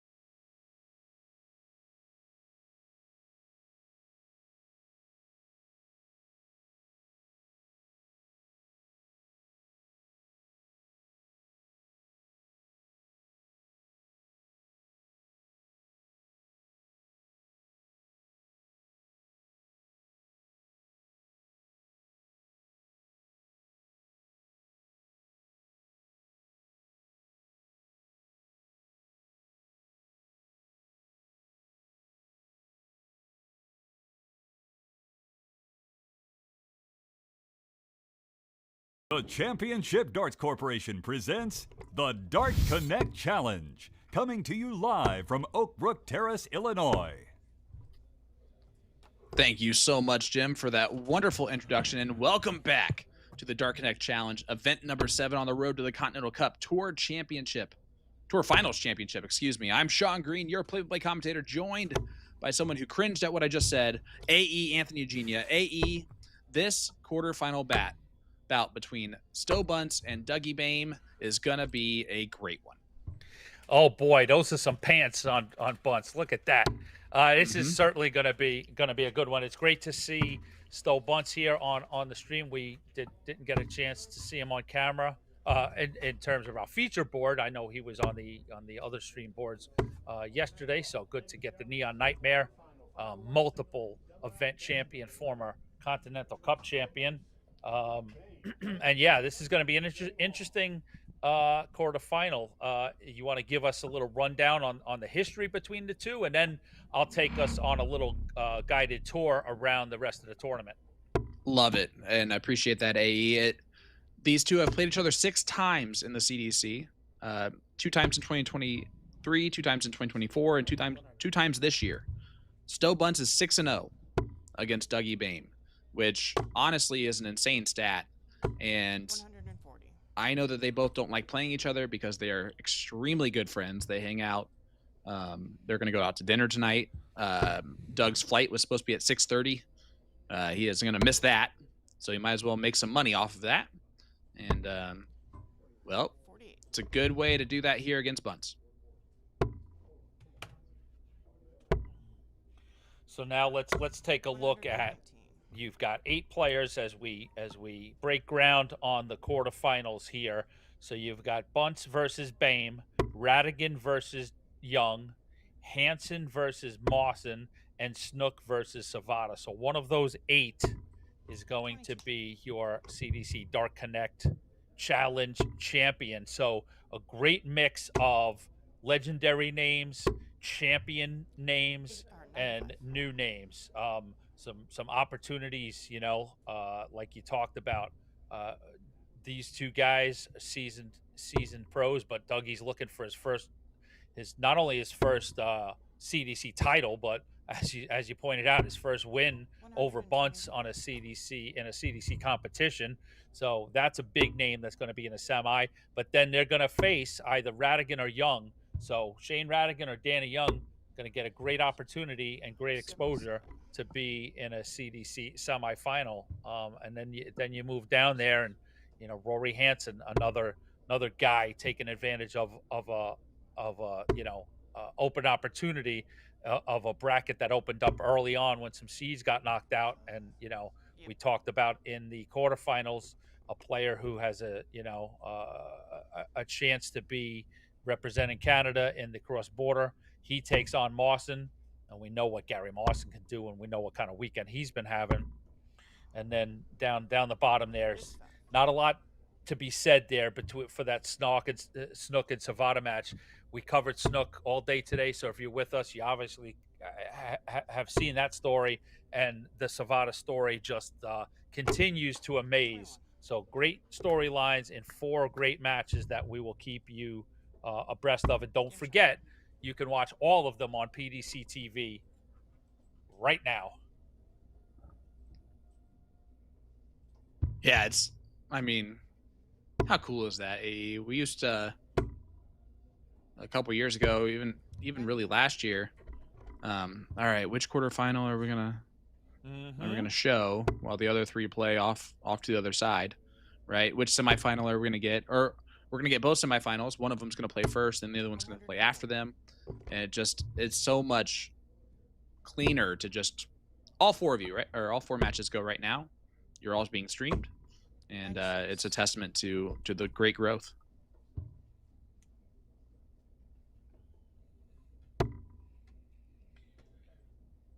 Nothing moving yet on the other quarterfinals. They're underway, but still early. Hansen just 1-0, Radigan 2-0. Who's our 4th one that's not playing yet? Ross Snook and Adam Savata. Yeah, Snook just coming off that board. So I'll keep you up to date on score lines and anything big and newsworthy that comes across. 85. And then, of course, you have the Neon Nightmare, Stowe Buns, 127. wearing... he's obviously going to be one of my favorite dressed players, just the matching that he does on a consistent basis, including his watch. That is made up of neon colors as well. 100. So even those things, he really does take his time to figure out. Dougie Boehm is actually wearing the Dennis Priestley jersey today that we talked about yesterday. He has not switched out a jersey all day today. Same jersey. Yeah, but I mean, this one's a classic for so many reasons. 56. Well, this was Doug's first like design that had something on it. Mm-hmm. Instead of just the blue polo. But Stowe does take out 64, and it's a 2-0 lead now for Bunts. Break a throw in leg number 1, hold a throw in leg number 2. And the Neon Nightmare continuing to be a nightmare for Doug Boehm and CDC matches. And we know, what kind of pacing Bunts can get into when everything's going right for him. And there you go. That's a 180 for the Neon Nightmare, Stowe Bunts. So, even though it's early, but Boehm's got to reel him in a little bit. The last thing he can afford is a second break and having Bunts in a blink of an eye be halfway home. 85. Yeah, of course, Stowe got a 9-darter on our stream in weekend number 2. And it's a fun fact, we have two players that have thrown 9-darters in our quarterfinals. In Ross Snook and Stowe Bunts. 122. And remind me, was Bunts was the previous weekend, right? When we were up in Canada? Yep. I should know that by heart. My apologies. But no, that's okay. I think that's where Ross's 9-darter was up in Ontario as well. Yes. Yep. Cambridge, I believe it was the same venue. Still misses that dart at tops pretty poorly, as you see him kind of reenacting that in the background. 43. And Doug just not finding anything yet. Game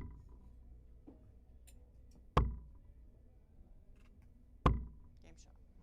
The 8-8 does go for the Neon Nightmare. He now takes a 3-0 lead, halfway to a semifinal. 140. Stowe Bunts 3 for 3 on 8-8 finishes. Took out 16, 64, and 35.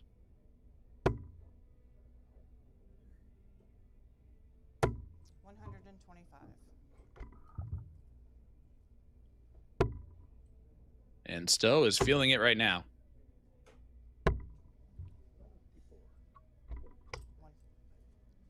94. 94 there. And that's Boehm back on 376. To hear Stowe is feeling it is a scary place for any opponent, and we've got some quarterfinals here that we've got players racing out to big leads, and Shane Radigan, same thing, 3-1. It was 3-0 as well, so Danny Young put one on the board, but Shane Radigan out front big in his quarterfinal. And Rory Hansen, after 3 legs, averaging a 98.5, a 2-1 lead on Gary Mawson. 25. Let's see if Stowe decides to go fishing if he gets those first 2 trebles. Well, you don't have to worry about that. 70. He just wanted to leave 100.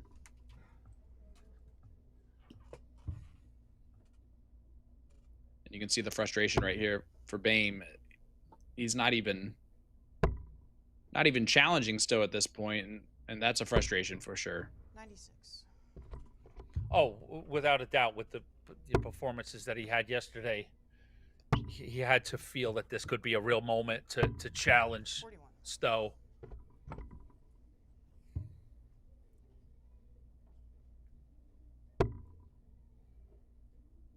I agree. With the way Doug played last night. 47. Coming into this, he's averaging an 82 for this event. Bunce is only at an 85. But that doesn't matter right now because the averages are way different. And double 10 does go in for Stowe. The first non-double 8 checkout for Bunce, and it's a 4-0 lead. And obviously not to discount the ability of Stowe Bunce, and we've seen him take all types of opponents, massive skill levels, and take them to the woodshed and have big victories, but not something that's a 180 for the Neon Nightmare. I didn't anticipate, him jumping out to a 4-0 lead here, and obviously Doug Bame didn't, and you know how frustrated he is at that. But yeah, 100. I would have felt that we'd have a much closer match based on how Doug's been playing this entire weekend. So we'll see if we can chip away at this lead.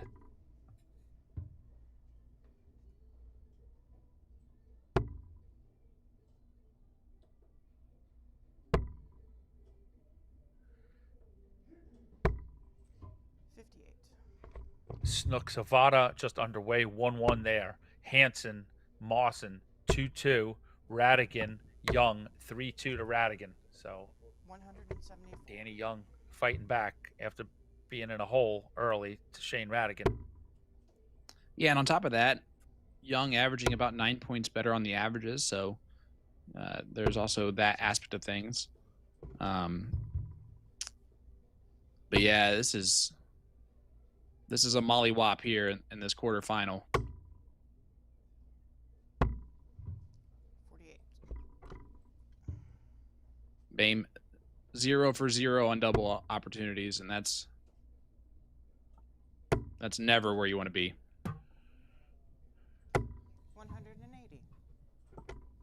But that's a 180 for no name, Doug Bame.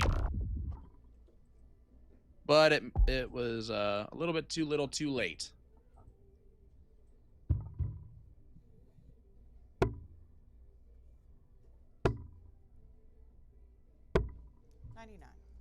As Stowe starts off with 99.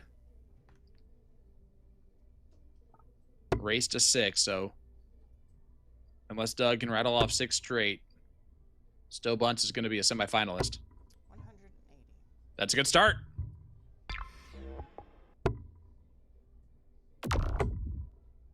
That's a 180 for Doug Bame. And that's a 180 from Stowe Bunce to follow. Back-a-to-back.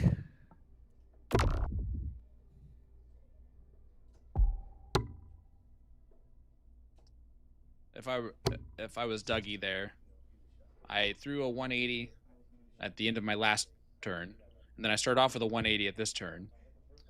So I would have just gone to 141, you know? Mm-hmm. Just get rid of it. Just saying. And 96.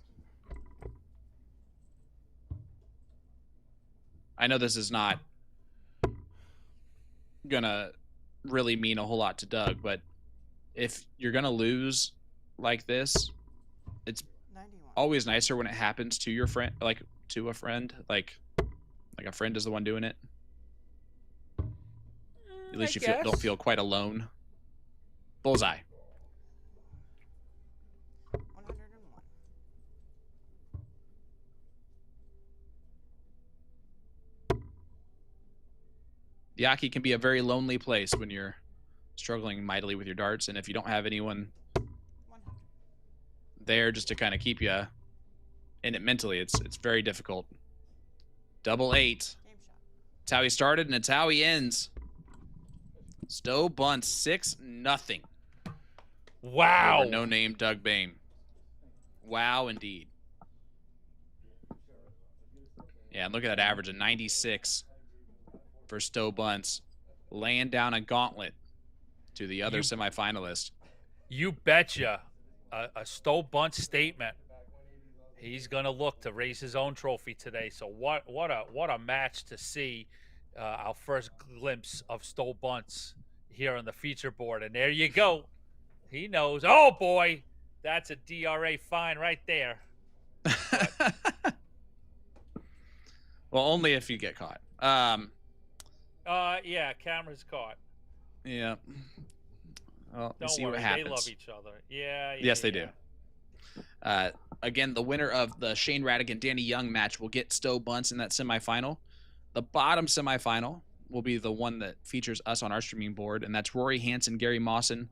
The winner of that one taking on the winner of Ross Snook and Adam Savada. You can watch those matches on the other streaming boards as we step away. AE, or you want to?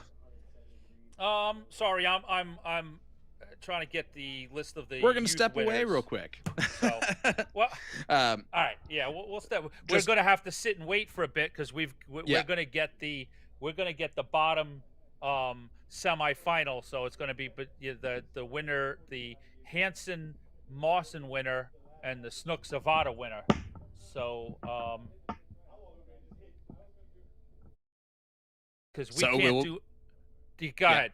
I just No, you're wanted to good. see Go if can we peek into some coverage, or do we just want to take a flat? Why don't we let's just take a flat out break, and then we'll let those semifinals get together, and we'll be back. We'll be back for the semis.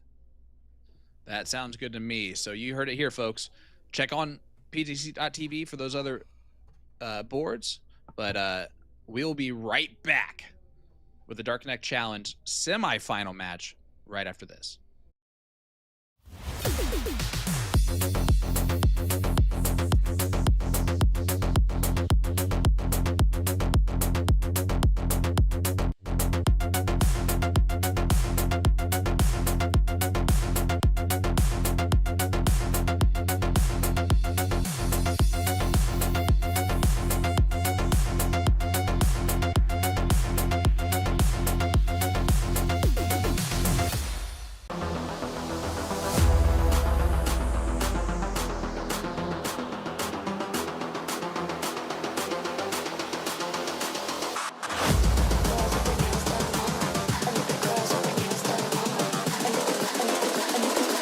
I think the girls with their nails done now.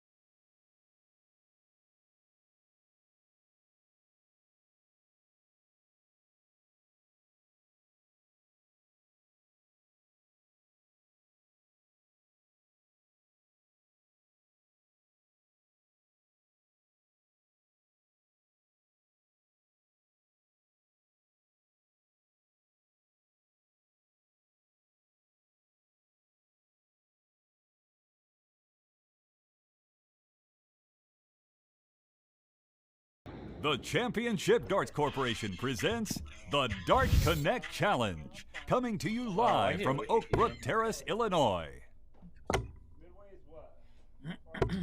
Welcome back, ladies and gentlemen, to the Dart Connect Challenge.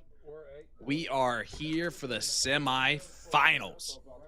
In the other semifinal, Stowe Bunce is taking on Danny Young, but in this one, we get the mauler, Gary Mawson, trying to stop what no one else has been able to do in almost 5 complete tournaments, and that is beat Adam Savada.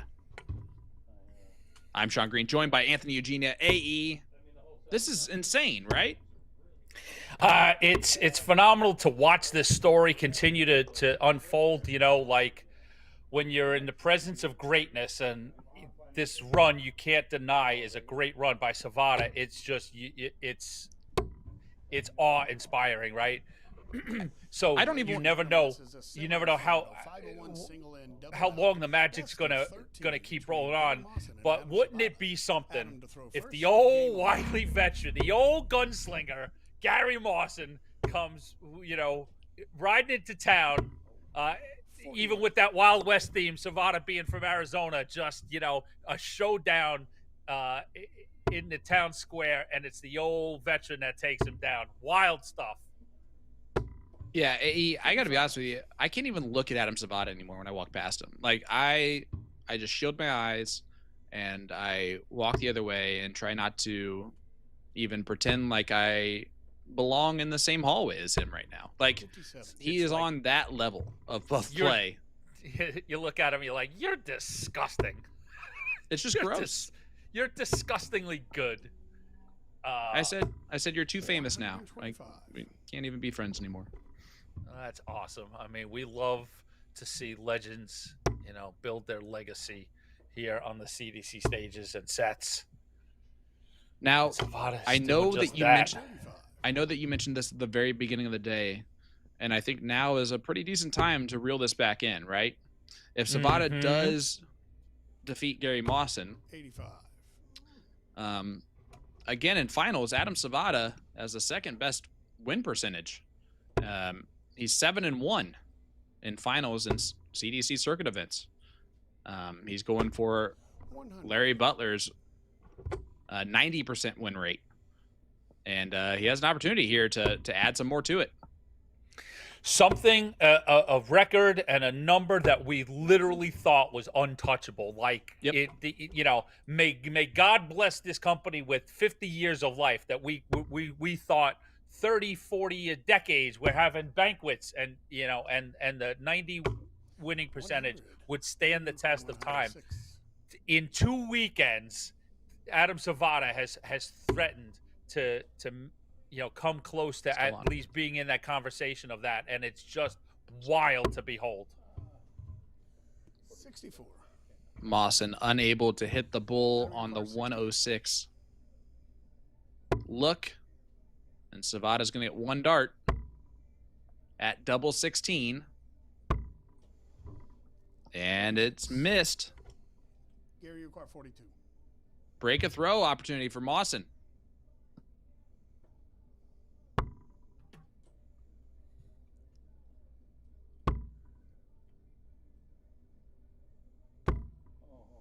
Oh, and he doesn't hit. That's not like Gary. Adam, you require 32. You're not going to get many opportunities like that against the current form of Adam Savada. 24. Well, you just got 3 more. Interesting start here, AE.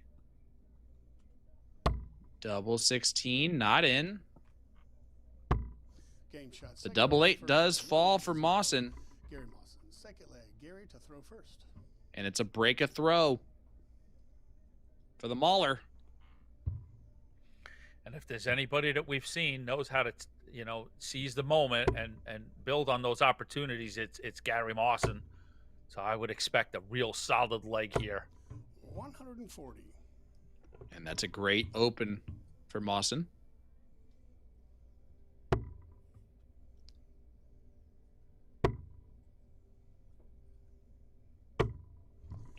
Talked to Mawson a little bit ago, and he was, let's put it this way, he did not make his match last night in the top 16, and was DQ'd, and he did not seem that bothered by that this morning when he realized that we went until a little bit after 2 last night. He was like, "Oh, I wouldn't have made that." He says even the pretty ones need sleep from time to time. So 99. Leaves a bogey, but that's okay. And on the reverse side, the man that did stay up and finish out last night's tournament in Adam Savada. In the juxtaposition that they're on the same board here in the semifinal.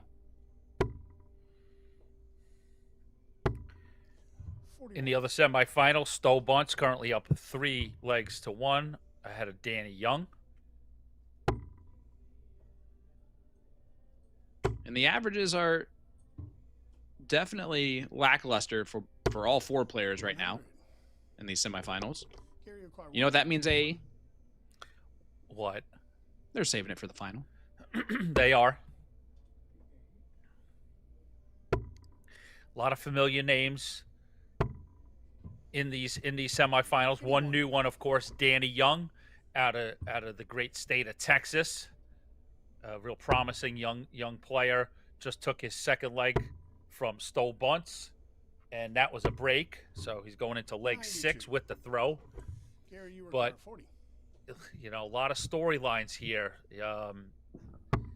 Let's look back at the 6 events that we've played outside of the first event, which was Gates Cameron. Okay, you put that to bed.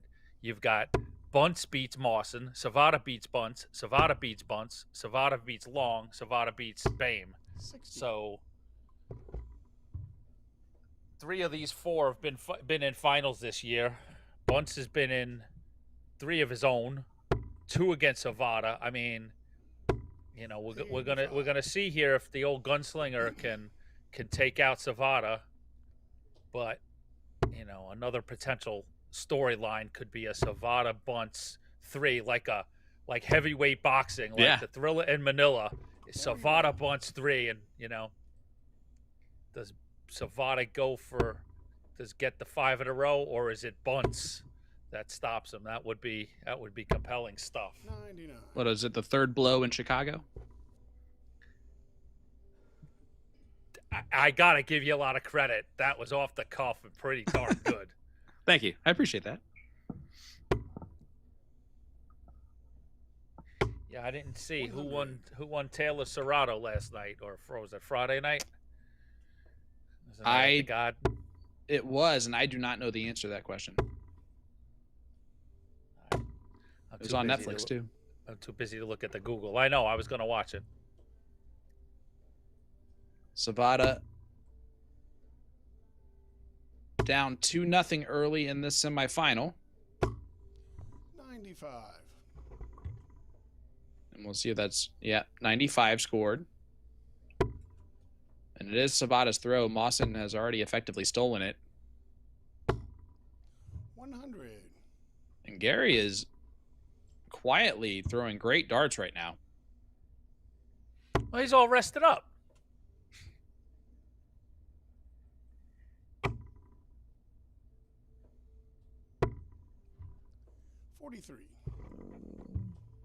Gary acquired 117. Danny Young comes back. Oh, no. Ties it up 3-3. Savada miscount there to leave the bogey.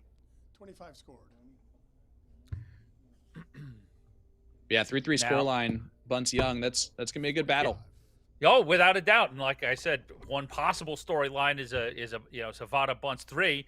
You could easily have Mawson Young, which would harken back to the old days. Exactly. Makes us think of the great Darren Young.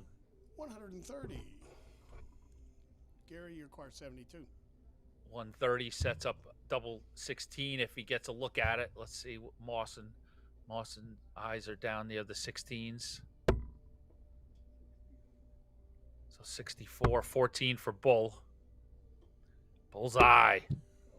47. Oh, Not the in. 25. Adam, you require Even 32. though it was blocked, we could see a little bit of the green. And so Savada looking for his first leg, believe it or not, in this semi. 16. Just Wow. not there for Savada here in the semis. 0 for 7.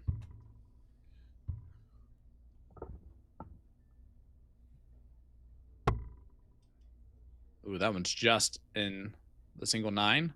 Double 8. Oh, and he busts it. Adam, you require So back 16. over to you, Mr. Savada. Game shot And first Mr. shot, Savada third gets it leg, done two leg, on one his game. 8th dart of the double. Gary to throw first. And it's Still bunts. now 2-1. Still bunts up 4-3.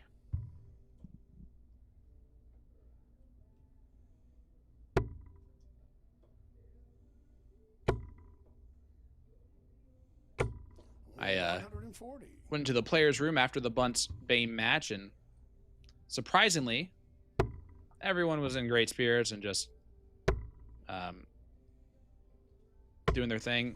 Doug actually ran back up to his room and changed real quick and grabbed and packed all of his stuff.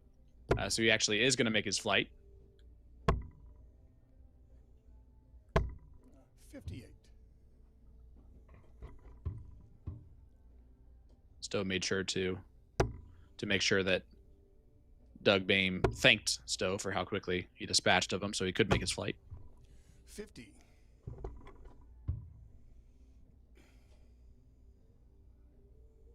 We just got word that Adam Savada has a flight back to Phoenix at 6:50. That's just 36. 37. Or 36. that's just bad scheduling by whoever his travel agent is, because They all you got to do it. assume that he's going to be in the final. And if that's the case, then I think that's cutting it a little close, you know? It is cutting it a little close. I have way too much anxiety to book flights like that so Yep. close to an event.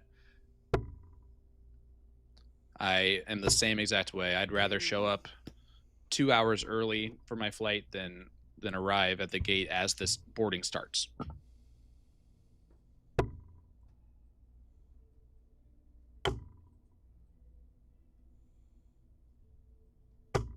Gary doing a great job on his own throw. 86 after 12.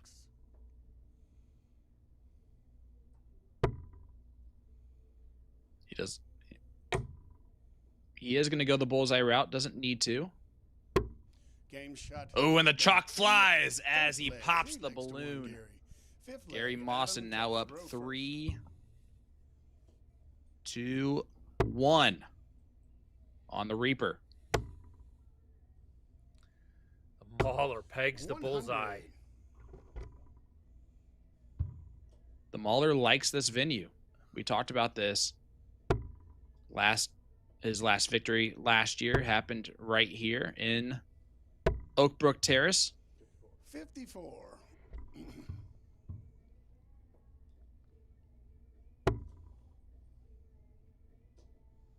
Some guys are just, they're good in certain places. 125. Everything falls into place. They're comfortable for whatever reason. The venue, the amenities, what have you, and it just brings out the best of them. 100.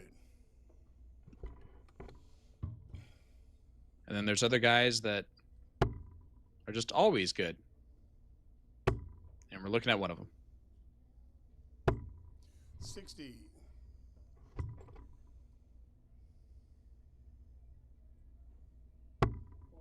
See our chalker once again, the great Jeff Good, who's done the last 3 matches. 125. I know that breakdown is occurring.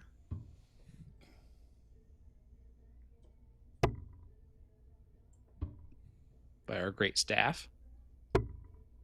Yeah, behind those curtains, we're backing boards and taking down 60. stanchions and folding curtains.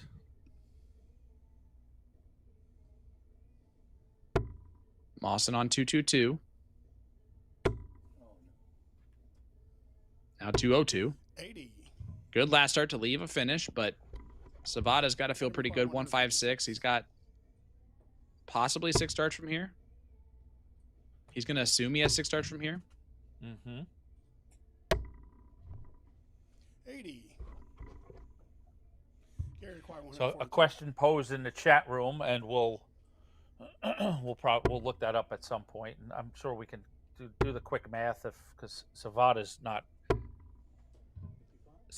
coming in any earlier than the last 64. So somebody's asking, between the 4 event wins in a row, how many matches in a row has he won in that span? So was that 5 per event? 64, 32, 16, 8, 4, and 2. So 6. Gary, you So require that's 87. 20, 24 over the 4 wins. Yep, that would be 24. And Plus this. plus whatever you add on for today. Plus 4 more. Another Yep. 4 right now. So he's won 28 straight matches. 30. Adam, you require 16.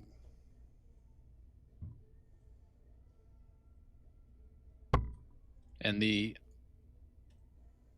other last person to win a CDC event is Stowe Bunce. Game shot. As dart. Adam Yeah. does take out, 3 legs to 2. through Gary. chasing, the 16. Gary to throw first. And Bunce in his quest to get back to the final is up 5-4 on Danny Young. So still a hotly contested affair, that semifinal is. 140. You see the chalk flying from Mawson. He is another player that always holds a piece of chalk in his hand. 60.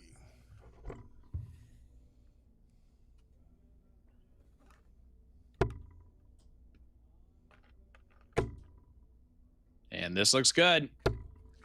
135. Nice 135 from Mawson.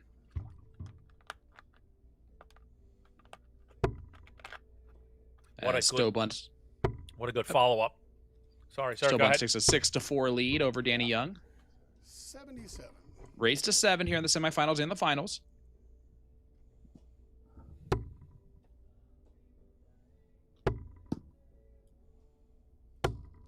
$55.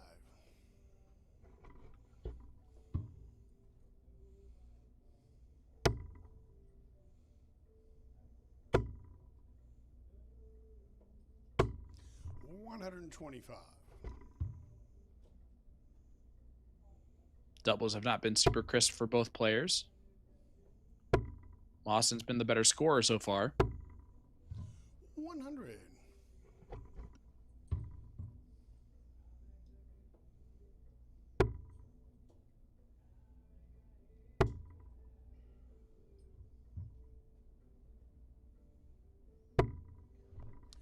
$28. Gary, you require 71.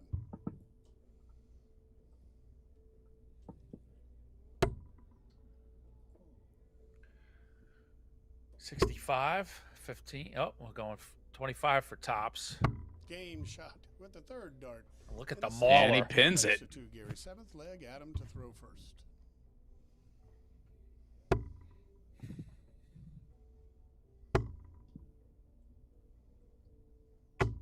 $60. Mawson takes that 4-2 lead now.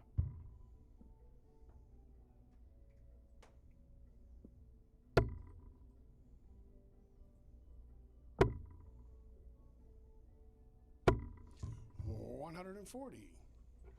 Bunce with darts in hand to make it into the final.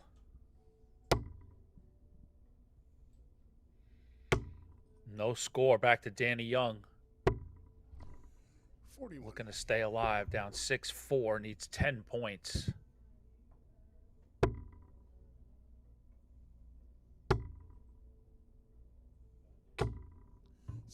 He gets those 10 points, and it was a break a throw. So going into leg 12, it's Danny Young with the darts.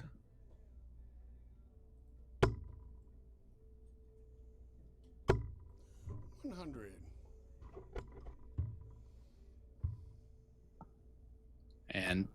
Savada. Mawson. Mawson's already stolen the throw. Oh, tough last, but 79 still scored. Savada needs 2 big trebles. Not going to matter now. 70.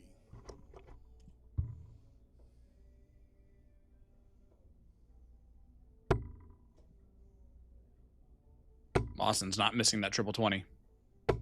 140. Nice 140 from Gary.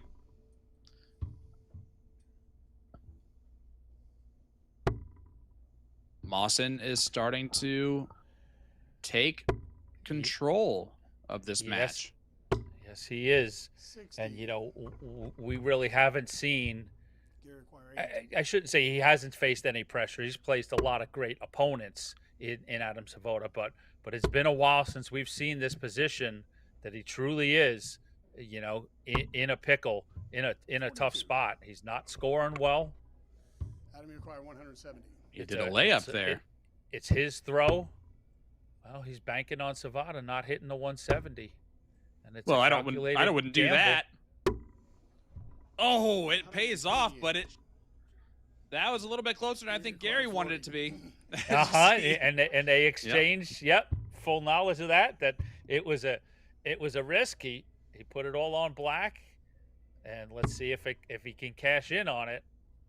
And by the way, the other semifinals going to leg 13. 30. So And the setup doesn't work. Adam, you require 42. nope. But yeah, that last leg decider in the other semifinal. 10 for 32. Game shot second. And Savada cleans it up. 4 legs to 3, Gary. 8th leg. Big hold to throw. First.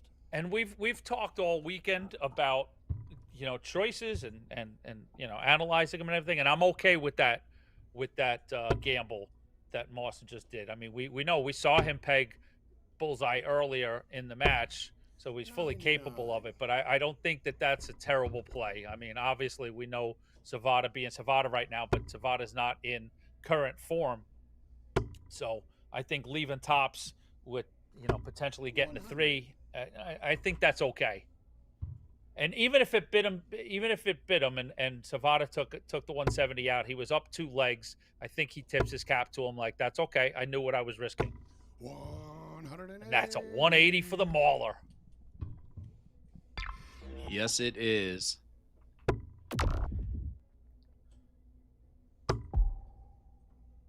And is it going to be matched? 100. Not quite, but a good 100 from Savada. Thought that was at least 140.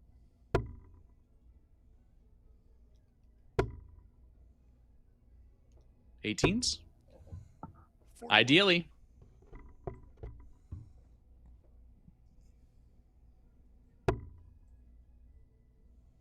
Needs another one of those. Oh, that's unlucky. 85.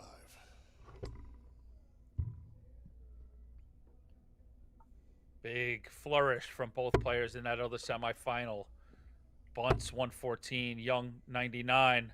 Bunce doesn't cash in on his double 12, splits it, so he's got 12 left. But Danny Young has an opportunity for 76 to eliminate the Neon Nightmare and make his first CDC final. Can't do it. 52. Leaves 18 points. So Stowe Bunce Here you require looking 81. to make his 4th final of the 2025 season. Takes 1 dart. So Stowe Bunce is in the final of the CDC Dart Connect Challenge with a 7-6 win over Danny Young. So who will Bunce battle? Will it be Mahler, Gary Mawson, or the Reaper, Adam Savada? It's either a rematch of event 2 Bullseye. or a rematch of events 3 and 4. 139. Gary, you require 56. Savada had a dart at the bull there, missed it.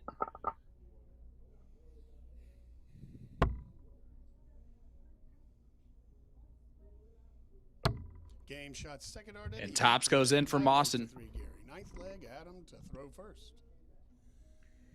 Continues to hold his throw and keep that separation.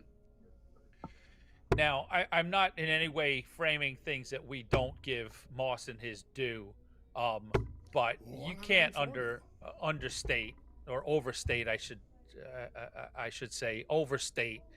How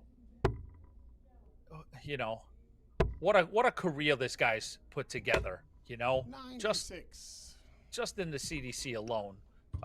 Here we are 11 years in, and he's still a force to be reckoned with, and he has been all the way through in all types of events. I looked down, he played bunts in the final of the set competition we had. Like you talked about yesterday, how apt he was at the double in tournament. So many different styles Mawson plays in and excels in. Just you cannot say enough about the Gary Mawson career.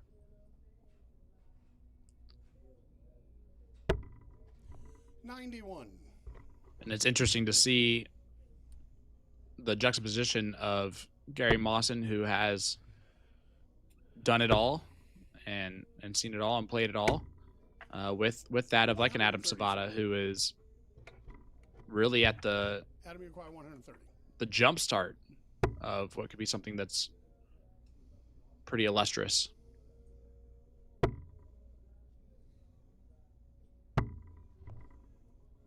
Adam will come back with 32. Mawson back on 171. That's why Savada switched over.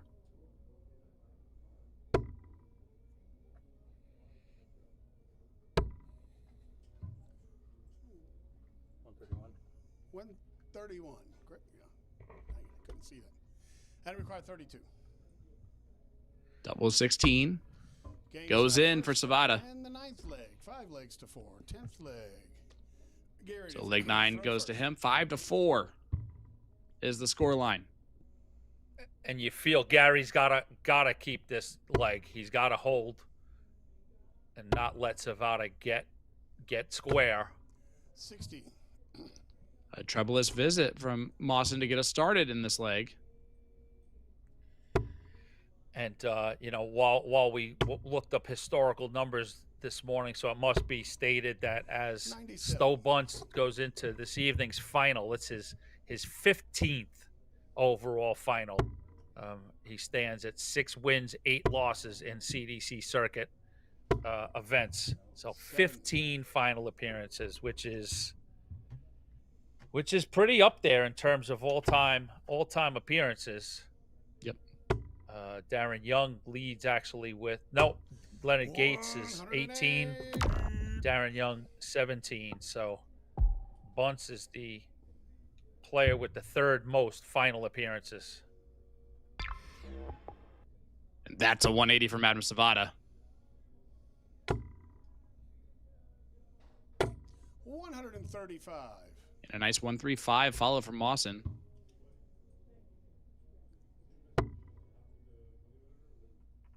This is against the throw.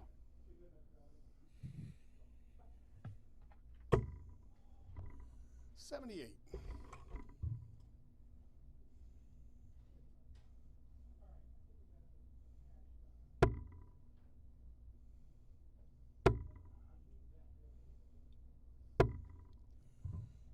$95. Gary Mawson. Require 146. 95 scored there. Savada on 146. Yep, started on the 19s. 98. We'll come back with 48 left. That was a second guess of, is my brain actually still working? 140 there from Mawson to put some pressure on this 48. This must go for Savada. He's had so many opportunities to do this. This to tie it back up and go back on throw. Ooh, that was way off. But he finds it. In the 10th leg, 5 legs to 5. 11th leg, Adam to throw first. 2 legs on the spin for Savada, and he does tie it back up 5 legs apiece. It was just 5-3 AE. And now it's 5-5, and Boston's in a tough spot.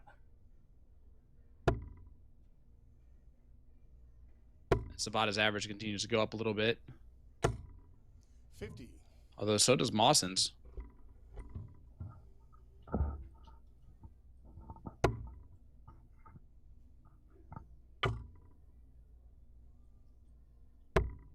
$99.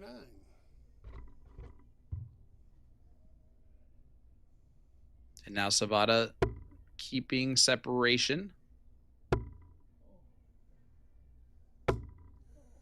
45. Mawson's starting to get a little bit squirrely. Well, things are completely different from 5-3 laying up trying to hit tops to now he's staring eyeball to eyeball with the 4-time defending circuit event champion at 5 apiece. It's that now it's squeaky bum time for Mawson a little bit. 100. Yeah, absolutely. Even though Savada's not throwing lights out, that's not the place you want to be. When you had him, Mawson's in the boat. He's this Florida guy now. He knows his fishing. He had him and he got him on the hook, and the net was going in the water, and he just hasn't been able to, and you just don't want to let him get away. 81. And he's definitely letting Savada get away here in this leg. 124 left. 16s. Just doing a setup play. We'll come back for 32. Mawson back on 225. Well played there from Savada. Trying to send this to a 6-5 lead and give him the advantage. 95. Adam, you require 32.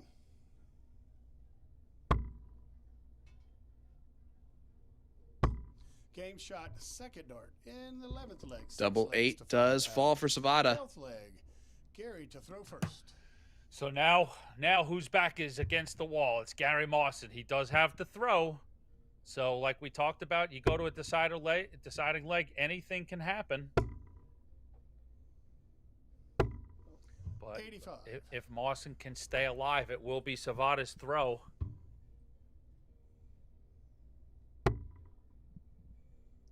Yeah, definitely advantage Savada. 80.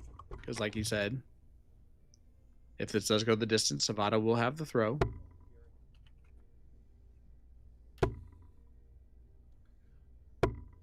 85.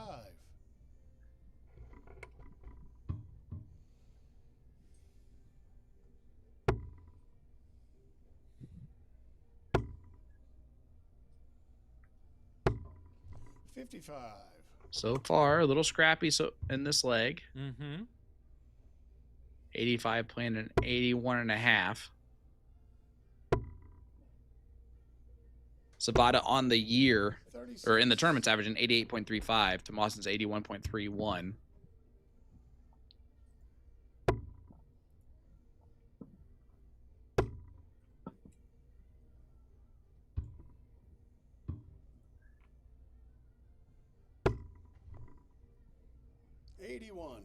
Reminder to our folks at home, Stowe Bunts defeated Danny Young 7-6 in the other semifinal, so the Neon Nightmares awaiting the winner of this one. 140. Oh, he needed every point that he could get there.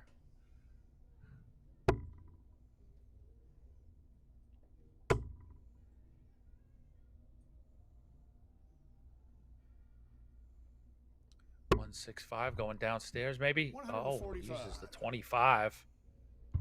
They require 155. Good setup play. Mawson on 155, just trying to set it up even better than the 140. 75 left. 97. How do you require 140? That would have left 24.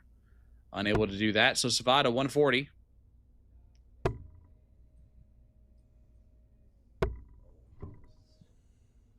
Wow. 58 points away from 58. going the distance.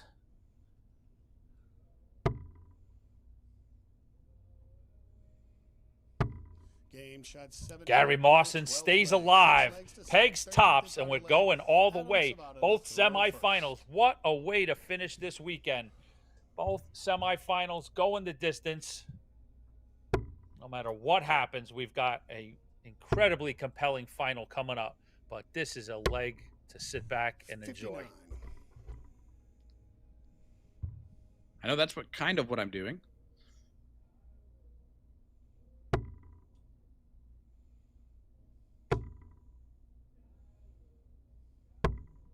99. Very good darts there from Mawson. Savada started off with a troubleless visit, trying to get back into it.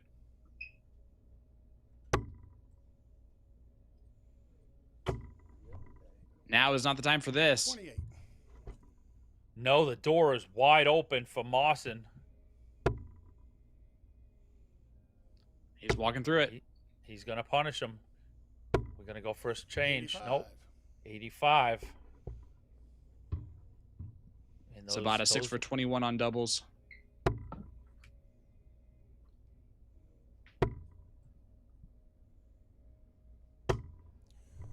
$92.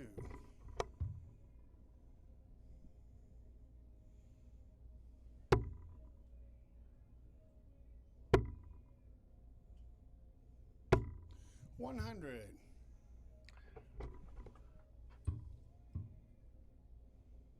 Mawson just doing enough, kind of working off the Savada turns.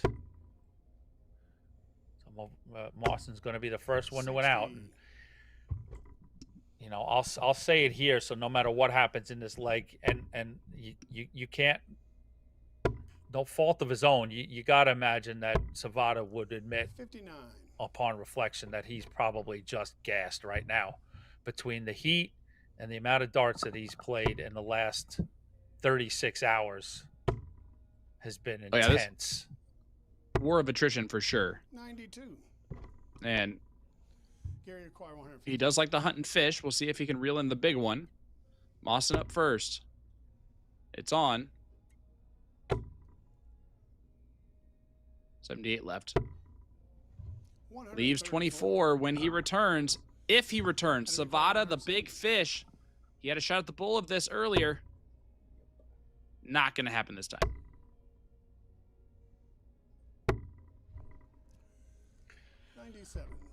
So the old gunslinger Gary Mawson strides to the Aki. Spurs are jangling. 6 shooters in hand. Oh. Game and Gary Mawson. Second dart. Go for it. Takes out Adam Savada. The run ends here. The mauler, the veteran, the wily competitor takes out the Reaper, Adam Savada. I mean, first of all, shout out to Gary Mawson for coming through, having to break the throw in the last leg. Does it in 17 darts.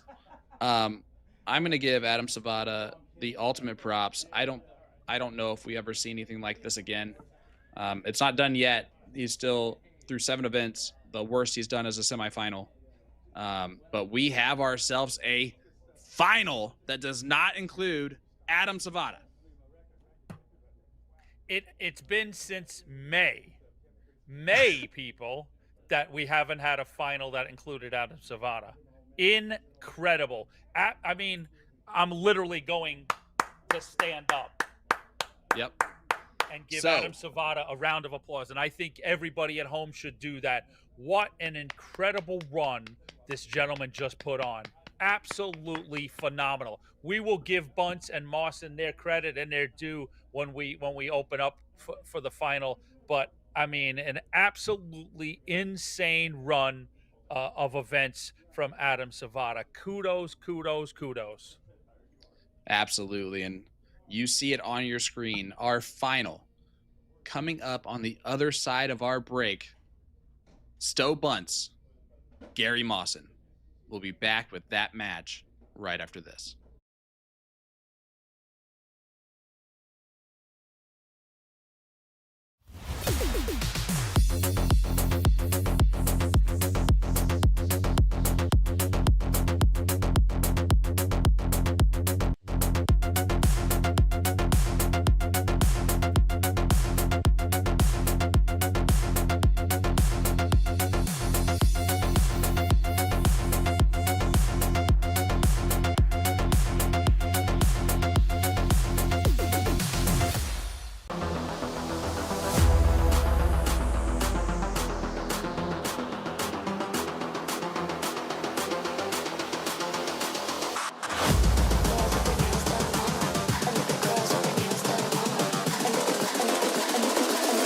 the girls with their nails done long.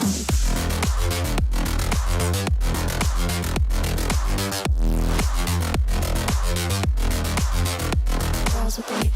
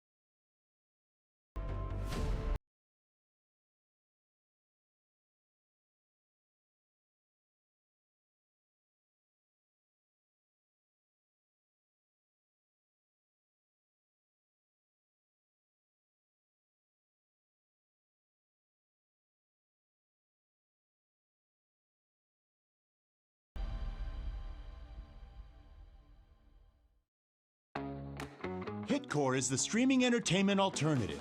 Live concerts and comedy? Hitcore has it. Premium high-def audio and video? Hitcore has it. A customizable entertainment experience? Hitcore has that as well. No app? No problem. Set up an account, decide what you want to watch, buy it, then press play. It's that easy. Hitcore is live and on demand 24/7. Hitcore, where every live event becomes your experience.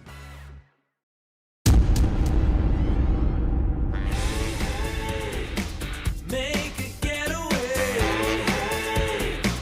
every single day. Now it won't be long till the party's on.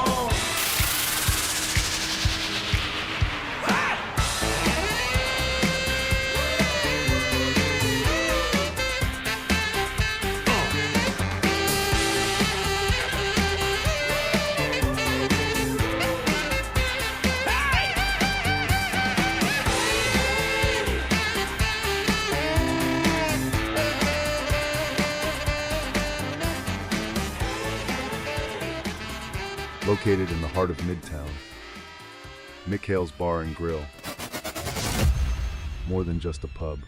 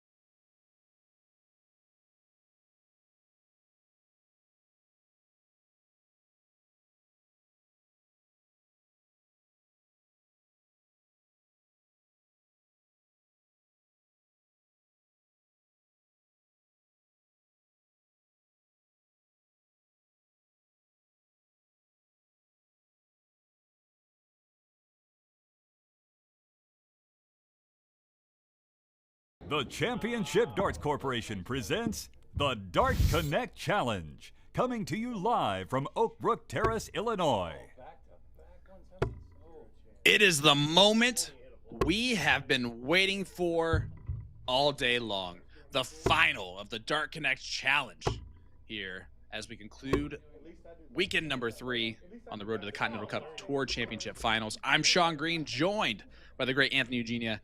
AE, you got the Mauler Gary Mawson taking on the Neon Nightmare Stowe Bunce. Man, so many places to go, and I'll be a Weisenheimer first. This is what we've been waiting all day to get done. Well, listen, some days are easier to wake up for than others, and the bed felt real good this morning. Yeah, it's been a long 2 days, and God bless these guys.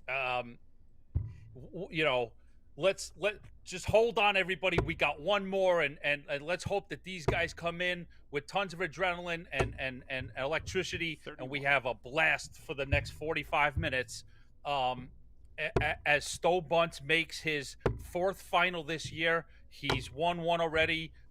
We talked about that. He's got 6 overall wins in his history. This is his 15th final. Mawson is 4-4 in his final, so this is his 9th appearance. So 2 guys, no stranger to the winner circle, and Mawson coming off that. Well, both of them came off amazing matches. Bunce was in what became a real tussle with Danny Young. Bunce went out to a lead Young. To his credit, man, a new hot player on the CDC circuit fought his way back, and they went to a decider. And then we saw the old gunslinger Gary Mawson ride into town and do what seemed to be the impossible: take down Adam Savada. So, I don't know what to make of this match. I think it's going to be a great one. Honestly, no matter how the match actually goes, this is a fantastic final featuring what you just mentioned, all of those accolades. Stowe Bunce trying to get his 7th title. Let's mention it. Adam Savada has only made 4 finals this year. Stowe Bunce has made 4 finals this year. Game shot in the first The leg. difference is that Adam Savada's won all 4 Second of leg, his that Gary he's to played throw in. first. Stowe is trying to win his 2nd out of the 4. And it's a 1-0 lead for Bunce. Yeah, I mean, if Bunce picks this up, we've got, what do we got, 9? Yeah, we've got 3 weekends with 3 events each. There's 9 more weekends to play, 9 more events to play. Bunce is right up there with a win here, and an opportunity to get some more wins. Is this, Savada's king seed is not guaranteed. No, and that's going to be something to pay attention to, the battle between these two the rest of the season. And honestly, who else is going to be able to enter that battle to even give them a push for the World Championship spots? Right now, that those two are starting to run away with those. Yeah, coming into the weekend, Gates, based on one of his wins, was in the neighborhood. Cameron was the leading Canadian player, so it'd be a much better conversation. Let's let the dust settle, get the points updated after the weekend, and it looks like we may turn around quickly and have an episode of Shooting the Bull for you, possibly at the end of this week. So that'll be a lot of great stuff to break down. 58. And analyze coming out of this weekend. That always sounds like a good time. And look who's chalking the final. It's David Garfinkel. 81. Stowe, you require 112. 81 scored there from Mawson. Bunce, 112 remains. 92 left. 87, so treble 17 to leave 36. Not going to do that either. Gary, you require 118. We've seen so many 118 looks this weekend. And here's another one. Treble 20. Would have left double 19. 94. Stowe, you require Does set it up to leave 24 if Bunce doesn't hit this. 14. Bullseye. 59. And that had to look good, feel good coming out of his hand, AE. Yeah, it looked like it slid off the wire, actually.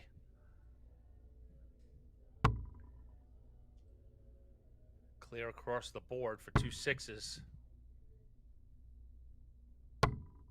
Game shot in the second leg. Gary Mawson converts. Third leg. Stowe to Takes throw 24 first. points off the board. Game on. Holds his throw, and we're tied 1 leg apiece here in the final of the Dart Connect Challenge, event number 7 of the 2025 Road to the Continental Cup Tour Finals Championship, October 17th and 18th at the Columbia Social Club in Philadelphia. One of the great American cities.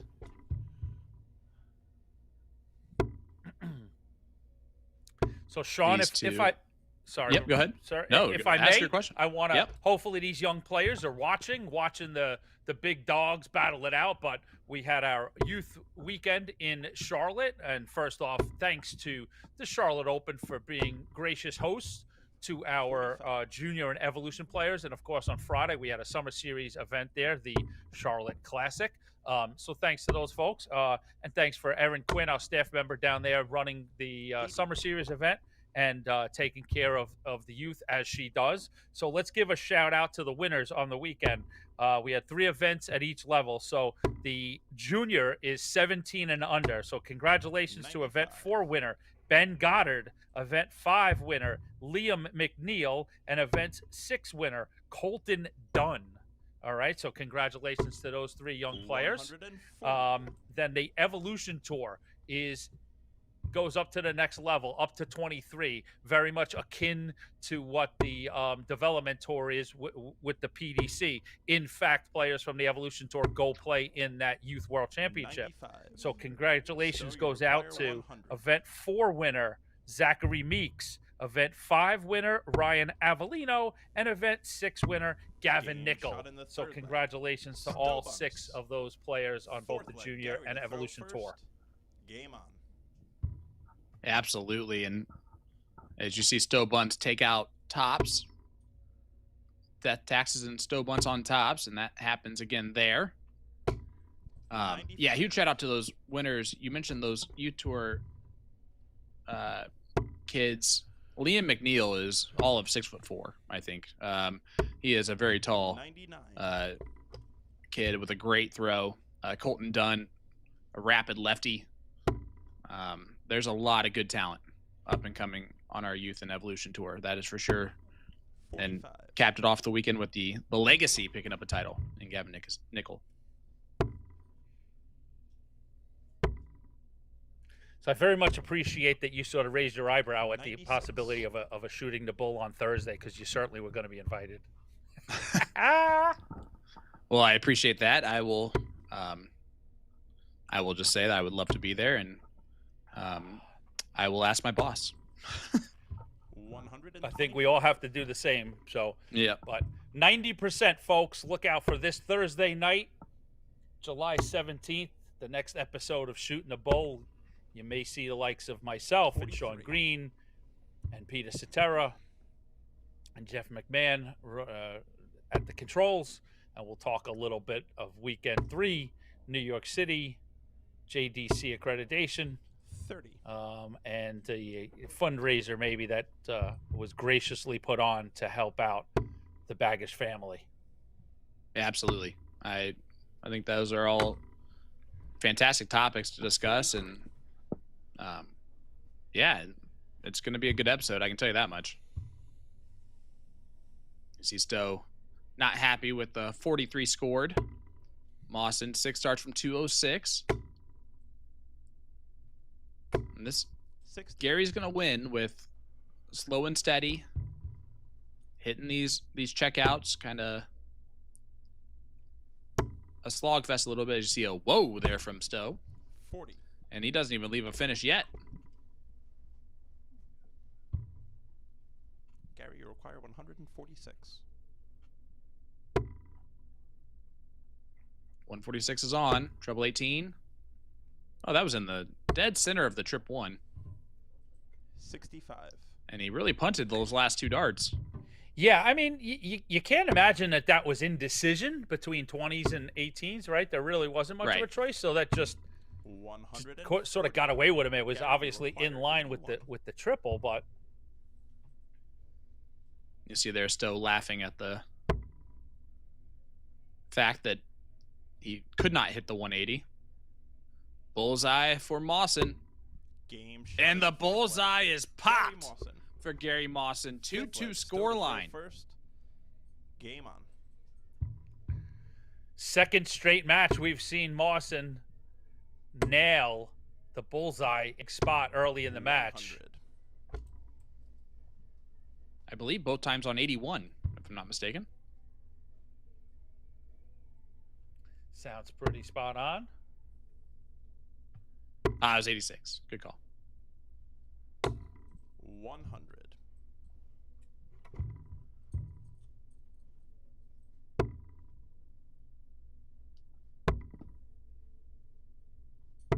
If we're talking about style of play, AE, you have Stowe Bunts is a little bit more of a a quicker paced player.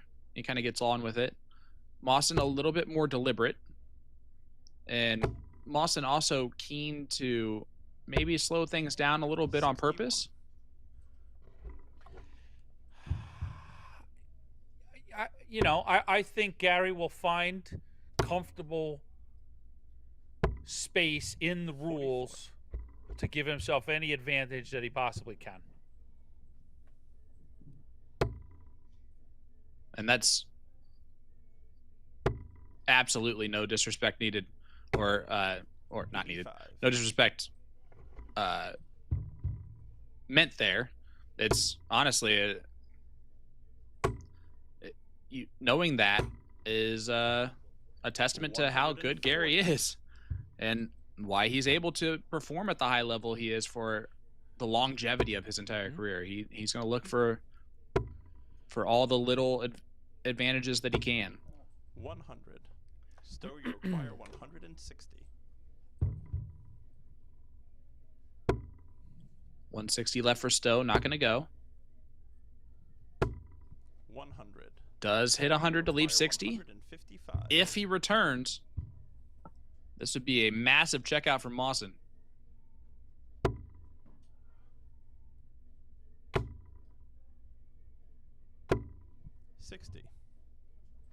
Stowe, you require 60. Mawson only 60, so Stowe coming back 20 for tops. Game shot in the 5th leg. Tops Stowe does bunts. go in for 6th leg. Gary to throw first. Stowe bunts. It looked a little awkward. He repositioned himself, but ultimately that third dart looked pretty clear and pretty solid. And Bunts holds his throw, and I think that's what Mawson, when he didn't really put a dent in that 155, he was like, well, if Stowe takes this out, so be it. We move on into my throw. Looking at some statistical stuff, it's this is the 5th time that these two guys have met each other, and Stowe is has a 3-1 lead in that. As you can imagine, how Stowe's progression. Gary's win was in 22, 84. And then over 23, 24, 25, all gone Bunts' way. So this is the 2nd time this season that they've played. 58. And huge shout out to the production team for the side shots, the shots from the back of the 100. Playing area. And the time that they did meet this season, it was that event number 2 final. It was set play, and Bunts got 100. Gary 5 sets to 3. So a rematch of the last Stowe Bunts victory. Correct. 83. And I know we were Mawson tracking. Looking for a little redemption, huh? Yes, you betcha he is. And we were tracking yesterday, record, matches and stuff. Was this, did Gary start this conversation? Did we, because I know you did, yeah. Up, oh, okay. So we know the 271, and that led us to the Gates 290. Yeah, it was at 292, I believe. 40. Or was it just 290? Stowe, you require 144. Well, obviously we've got games from this weekend, but of course, yeah, that's going to be updated anyway. Oh, here we go, 24 left. Double 12 hit for a 144 checkout from Stowe Bunts. He knows that 144. We've seen him finish off a 9-darter this year.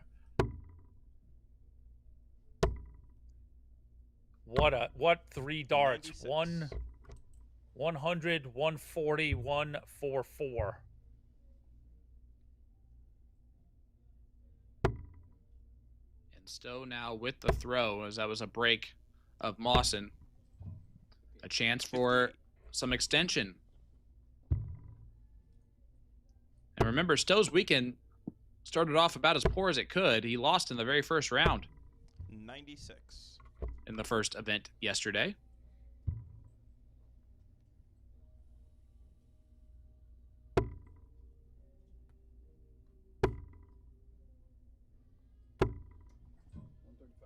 135. Stowe gonna look down at the 19s.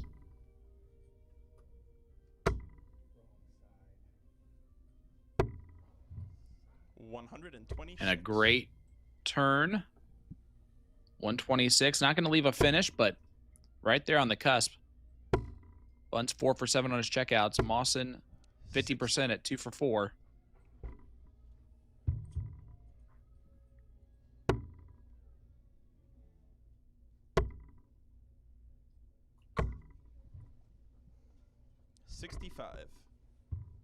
Couple wayward darts from Bunts, but still able to stay in the driver's seat.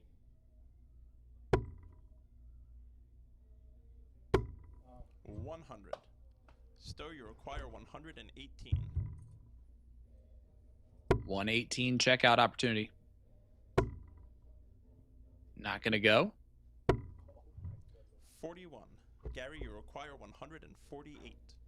Can Mawson take out a big look? No, he can't. 100. Stowe, you require 77. Snuck in the last start. Stowe, 77 remains. 7 scored. Now 70, so 20 for bull or treble 20 for double 5. Oh no! You see the fist pump? 14. Gary, you require 48. Lots of whoopsie-doos there. Mawson with a big opportunity to get the break back.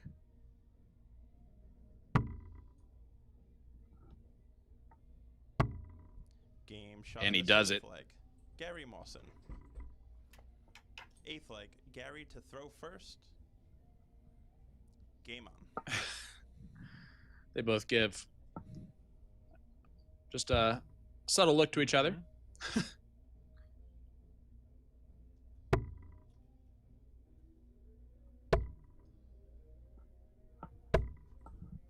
98. And this is what we've called AE. It's only a break if you hold it in the next throw.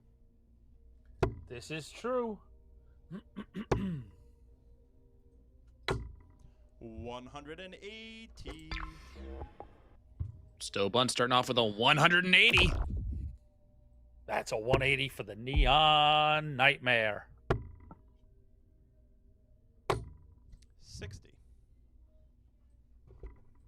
As the chalk starts to fly for Mawson.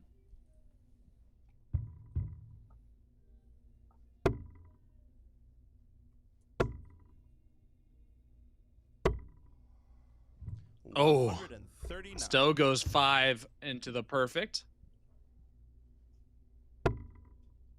The good news is this is against the throw. 81.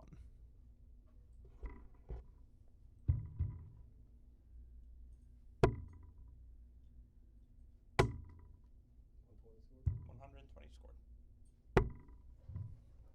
150. Wow. Stowe Bunts is on a 10 darter.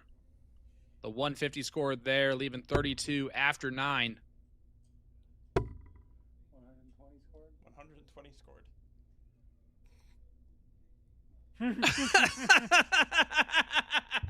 That was awesome.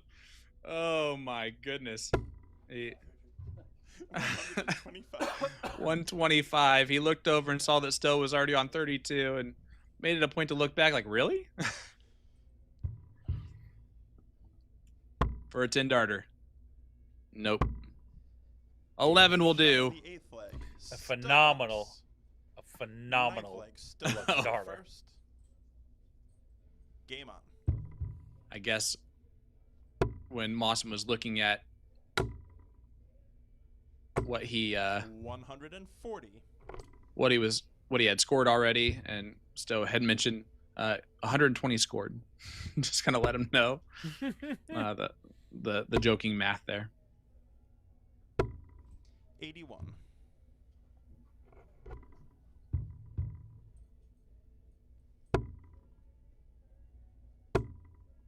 Yeah, Stowe's feeling good right now. 140.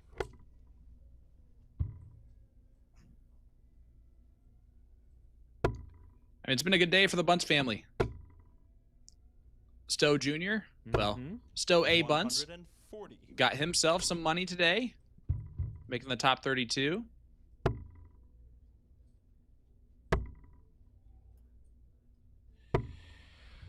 So I've been- Stowe trying to cap it off with the title.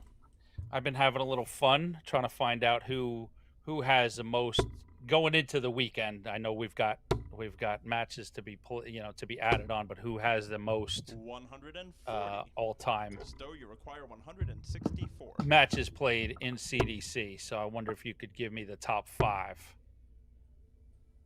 Ooh, top 5. Mm-hmm. 96. Gary, you require 140. Mawson, Butler, Check. Gates, Check.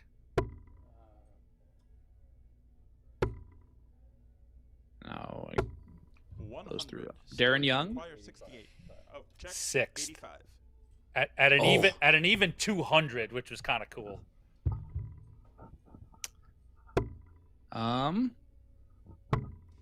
Game shot in the 9th leg. Well, double 4 goes in for Stowe. He takes a 6-3 Gary to lead. throw first.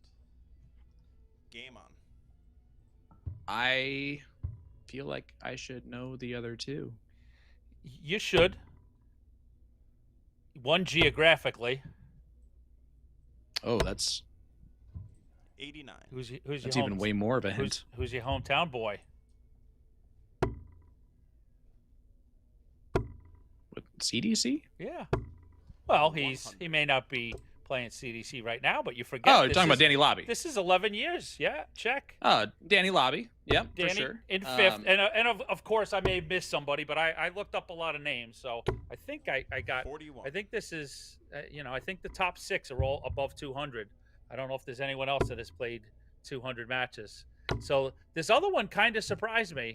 We saw him this weekend. 100. All right, that's a good. John Part? No, I looked that up, and nope, John is at 171. David Cameron. Cameron 198. Oh.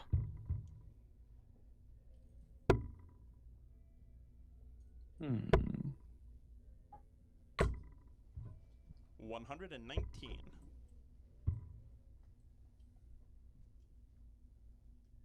All right, we won't talk over a bunch. Yeah. Jim Long 253.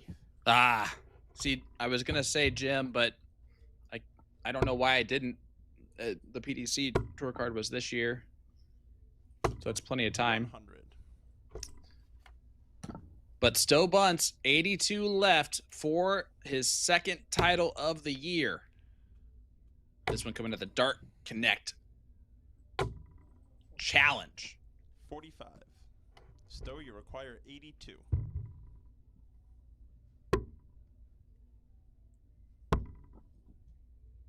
Tops 62. does not go for Stowe. 146. Mawson again, the 146 opportunity. Looking 19s this time. Another one of those. Would have left 32. 78.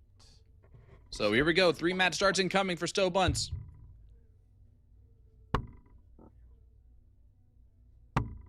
Game. And he only needs 2 of them. Stowe Your Bunce CDC Event is 7 the winner. champion of the Stowe Dark Bunce. Connect Challenge, event number 7. 7-3 victory over Gary Mawson, the Mauler. What a way to finish this weekend. There you go. You could tell how important that is to Stowe Bunce. You know, Bunce gets his 2nd circuit event win of the season in 4 tries. You know, he is absolutely in the mix up there at the top of the rankings. Certainly after we talked today about the an additional opportunity to go to the World Championships. Stowe Bunce is primed to do some big things as the rest of the summer unfolds on the championship darts circuit. Absolutely. And huge shout out to Adam Savada for, again, one of the most matchful weekends we've seen in CDC history. A combination of that with the weekend in Cambridge. But, yeah, a lot of great darts played this weekend. A lot of darts played this weekend, but a lot of great darts played this weekend as well. Yeah, we saw, like we talked about, legendary, what are now legendary names in the CDC in Savada and Bunt and obviously Mawson in front of us, but Cameron with a good weekend. Trying to think who else big weekends, but then the other part of the story was some of the new names coming to plant their flag on CDC soil: Ram Guevara, Daryl Christie, Michael Wynn, Caden Newberry. So a real exciting mix this weekend outside Chicago. Yeah, it was awesome. And thanks for always joining me in the booth, AE. It's always a pleasure every time. And man, I look forward to next time. You betcha. Before we go, just a reminder before Sean closes us out, look for on social media. Our partner and colleague Peter Cetera will be catching up with Stowe Bunts at some point. So look for some words from the champ. And you betcha, Sean. It's always an absolute pleasure. We're going to be back in just a couple of weeks, August 1st to 3rd, in your neck of the woods. So you'll be. I would expect to be manning the mic. I may join you. We may have some surprises, but it's always an absolute blast to do this. And we hope everybody out there had a great time along with us. Appreciate it, everybody.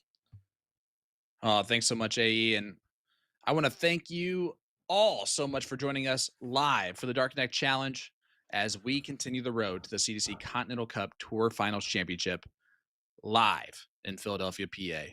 Congratulations once again to our champion of the Boomerang Towards Bash and the CDC Classic, Adam Savada. And of course, our champion of the Dark Connect Challenge, Mr. Stowe Bunts.